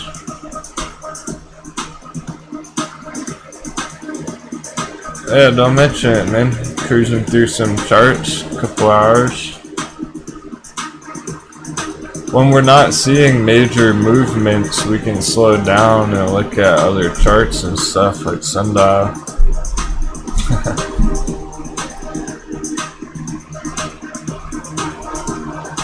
It could even potentially have some sort of double bottom down here, then bounce.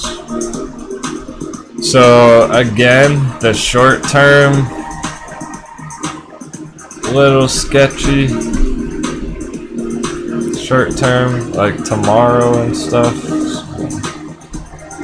Just trying to be positive. Appreciate that. I thought you meant it though. Thought sundial really was breaking out because it wants to. It's trying to do something here, but will it come lower first? Maybe, maybe. That would be an interesting entry there. Second chance to enter at 90 cents.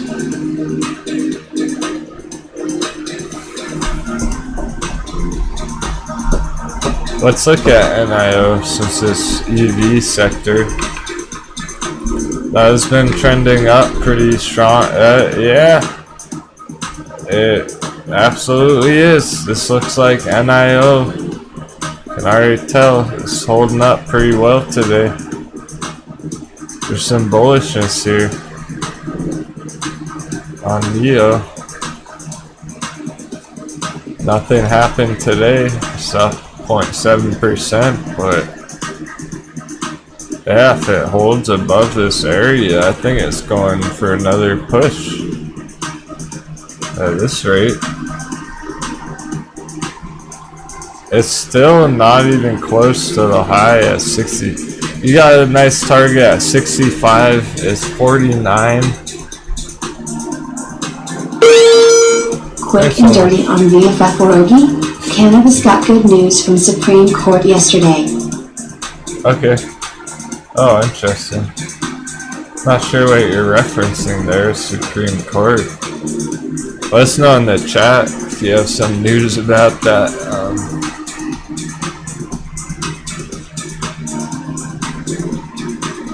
Right, Gizmo? You got you stop tuning in for one day and everything's red.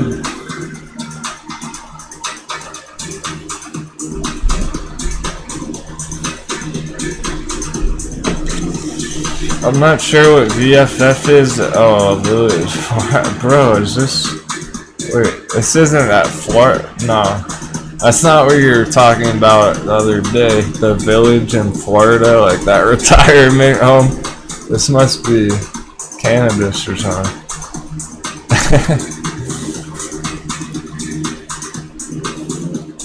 I'm assuming these are both medical marijuana stocks because based off what you said there. Something stands out here already. Check this out. An unconventional trend line here right through the middle of it all. That's holding. That's actually holding up. Support. Boom. Boom. That's interesting. Long-term support holding this trend line. What else do we got? Let's do another. Let's put another support trend line on here, something like this, and that's also holding. This is also holding bullishly.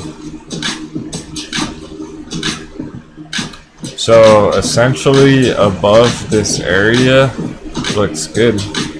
As long as it's not down here, I'm not worried about that. Yeah, you might have a nice entry here, J-Big. For long term, you know. How high could it go? I'm not sure. The bad part about this chart, our conservative target isn't very juicy. So if we're going with our conservative lower target here on an entry around this local high, that's not going to get you that far. That's the bad part here, is that even if it does break up and you go with a nice target, it's only like, well, it's only a 70%, 77% target, you know, no big deal. Only still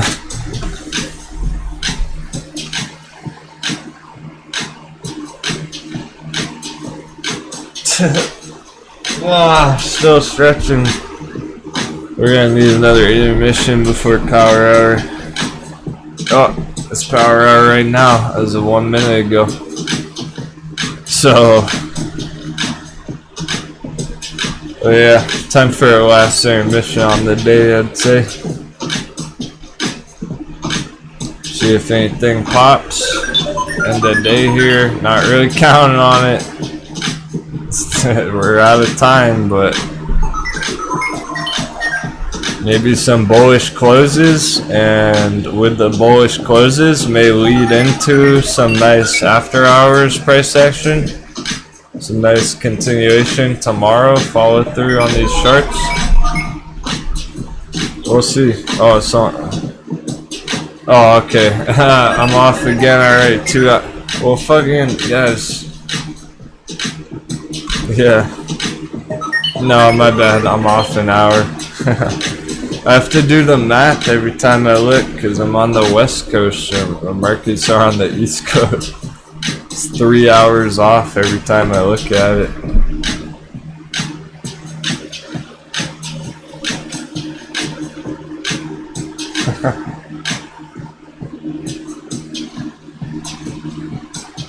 It's just a hot, like, kind of aggravating day with what the dollar's doing. It's kind of frustrating me today on the US dollar chart because it's every day it starts going down and then it goes straight up after. So like yesterday we were looking good on the dollar, it was going down. Nope. Just kind of... That is aggravating me, I'm not gonna lie, it's very aggravating, this chart. It's like, alright, it's breaking down, but then tomorrow we're gonna wake up and it'll be way the fuck up here. It's really difficult, this chart right now, the dollar chart. It's gotta be one of the hardest charts to get a grip on that exists. It's probably easier to chart Bitcoin, to chart crypto, than it is to chart the US dollar value.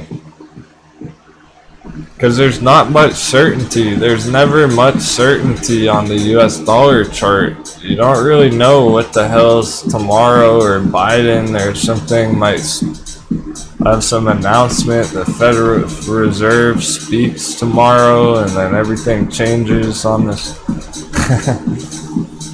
So yeah, it's a little bit aggravating there with the dollar chart fucking around all day long. And I'm hot, so it's just like, I want to see the bounces. We're seeing bounces, but no follow through. How does ride bounce 3 times today? 1, 2, oh no, how does ride bounce 3 times? 4 times it bounced today and has not had any follow through, even though it's bounced 4 times. So yeah, it's a little aggravating to see all the bullishness holding up yet not actually moving anywhere, not actually changing. Alright, we'll look at that other one. Oh,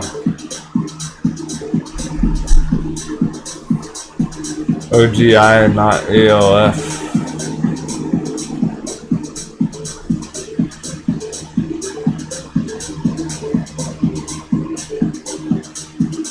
Yeah, I know, right, Becky? I'm kind of feeling that. That's all I was saying last week. It's like you don't really want to be day trading these right now. They're kind of sketch. So I feel you. If I lose a bunch of money by Friday on some of these, I'm gonna take a trading break, like a day trading break next week, next month, whatever. Some of these are too risky and they're taking way too long to actually play out. So it's, yeah. you gotta really be on top of the chart and like clicking your buttons right at the perfect time and everything. I know, right? You entered it yesterday, so yeah, that's the problem, is like it looked so good last week, and then like just entering at the wrong time screws it all up.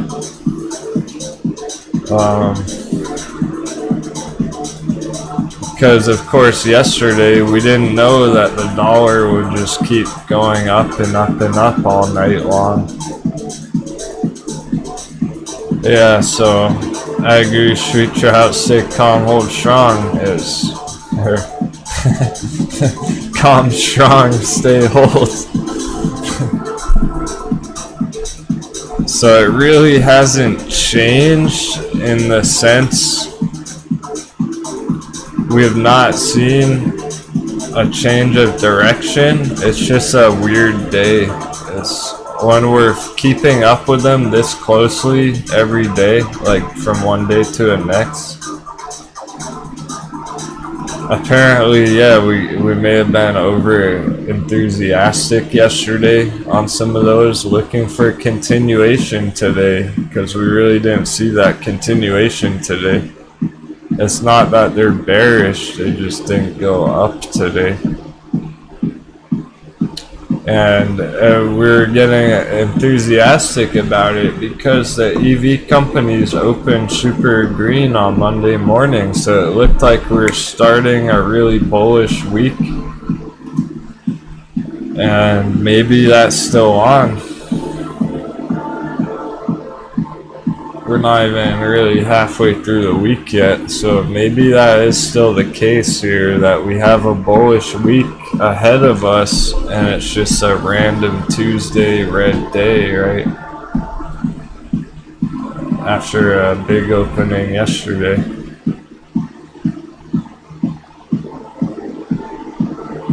Those are those mental games we're playing with ourselves, like on CCIV. Anything under 27, people are second guessing it. Traders are second guessing CCIV at 27, like, is it worth that much right now? So it's struggling there, but yeah, if we do see these either in the next 2 hours, see it back up here above 27, or if tomorrow it's above 27, back right on track. If we see it at 27 tomorrow, it's almost like today never happened, so don't be fooled yet. I'll let you know if they look really bad at the end of the day or anything. If these charts at the end of the day look like they're just gonna keep going straight down all week, I'll let you know, but right now they're still okay. You do have some support here to work with, even on CCIV, draw some kind of support line right through all the BS like this. And it's holding that line right now, so just with that, with it holding the line here, you do have a bullish signal backing up that analysis on this trend line. But if it closes the day underneath, it's gonna make us wonder. Hey, we got a brand new member. Welcome aboard. Cagney. Chris, you guys are fucking awesome. I'm confused why the alerts are freaking. I don't think all of you just joined right now. What the heck is going on with our alerts? These are like all the old alerts that didn't. I'm not clicking. What the heck? What is good? Okay. Apparently that's happening. What the heck? So our chart alerts. I was like, Cagney joined what? Welcome aboard again, or welcome back. What the fuck, guys? I might have to pause that or something. I thought it was gonna end, but it's like going back weeks ago. What the world? I don't know if it's gonna stop. Wait, that was Jamie Murphy. Jamie... Agreeing... That was weeks ago. What the hell? Alright, I gotta pause that. I don't know what the heck.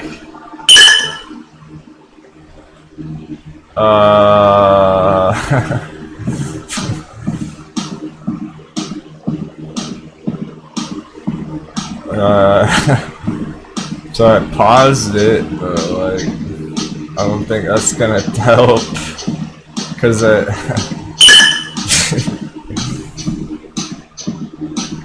see, today's a weird day. I don't know what's going on. Today's a weird day.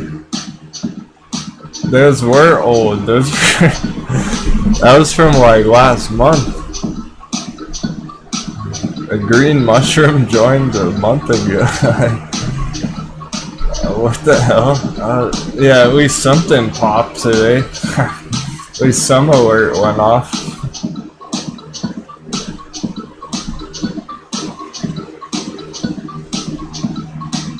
I'm just wondering about next time, like, is that gonna fuck up our alerts now? Like, you see what we're dealing with today? You see this nonsense? AMC hasn't moved hardly at all day.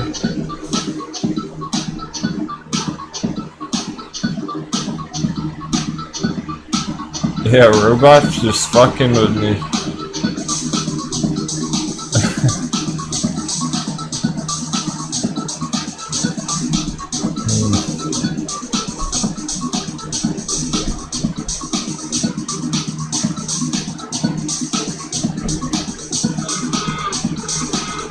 Well, I guess we'll see how that goes. The alerts now. Another thing to wait and see.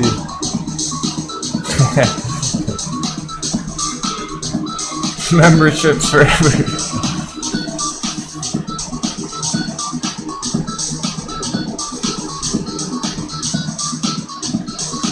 Very strange. They're like queued up or something. They're just queued up, they won't stop. What the fuck?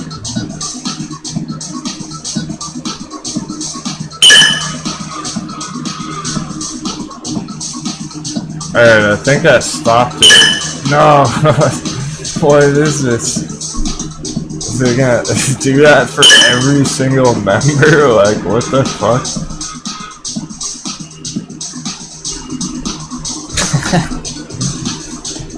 Nick needs some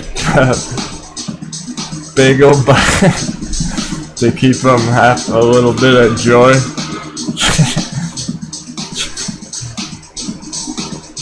That's why I want the double cheeseburger for lunch today. Like, we need some joy after this PS. All the wildness in the markets today. It's cool that one moon today, MRIN or whatever, it's not cool that there's no opportunity anymore. It'd be cool if this was just starting to break out.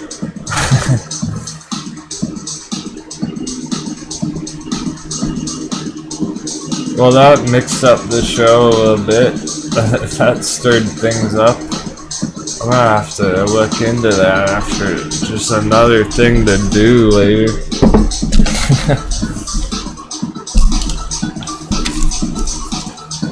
I don't know how I'm even gonna fix that. Never seen that before.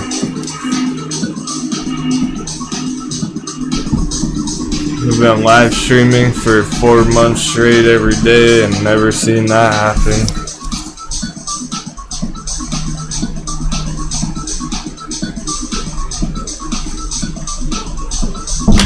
Alright, we're gonna take like our last intermission and drinking a lot of water.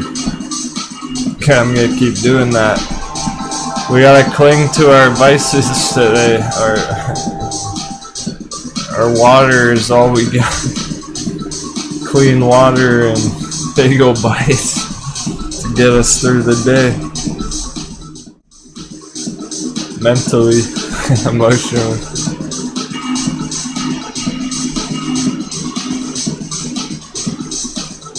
It's like an episode of the Twilight Zone. I don't know what the fuck's going on today. It's hard to get a solid footing on the charts today. They're moving all over the place. Dollar's starting to dip, so maybe. Too many maybes. I don't like all the. I want some more certainties, not maybes. Yeah, Wall Street Bets is being targeted today.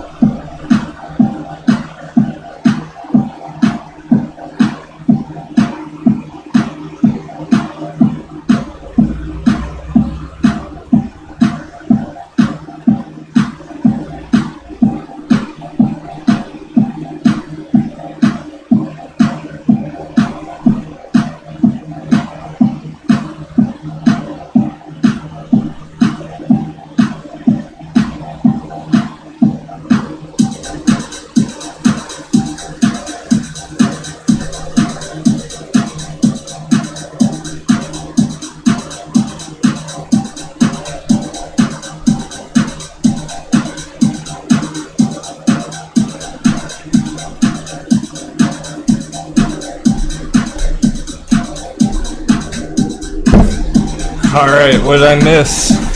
Just kidding, I'm sure nothing's changed. Yes.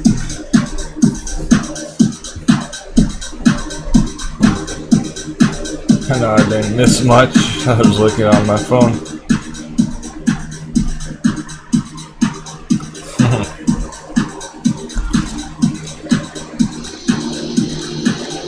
Yeah, right when you live alone, the wine glasses gotta go. I always had like 2 wine glasses, and then I drank them by myself, and I dropped them on the floor, and they broke. It's like, why get some more wine glasses whenever I'm drinking wine, I'm by myself.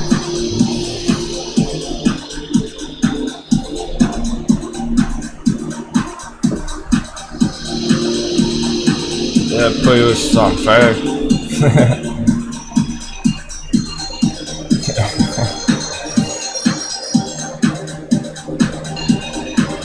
That's gotta be like the most dropped thing on the ground ever is wine glasses. Hey, thanks so much, J-Bait. Sorry, bro. I have to. I paused the alerts because the fucking thing. Let's try it. Let's see what happens. Oh my gosh. The members are so.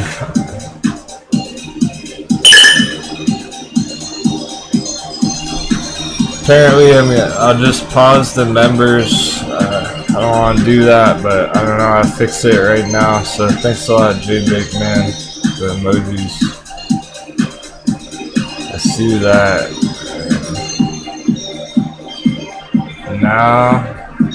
Now that's not. I don't. What the? Now that's not. What in the absolute fuck? What's going on here? I see it.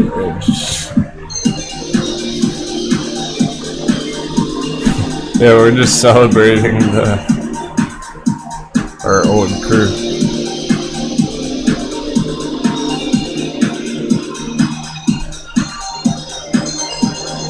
I know I can get it working for right now, but something's weird. Something's going on with that.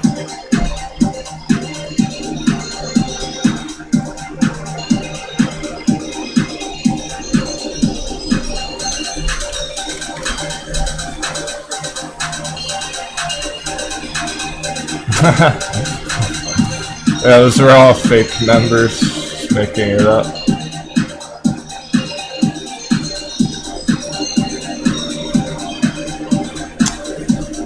Very weird. I'm gonna just pause that on the...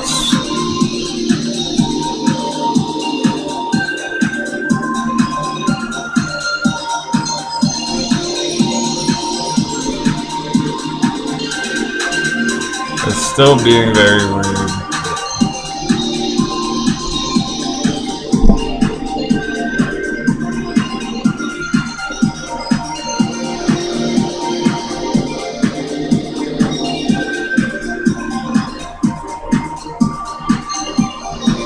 I'm gonna give it another try, let's see. There. Thanks for the recap on CCIV, Captain.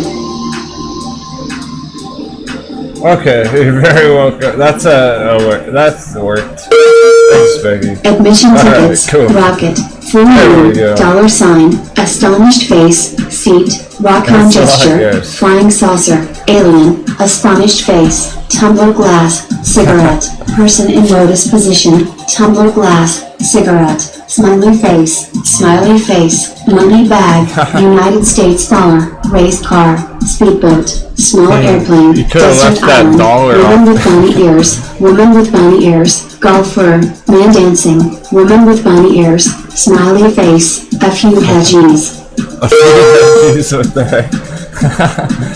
Was that another? J-Bake. Thanks so much, J-Bake, Becky, everyone else.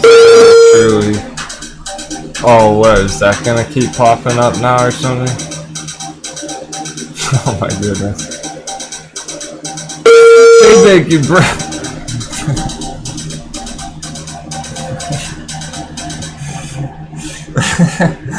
Don't worry, it's not hitting your bank account over and over. What the hell? Alright, so, yeah, hijacked by bots. I don't know what to do about that. I think I'll just trigger them manually or something. That's really fucking up. I can't refresh it without stopping the show, so can't really mess around with it right now. Yeah.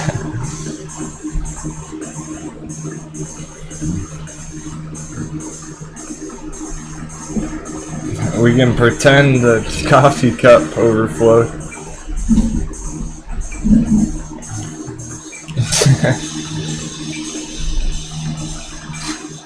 I assume Nicola's doing something very similar.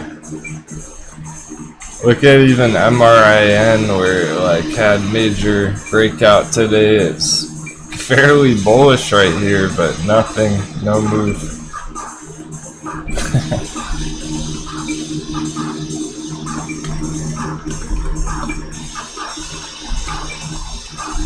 So I assume that's how Nicola's gonna look.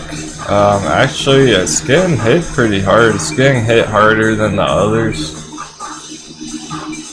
On Nicola, which doesn't really tell us anything for the rest of the week, but I do see a bear target here, kind of sticking out over on the left. We do have this bear target at 1750. That's something to keep watch of, Nicola holders, traders. That's the support down here actually.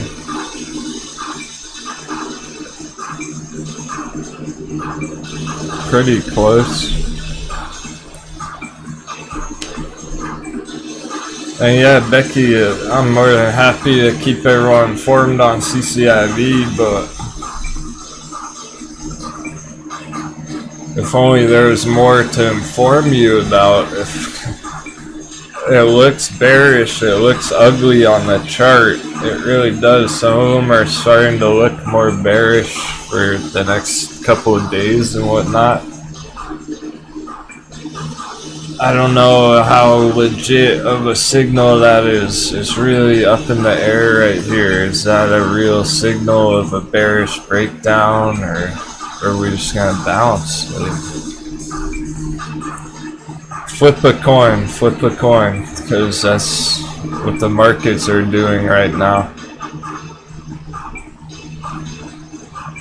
Yeah, talk about good learning lessons.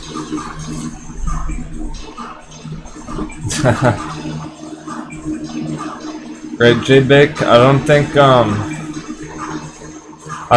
it's, you don't really need to feel like on your last nerve for in terms of like trading and charting and shit, but I know what you mean. It's just today's like that pretty much the worst case scenario today is happening.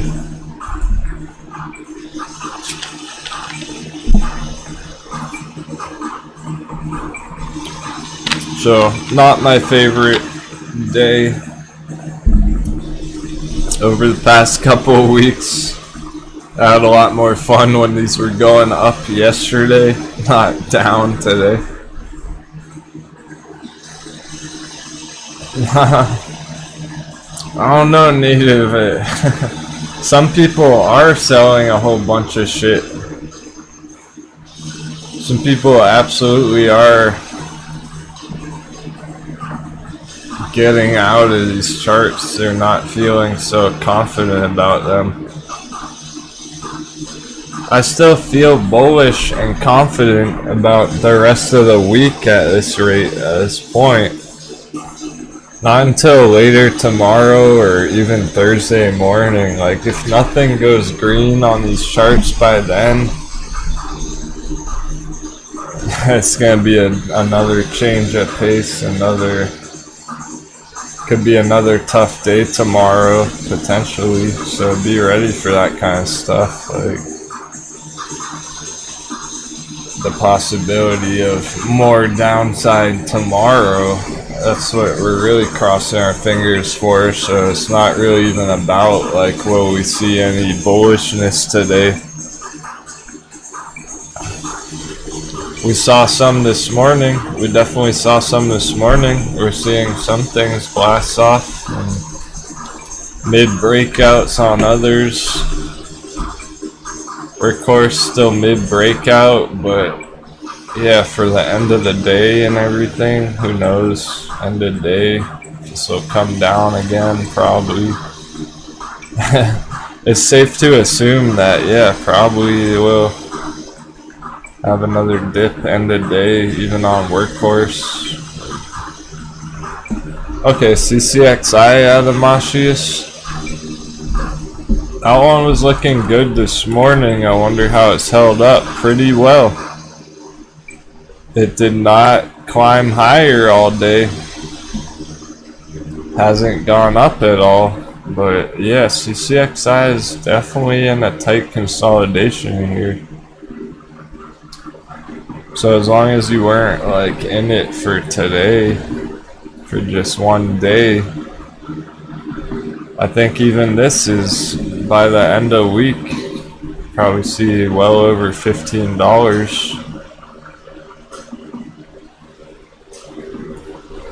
So yeah, we still got our $15 end of week CCXI target. It's at 14, it's only $1 away. It's very possible. What we're somewhat concerned about is maybe the rest of the week will just be ugly on a whole bunch of charts. Which won't matter. That shouldn't affect your portfolio too much. Because eventually I would expect this to pop again If not this week, maybe next week, maybe the week after. Like, the challenge here is the question, are we gonna see this? Some more of this stuff. I'm gonna copy the chart. Check this out. Are we gonna see this for the rest of the week? I hope not. But maybe. Very possible.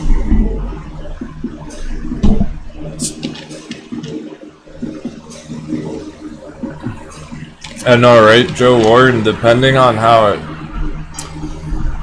you're looking at these dips, they may very well be entries. You could definitely look at this as a possible entry here, as long as it's holding within the gold box. Some sort of tight stop loss, just in case it does go down for the rest of the week. J-Big's been buying the dips all day, very nice. Yeah. If you got the dry powder, I probably wouldn't hold back either. Probably blasting off orders if I had cash ready to go there. But I've already done that like last week. So we're kind of chilling. Buying cheap stuff, yeah. That's what this is, right? It's just a bunch of stuff. Too tempting.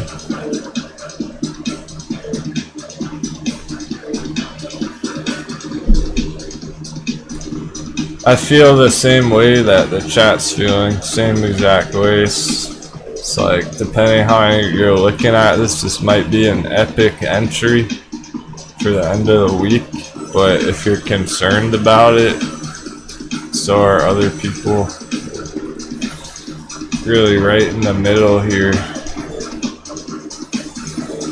Could go either way. There's bullish things about it and there's bearish things about it.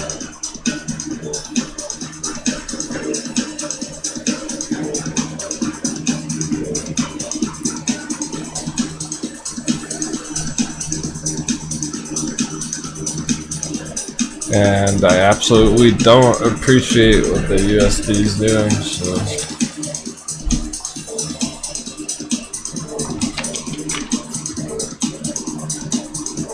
So what's bearish and what's bullish then? I kind of meant on all of it, like, you have bullish things about AMC and you have bearish things about it. You have bullish things about the dollar and you have bearish things about it too.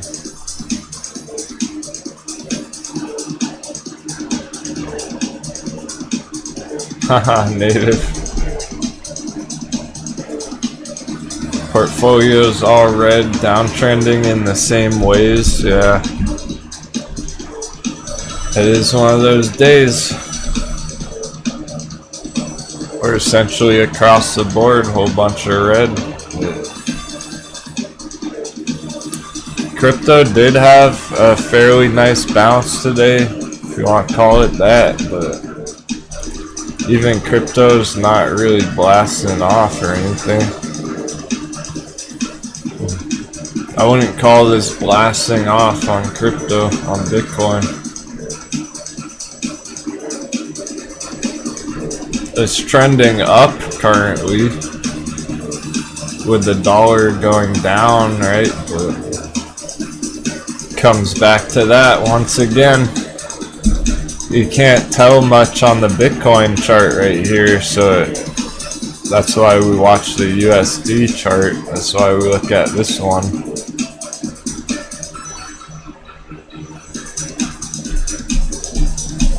MRIN still going.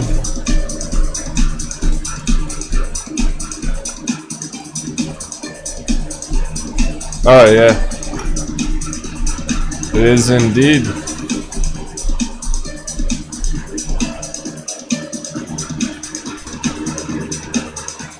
It's getting real close to resistance, so there's gonna be a big resistance area right here on MRIN bear box. Just to throw that out there. It's probably getting pretty close to topped out. Look at the daily MACD. Stupid. Very, very high. It's almost at 100. I don't think it can go much higher than this right now. It's at 98.5 on the MACD. Or the RSI, excuse me. So it's probably gonna slow down in this red box, 15 to 17 area. It's looking to get rejected from right up there, basically. But really cool to see. I'm glad to see a big movement today. Look, guys, a green chart today. This chart's actually green today. What do you know? What the hell, Joe Warren, for real? You got in at 1 penny on that?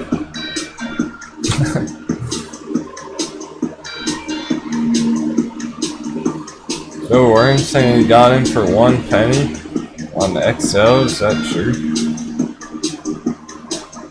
Probably not by the time I check it. Everyone knows the secret.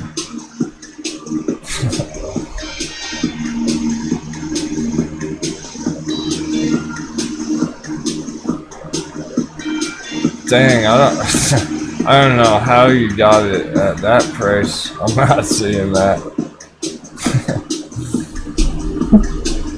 You might have got lucky if you snatched that up for $1.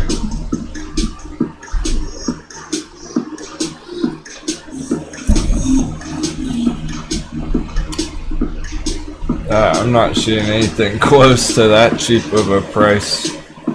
Could have been a flash crash, or maybe you meant something else.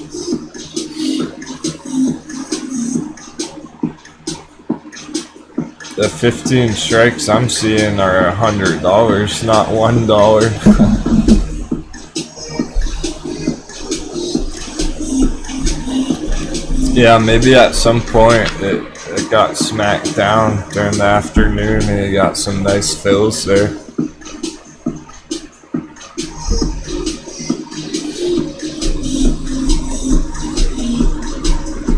Really? It took you days, but you got them to fill? Wow. That's very nice, yeah.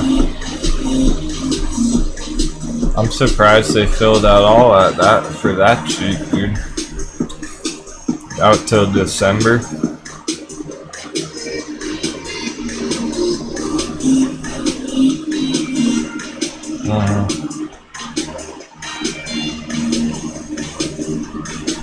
Yeah, that's really interesting. Nice job on that. But I don't think other people are gonna be able to snatch that up that easily. It sounds like he had his order all good to go at the right time, and it took multiple days for it to actually dip and get filled, but apparently he got some for really cheap by being patient on it with his orders.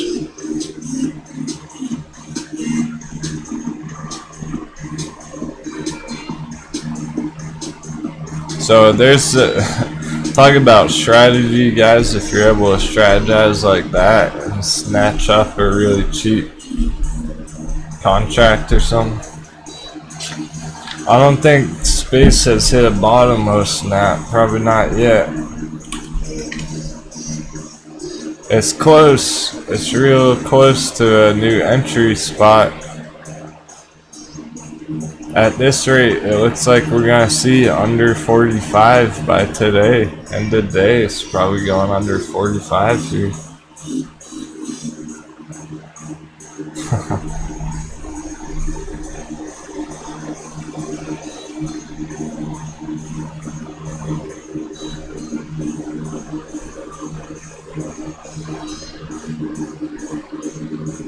Yeah, maybe there was a nice green candle on the AMC, but no change of trend here. AMC's still in a downtrend right now.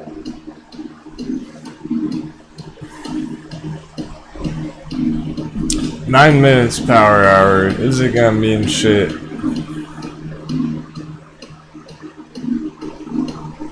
I hope so. The dollar's going kind of red, so that lines up with power hour. We're still not even here's what I don't like. Here's the real issue here. Yesterday, we ended the day yesterday down here.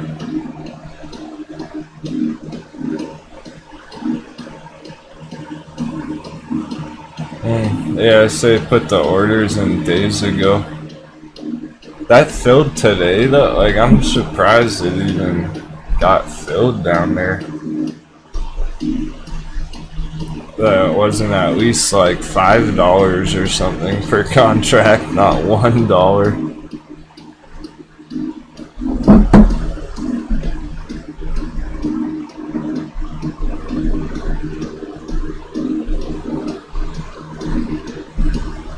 That's so wild though that it even got filled there. Like, I wouldn't think that people were selling that many contracts to even.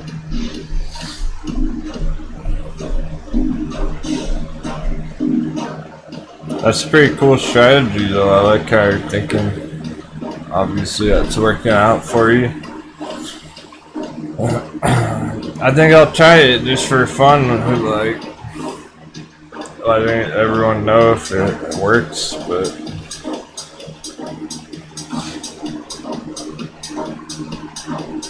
not expecting it to fill. Definitely not expecting anything here.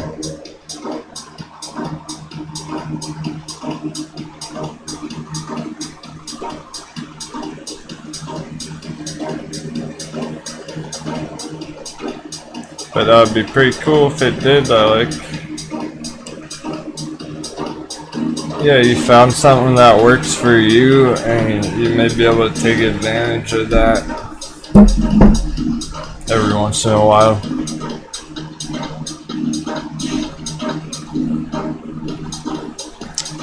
And the kicker there is, okay guys, so the kicker there is, I think he got filled for 10 contracts, right? So he got in really cheap for 10 contracts, which is pretty cool. You're not going to be able to get like 100 contracts that way, really. Like a large position, that's probably not going to work for.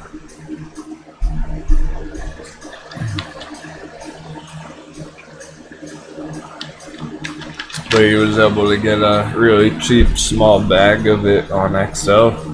That's awesome, dude.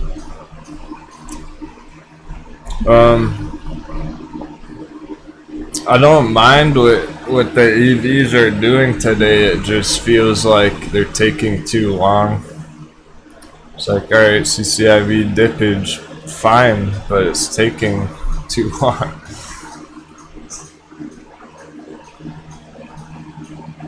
Let's get it over with already.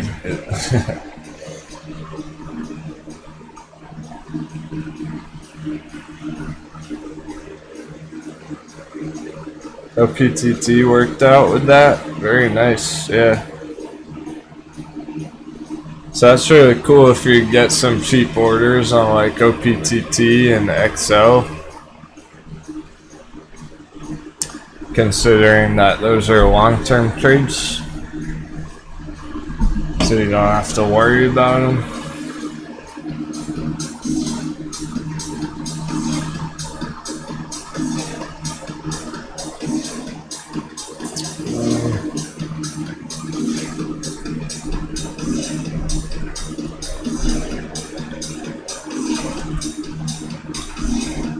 And no continuation on workhorse, so yeah, end of day, coming down to end of day. Weird fucking day. Every chart's doing something vastly different.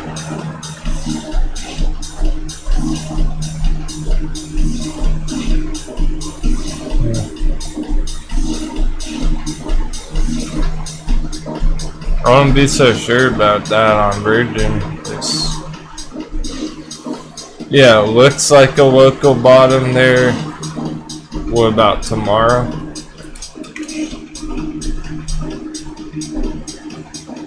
Might not hold up tomorrow. You're definitely catching the falling knife if you're entering here on SPCE.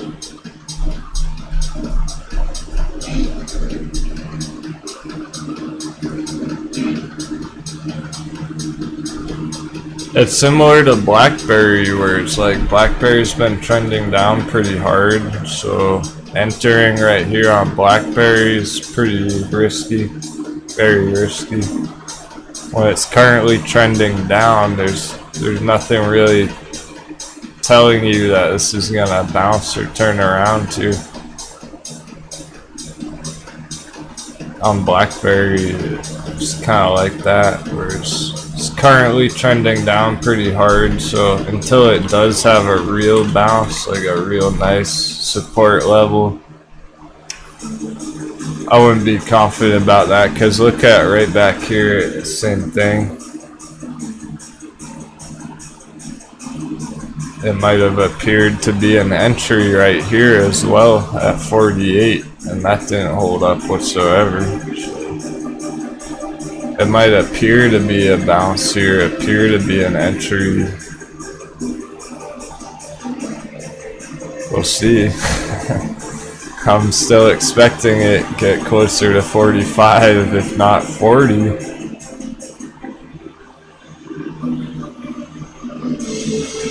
At this rate, it's looking like we'll be in this purple box tomorrow.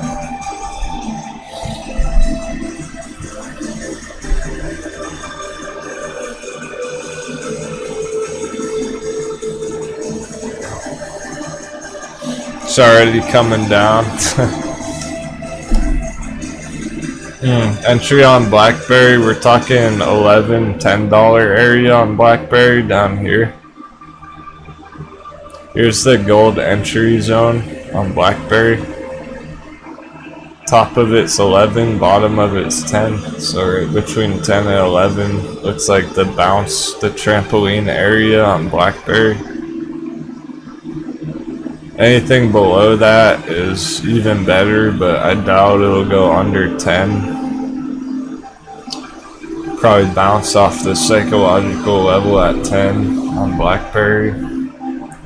So you're better off just expecting it to continue down from here until this area. And then when we see it, if we see it at this area and then it starts bouncing from this area, that's what we're looking for. We don't care about BlackBerry bounce up here. Just at a random spot up here. We want to see it bounce out of the gold box area. That'll be our real signal. And 1 hour, 1 minute, power hour. It's really specific lately. The timing is like spot on by the minute. So with the lunchtime bearish hour, it's exactly at 12 o'clock every day. So here we go. We're in it. If it means anything, power hour. Dollar's going green. Not great. Not a great start.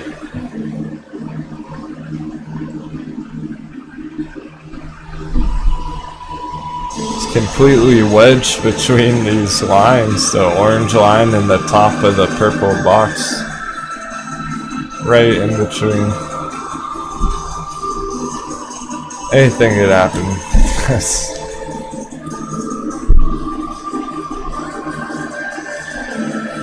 Yeah, it would be really nice to see something take off.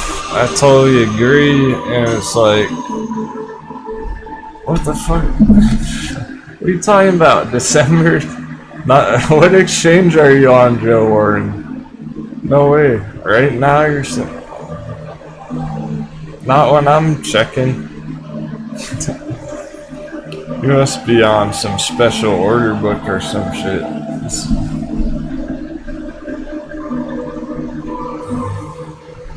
You on like Schwab or Fidelity or something?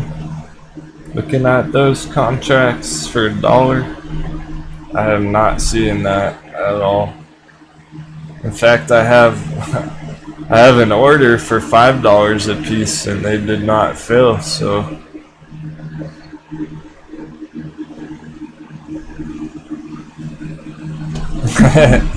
hey, we take all the luck you can get, man. That's pretty awesome if you're getting lucky entries on that thing.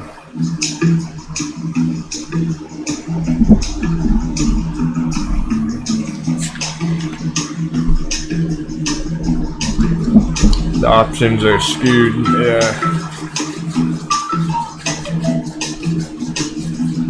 Because I don't think many people are entering options contracts today. There's not a whole lot of options volatility trading going on. Time decay taking place. Charts aren't really moving. So yeah, J-Big, like it would be awesome to see something blast off end of day. I agree with you there.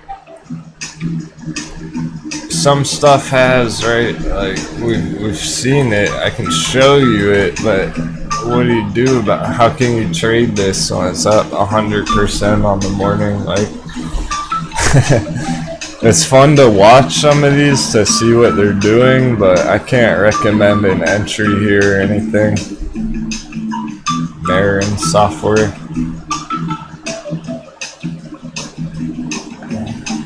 Breakouts are only fun to watch if we all had a chance to enter it already. If half the chat entered this morning, I'd be pumped about this, but it's like we kind of missed that one.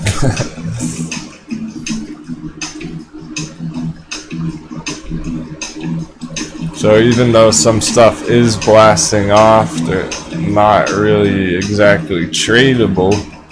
AHT is tradable. I like AHT for an entry.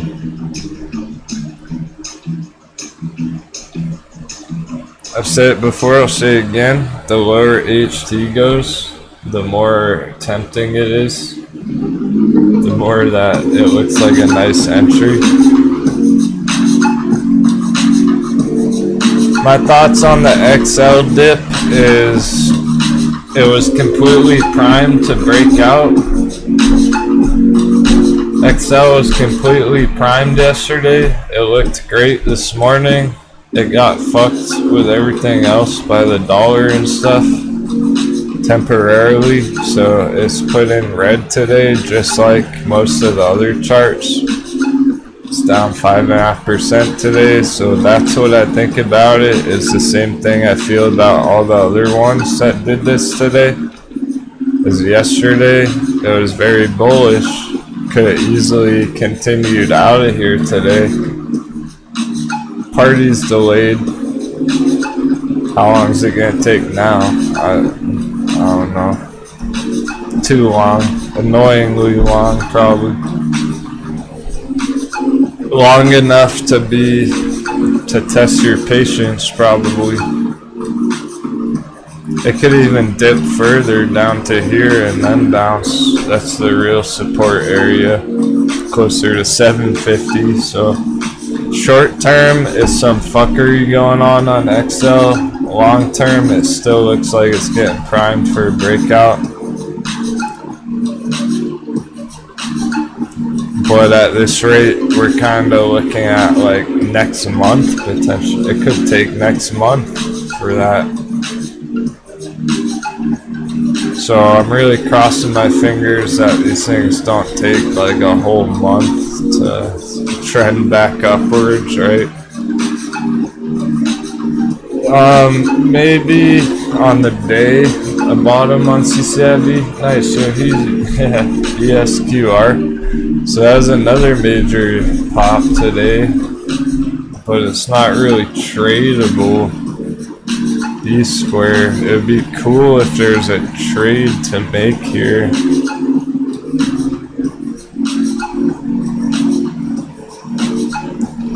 I just don't see I don't see anything good about it right now, because realistically, as other stuff is trending sideways and being delayed further and further, you might have a giant wedge forming here on this thing. Could take quite some time.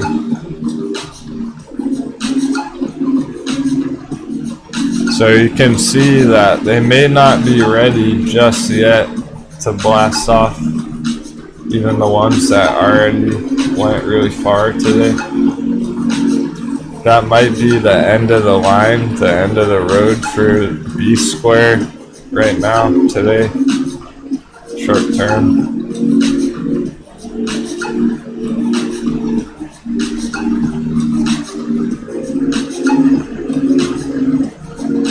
Maybe not in the long term though, because here's the weekly RSI that's just approaching sell territory. The weekly RSI is just starting to reach into profit-taking areas. So maybe not completely done on B square, but yeah, you gotta imagine there's gonna be a consolidation correction here after that kind of a move today. So really cool to see here, but unless you're going short on it, there's no entry here. Maybe if you're trying to short it, you can find something. So there's kind of like good and bad things going on all these charts. This is like good because it's a huge breakout. It's bad because how can you trade that? There's not really an entry. Now it's getting rejected, so yeah. The ones that have already blasted off like 100% this morning, they kind of played out right now. Nice story, Steve. If I was able to move my orders around more quickly when I'm on camera all day, I probably would have tried to do something like that, but I know House of Wonder, they turned red for you. Join the club. I didn't make any money today. I didn't hit any of these ones, these big breakouts.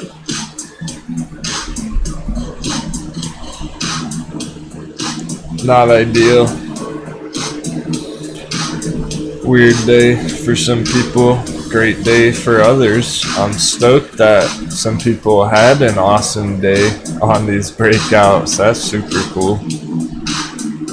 A couple of you got in this like just the other day, so that's pretty awesome. In retrospect, so looking back at it, if we had realized the potential here that it was gonna move that fast, I would have alerted everyone about it before it happened. But like I wasn't really expecting these breakouts to move that fast. That is a large breakout. That's almost 200% in one day.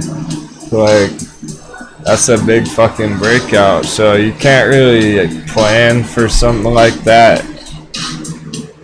You would have been able to spot the breakout forming here, but how would you know it was going to go 200% in one day? You wouldn't have.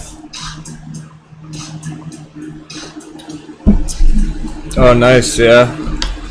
You're able to hit a dip on something. It appears that we are seeing dippages on them, so hopping back on like ride and day is these dips. When we look at this chart tomorrow,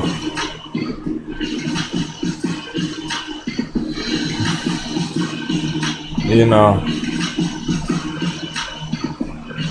are we gonna look back at this chart tomorrow on ride and and see that obviously that was an obvious entry area for a breakout? Or is it going to be the same BS tomorrow all day long? No idea. I really don't know.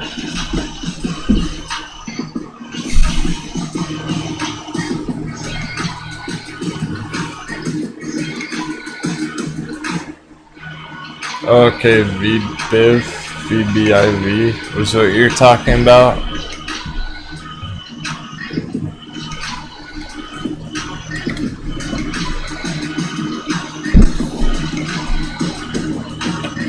You must be talking about this dip at 350 area.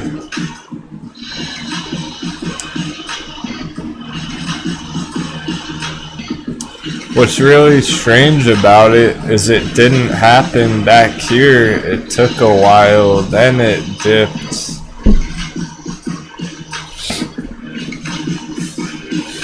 So we weren't really expecting that on our other charts, but this looks similar to the other charts today.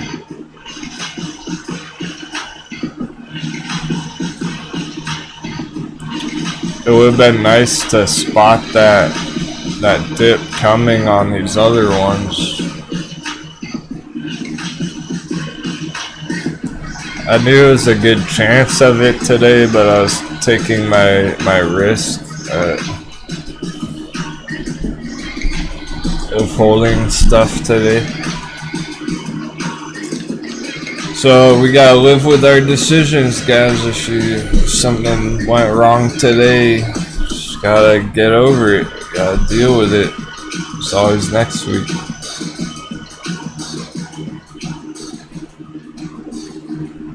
Apparently Biden also is like on TV right now, live, talking about infrastructure, everything.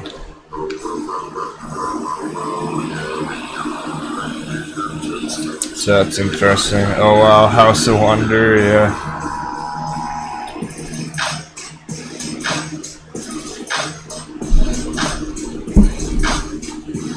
Yeah, talk about learning experience. I didn't learn much myself, but I'm every week lately, the past few weeks, I've been feeling like stuff is getting sketchier and sketchier.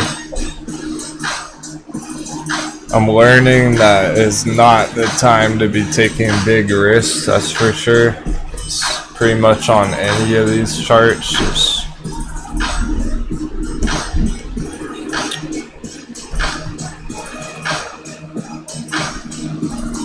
Because even when the charts are looking good lately, even when the charts and the positive news is back in, like on Virgin Galactic, right? Chart super hot, the news is really bullish. Doesn't matter, it's coming down hard today. So I'm learning that lately it doesn't really matter how stuff, like how bullish it looks on the chart, it still might not play out in our favor with the dollar fucking around all day. Still might not actually play out no matter how good the chart looks because of this crap.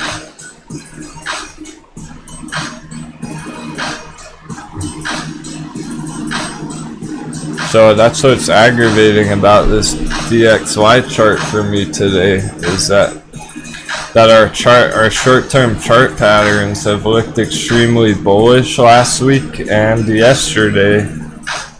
Doesn't matter. So I don't appreciate it when technical analysis doesn't work. Essentially, technical analysis isn't working right now that well because of all this.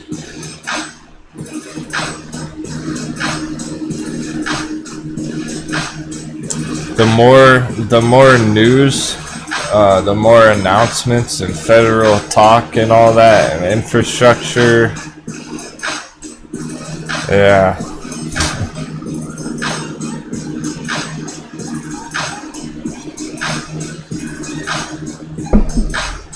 Right, walking down AMC, pretty much, yeah. AMC is just kind of creeping down throughout the day. That was this morning we hit $60. Or no, end of day yesterday it looks like. I'm not even sure, it might have been over 60 this morning, I can't remember, but it definitely has been dropping steadily all day. That was like a fake out breakout at the moment. Exactly, all the fuckery and CCXI is still above 14. That's cool. Oh, that is this morning? Okay, yeah. Alright. Yeah, this is the opening this morning, the gap. Yeah, I was off on my mouse by one candle bar. This is this morning. Green candle on AMC. Big opening. That didn't last long.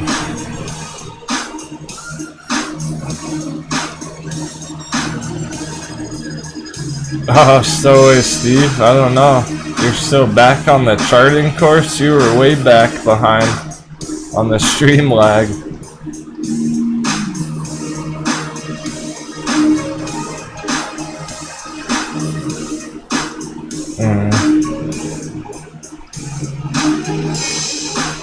Yeah, the past few times AMC went over 60, got pushed right back down.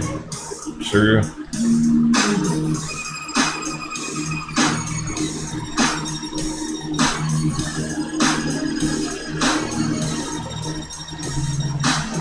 Neo could run for power hour just because it's been generally bullish. We're seeing some slight bounces. Huh. It's probably just the end of day bulls stepping up to the plate on this green coming through right about now. Because even like CCIV is putting a little green finally. Seeing some end of day greens starting here. Nothing big yet, but oh man, I'm crossing my fingers for it, guys. I would like to see it happen. See ride keep climbing last 30 minutes of the day. Like Nvidia finally green, NIO finally. Funny how people are saying finally, like Virgin Galactic, finally, some green, right? After all these red candles, finally, a little green. But it's not a strong support there on Virgin Galactic, it just, that might just be the end of the day bulls buying it up right now. Not really convinced about a bottom on that yet, about a bounce. Not whatsoever.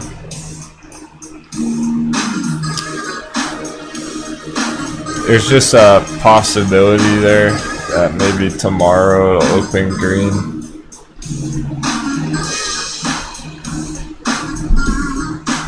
No certainty.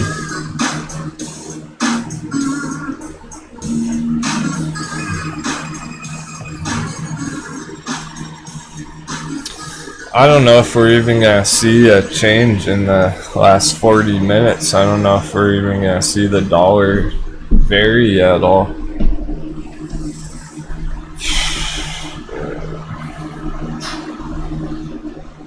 At this rate, we're probably going into tomorrow. We're probably looking at more BS tomorrow, more sideways, more choppiness. Hopefully not any red, but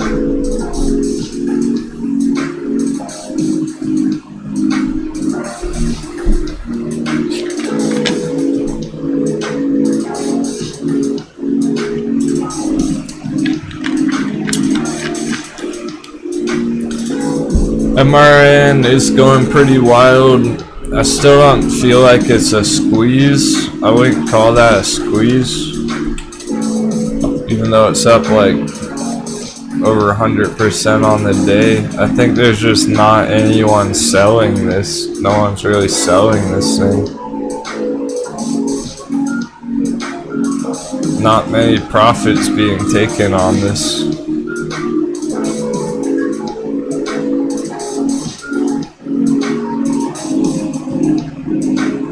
However, I would not expect it to just keep going straight up, guys. This doesn't mean that big 100% day on it. It doesn't mean it's gonna do it again tomorrow.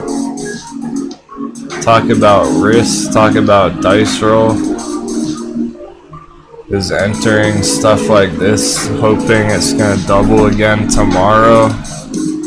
Yeah, looks very topped out. I mean, if it's not yet, probably soon. Too close for comfort on the indicator. There's no good entry right here. MRIN. So I like what it's doing. I think it's pretty cool on this chart. I wouldn't be entering this right now. That's trying to chase the price. That's FOMO buying at its finest. Is FOMOing into MRIN because it's up 100% today.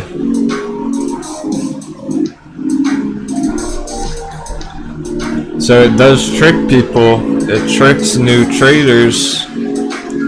They think, oh man, look at this thing go. Like, no way it's gonna stop now.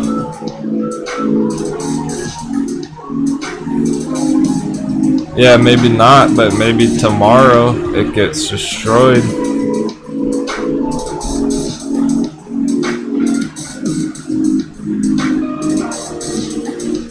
Yeah, someone mentioned that about MindMed the other day. So MindMed, let's see, is again, it's down 5%. So it's literally, it's like everything 5% red today. Even MindMed, which looks so good long term, and it totally is at like an entry support area. Nothing bad about this chart really on MindMed, but even that is down 5% today. So the charts aren't really mattering right now today, and therefore I find that frustrating. I find that aggravating when we've been charting MindMed for weeks and months now, and it doesn't even matter on a day like today because of all the BS going on. That's what's frustrating about it, because it's like, what's the point of charting it if the chart doesn't work? Like, we need the charts to be respected. We do need the technicals to be respected, and they're not really being respected today. The support levels aren't being respected. So like on Virgin Galactic, for instance, the technicals don't matter right now. It's not being respected at the 40, you know, that 48 level, whatnot back here. Where it tried to bounce a couple times. These are more technical. It's not being respected really. It's just going right through it, regardless of the technical support levels. We like it when our technicals work. We want, if it comes down here, we want this box to be respected and bounce from here.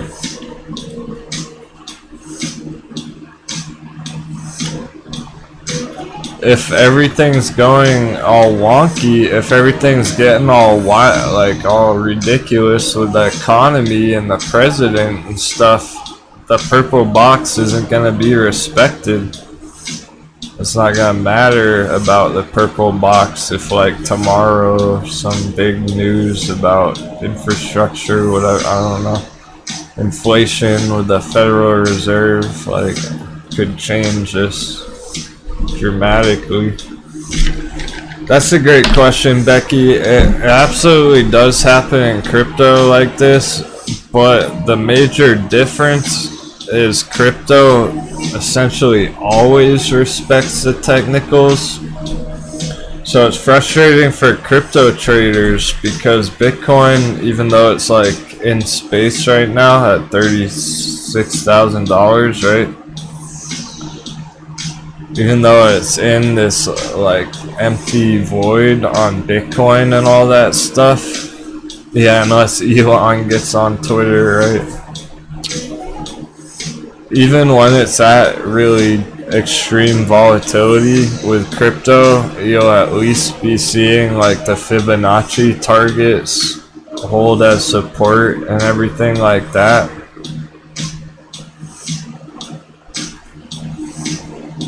We're not seeing these supports hold in the stock market really. Because with crypto charts, that's all you have on the chart. There's rarely like good news or announcements about crypto that affect the chart, so it's like completely based on the technicals in crypto. Whereas this, the news cycle really changes stuff every single day.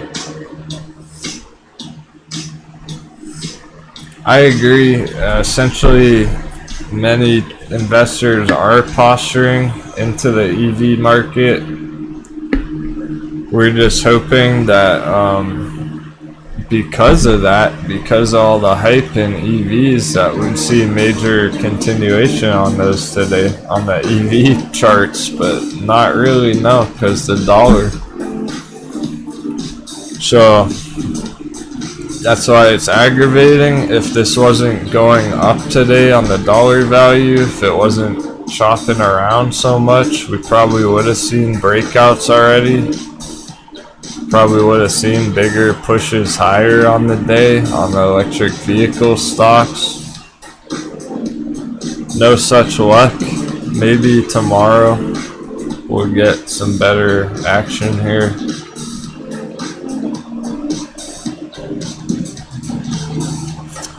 Komodo.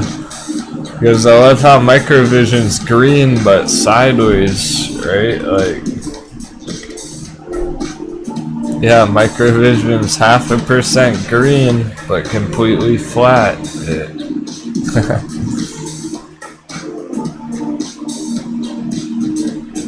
Will Ferrell voice, that's Oprah voice.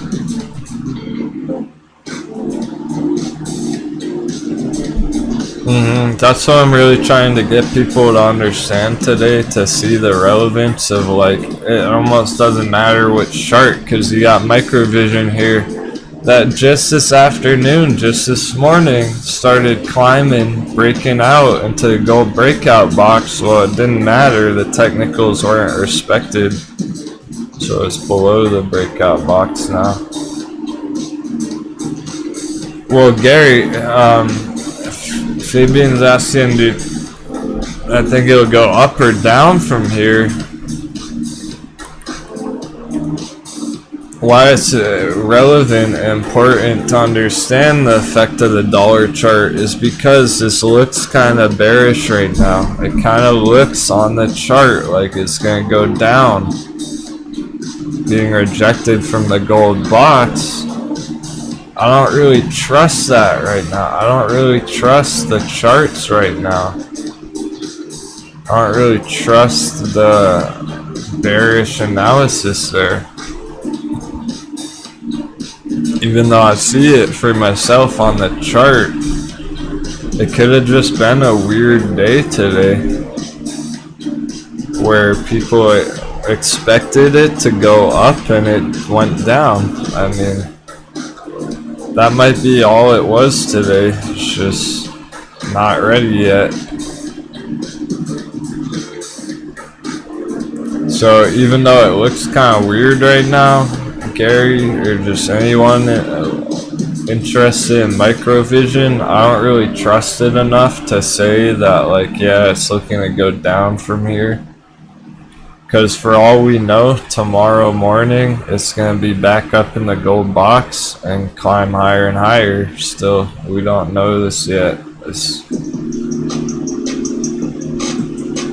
We We need the technicals to be respected here, get back in the gold box, and then I would be more confident about that continuation. Until we see that, the chart looks bearish, but that's kind of the point. That's the mind game. All the chart, what chart doesn't look bearish, essentially? AMC looks bearish right now, like, so, okay, workhorse doesn't look bearish, 1750. This one doesn't look bearish, this looks like it's blasting off, so all day long, sideways BS, end of day, starting to pop on workhorse, finally. That breakout from this morning, we've been watching all day. It looks like it's just getting started now on workhorse.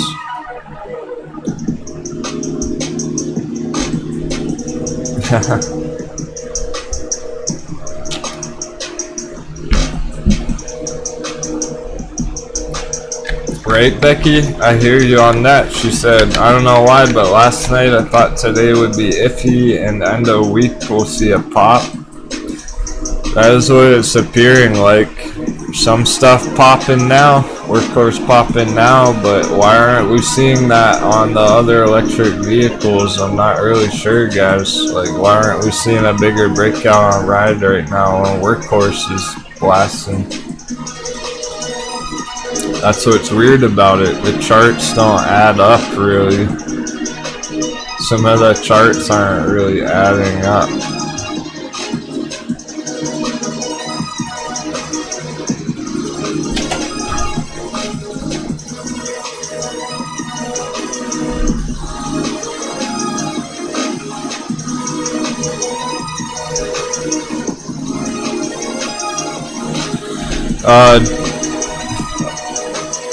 True, workhorse pretty much was the current one that was currently breaking out this morning, so that was one of the faster movers this morning. Maybe that's why it's popping before the others. As for the indicators on SPCE, JBake, I don't think they're gonna be very accurate either. You can't rely on the indicators or the technicals right now.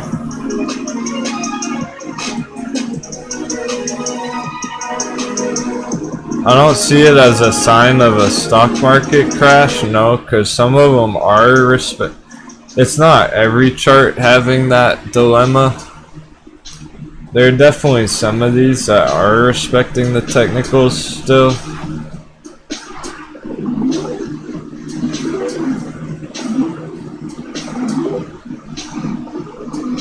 If none of the if literally like nothing was making sense on the charts today, maybe.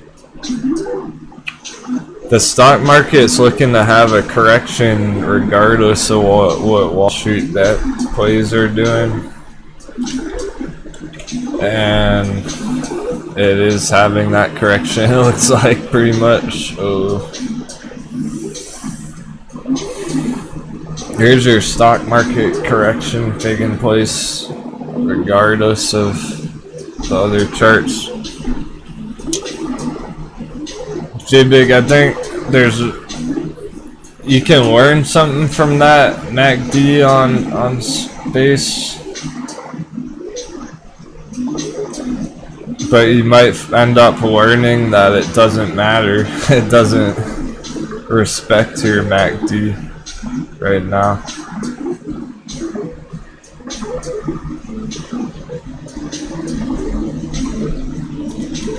Let's look at it. Yeah, it's like maybe you can try and find the perfect bottom. So the MACD. So I suppose you're looking at this down here, most likely seeing this very low. But then you gotta zoom out and realize that, like, on the hour chart, this hasn't even, could come much lower. on the hourly chart. So that MACD isn't gonna tell you very much right now when you start zooming out and realize, like, well, on the 4-hour, the 4-hour MACD has not even had a bearish crossover. Like, what happens if this crosses over? There's a lot of up in the air on those indicators right now. Yeah, you weren't even thinking that far last week.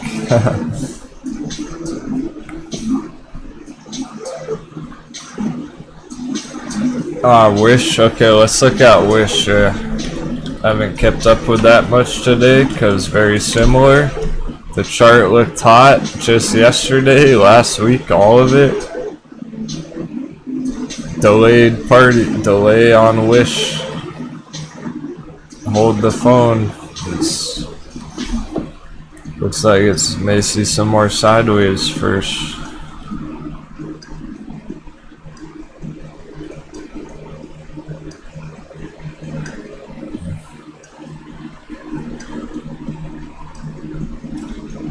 It's feeling like things are getting delayed, getting extended, taking longer and longer.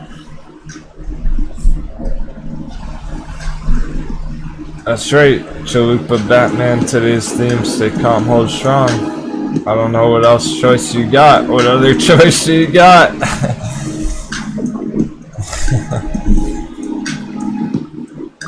If you're bullish whatsoever, what other choice do you got? Some people got lucky on some nice trades today, it sounds like. King Genie, you get in on that?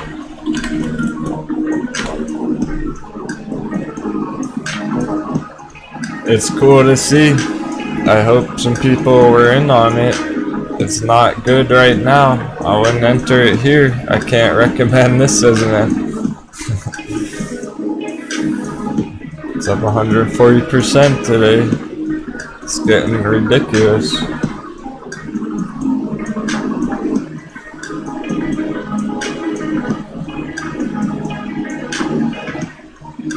You might as well go to the casino if you're entering here trying to get another pump out of it. Maybe you'll get lucky, but that's all it'll be, is luck here. Otherwise, it's reasonable to expect a correction, MRIM.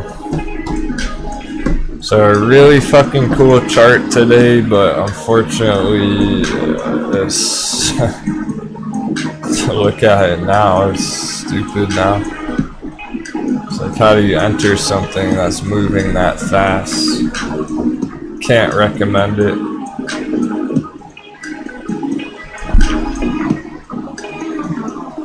I was just on Wish, so it's like it would have been cool to chart Wish some more today as well, but we don't got anything to chart. It's done exactly what the others did today, which is go down 5% red. Everything 5% red today, whether it's Wish.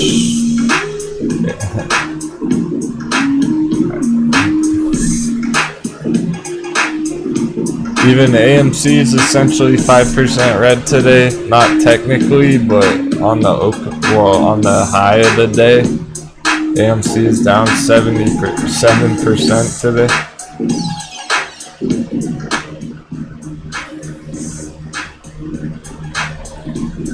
CCIV taking a dump, yeah, kinda. So it's crazy because, like, MRIN, let's go back to that again. Popping around them all, comparing and stuff. What's crazy about this MRIN chart, I kinda wanna short that thing right now. Anyway, that looks like a better short scalp opportunity. Still risky. Anyway, my point is, we like to find these things when they're down here. You can spot this. You can practically see this coming back here on this breakout, right? Look at that right there.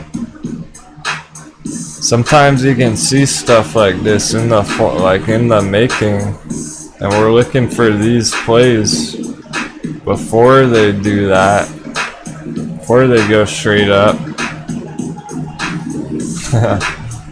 Hey, what's up, MD? Yeah, you got it, bro. Thanks for the support. It's the only thing getting me through the day. So what's really wild is some of these charts look like this. Some of these charts look like they want to do stuff like this.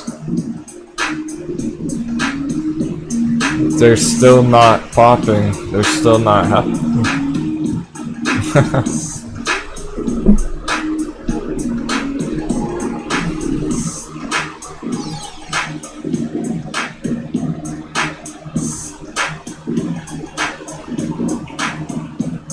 Which is gonna be why it all comes down to tomorrow. VIPs. VIP shop. VIP shop? What is this? VIP what? VIP. I'm kind of curious. VIP shop. Oh, cheers, yo, easy. Yeah. Thanks a lot, man. Just for the kind words.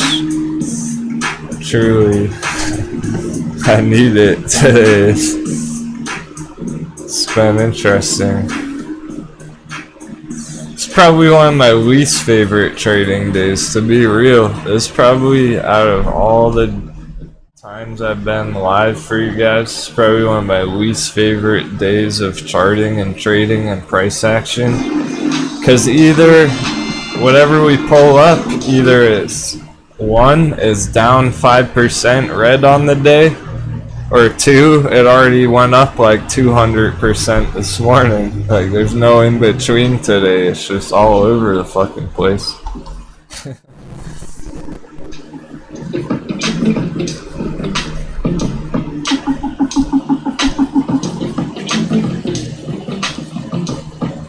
I told you, David. Yeah, 47 may not hold on space. I don't think it will, dude. At this point, you can't count on those indicators right now. It is off, yeah. I really think it's going to like $40 on SPCE tomorrow.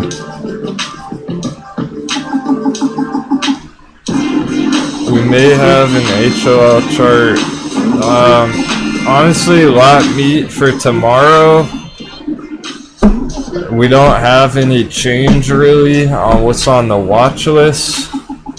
The morning's gonna be really important if we see green openings or not on like all of these charts.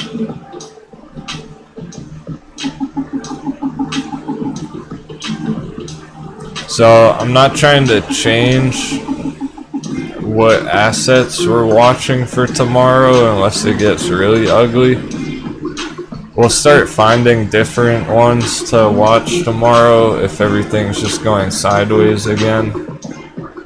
But I'm crossing my fingers that tomorrow we'll actually see a nice green opening and maybe we will get a good day tomorrow. That's what I'm hoping for, guys. I don't want to see another day like today, tomorrow, of this, all this not. I don't want to see ride 5% red again tomorrow, okay? I don't want to see CCIV down 2% again tomorrow. I want to see these turn around tomorrow. Hopefully this is just temporary red coming through on these charts today.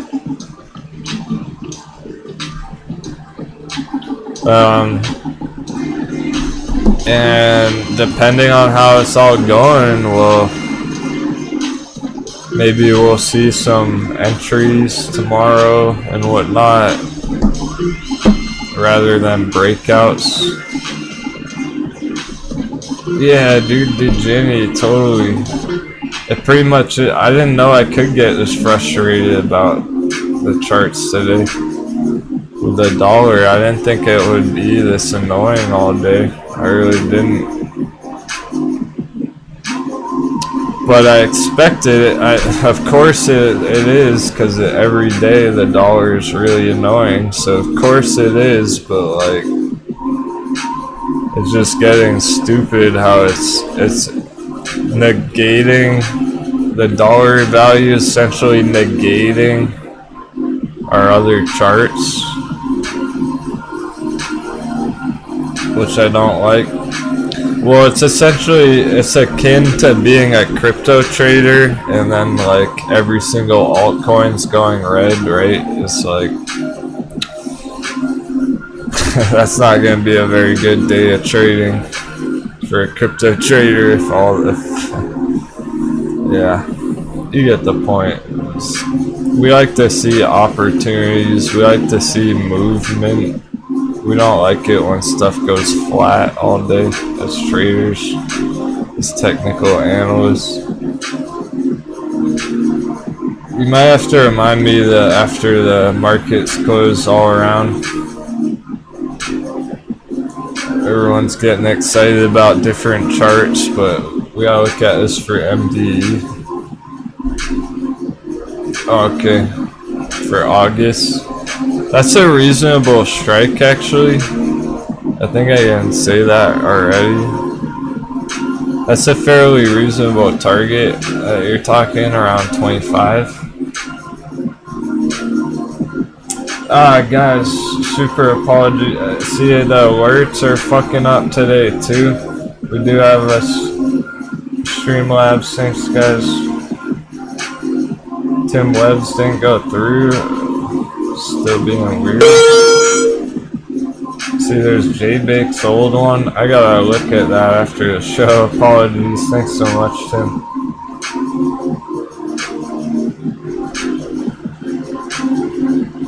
Let's see what I can do about that after.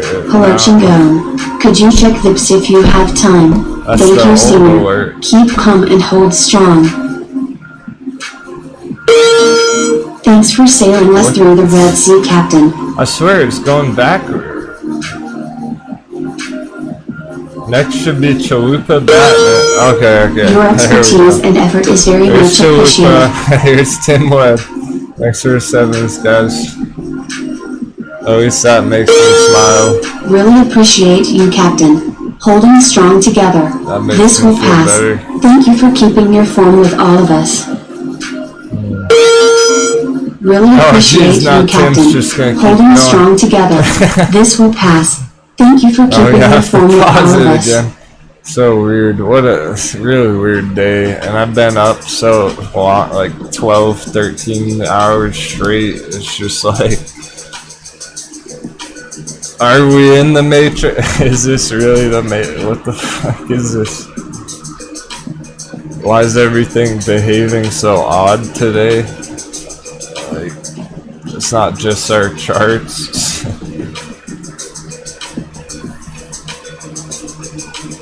What I like about VIPS is that you're talking about $25 target area. That's pretty reasonable on a potential bounce down here by the moving average. So yeah, I think you have a nice target, a reasonable target for long term there. So there shouldn't be much risk involved here for holding it. I don't know if you entered down here MDE or anything, but you said you were holding it. So if you're just holding it, you have a nice uptrend still. This appears to be working its way higher. But yeah, it is a long-term chart. It's a bit of a slower mover, so it's tough to say if this would take a matter of weeks or a matter of months or how long for a bigger push.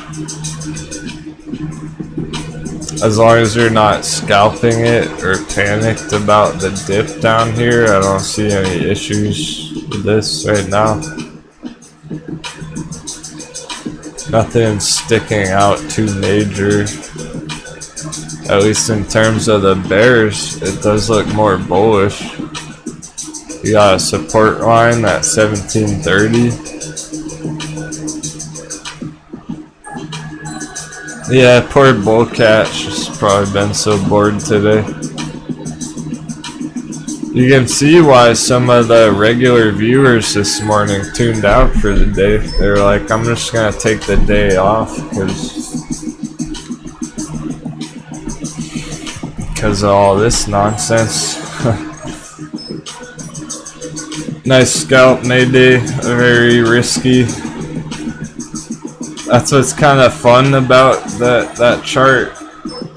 The ones that are absolutely mooning today, they're high risk, high reward. Like maybe you can snag a quick 30% if you're lucky, but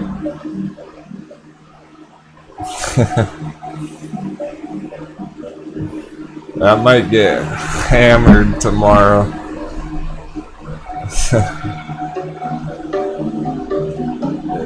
The ticker's slipping my mind. One of those was up 200% today. I don't think it was MRIN, it's that other one, but these ones that went up are, yeah, it's getting hit now. There's definitely resistance, bear box right here in red. B square, thanks Chris, B square.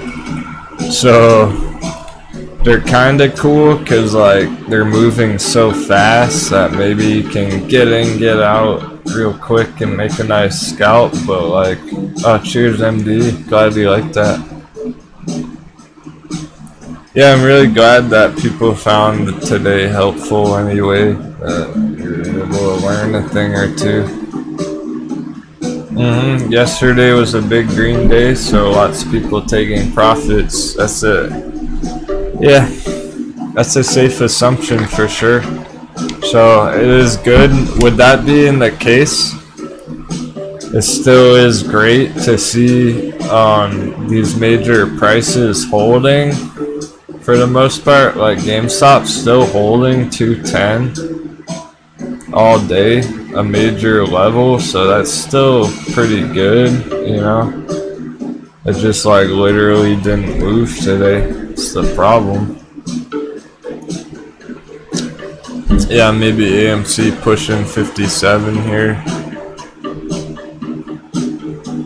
But with 7 minutes to go on the close, we're out of time on the day.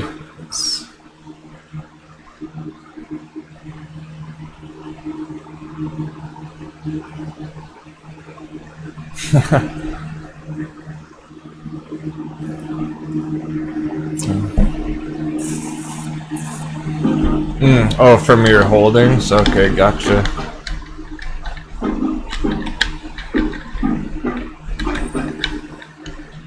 Yeah, today was more of a day for holders than it was day trade. Definitely not day trader's paradise today. This morning, very interesting, but yeah, you don't become a pirate during calm waters. Nick's taking his dinghy to the nearest tavern.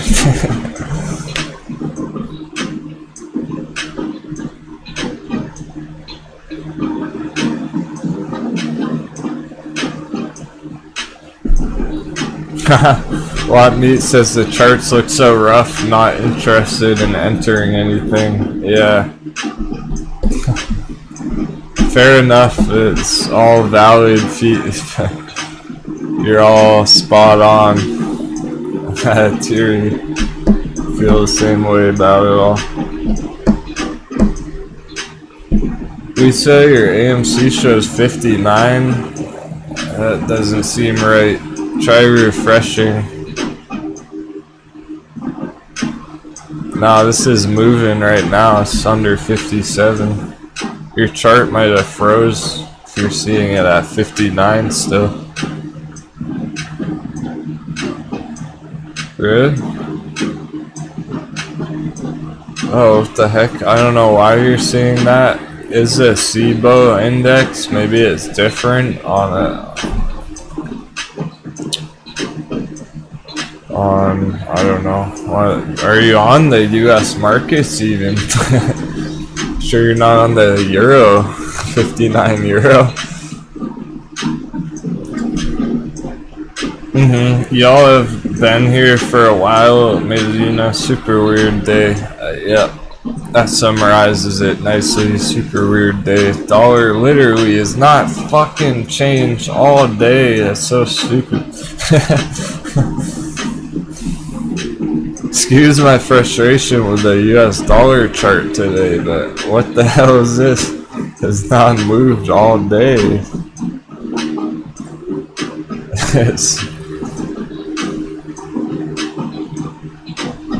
Gosh, I'm glad I'm not a a foreign currency trader. If you had to trade this chart all day, you're screwed. Luckily, we can just check it out once in a while and see how it's going on that chart. We're not actually trying to trade the value of the dollar chart. Forget that. Yeah, I totally feel you guys. I was thinking about throwing out a last minute order here, but at this rate, I don't think I'm going to. I was thinking maybe like another entry on Virgin Galactic or something, but shit, or just gonna have to wait till tomorrow. There's no reason to enter right now when tomorrow's totally up in the air. And then, oh man, after hours is gonna be interesting too. What in the world after hours is gonna happen today? The charts failed. We didn't fail. The charts failed today. It didn't mean much at all. Today, we needed to enter.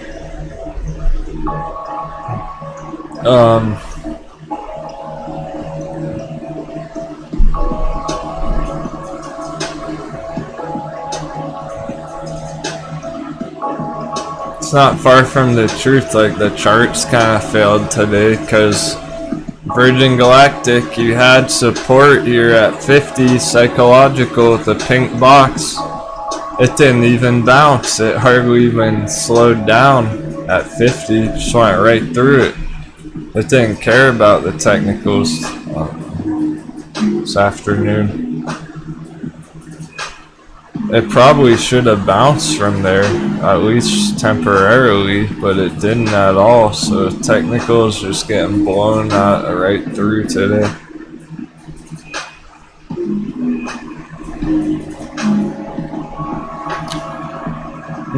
Yeah, essentially today was one of those days where it was like,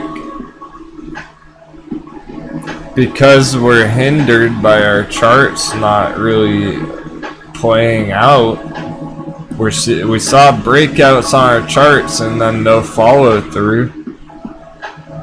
Well, because of all that, it's like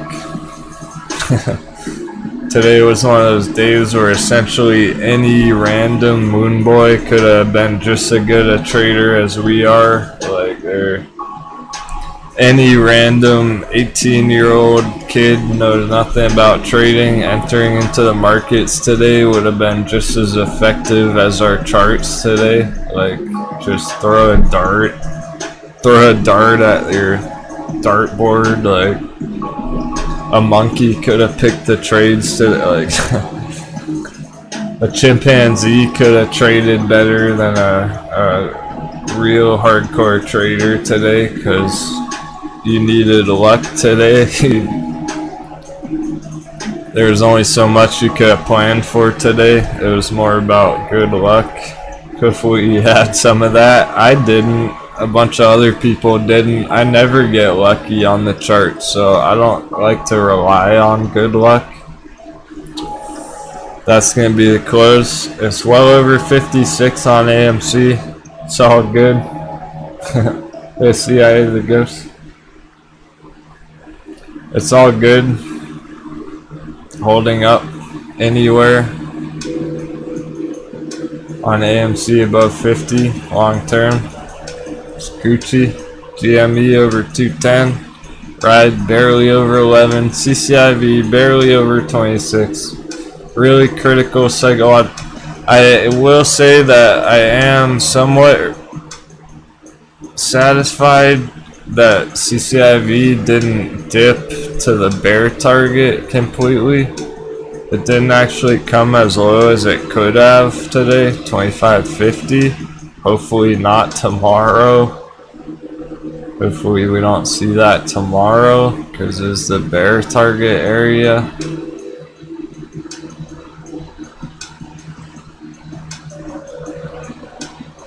Hey, oh snap, I'm gonna have to cover that for you tomorrow if you don't mind, if you come back tomorrow. I'm about to wrap it up here, guys. That was a weird day. Let's just summarize some stuff.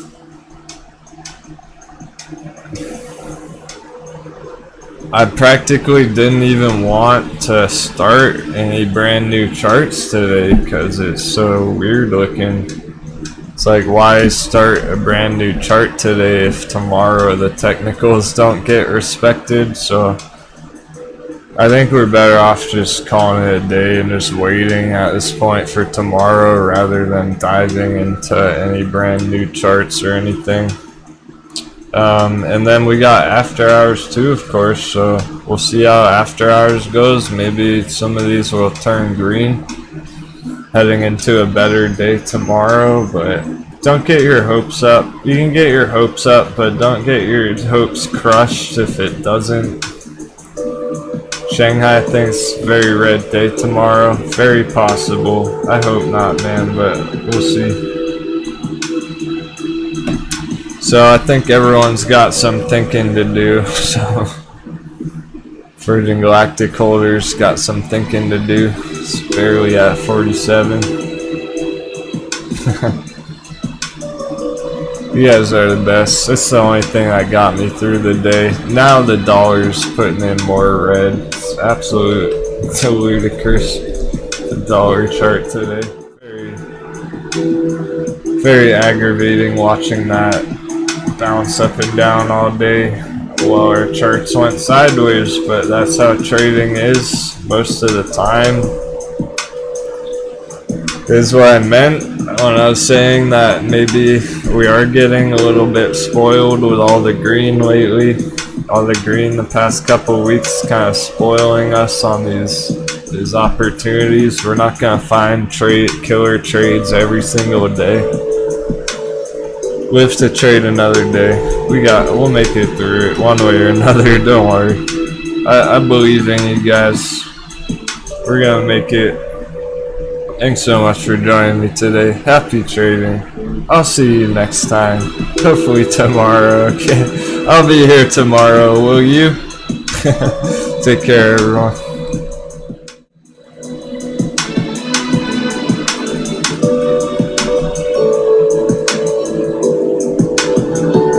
Try and fix those alerts now.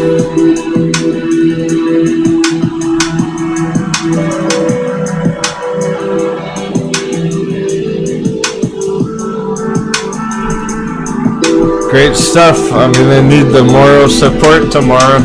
Don't leave me here all alone if it goes red all day.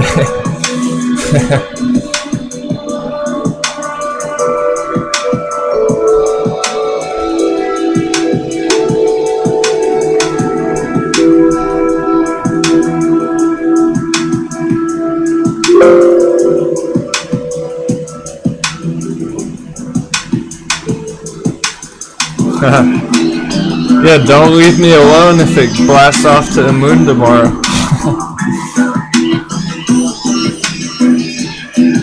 Yeah, we might need to pop the bottle of rum tomorrow for all the wrong reasons.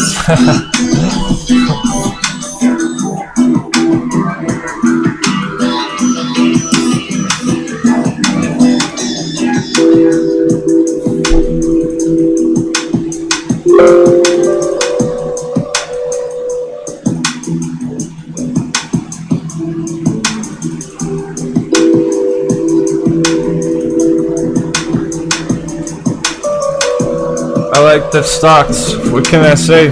One red day is not going to change that. Have an awesome night, y'all.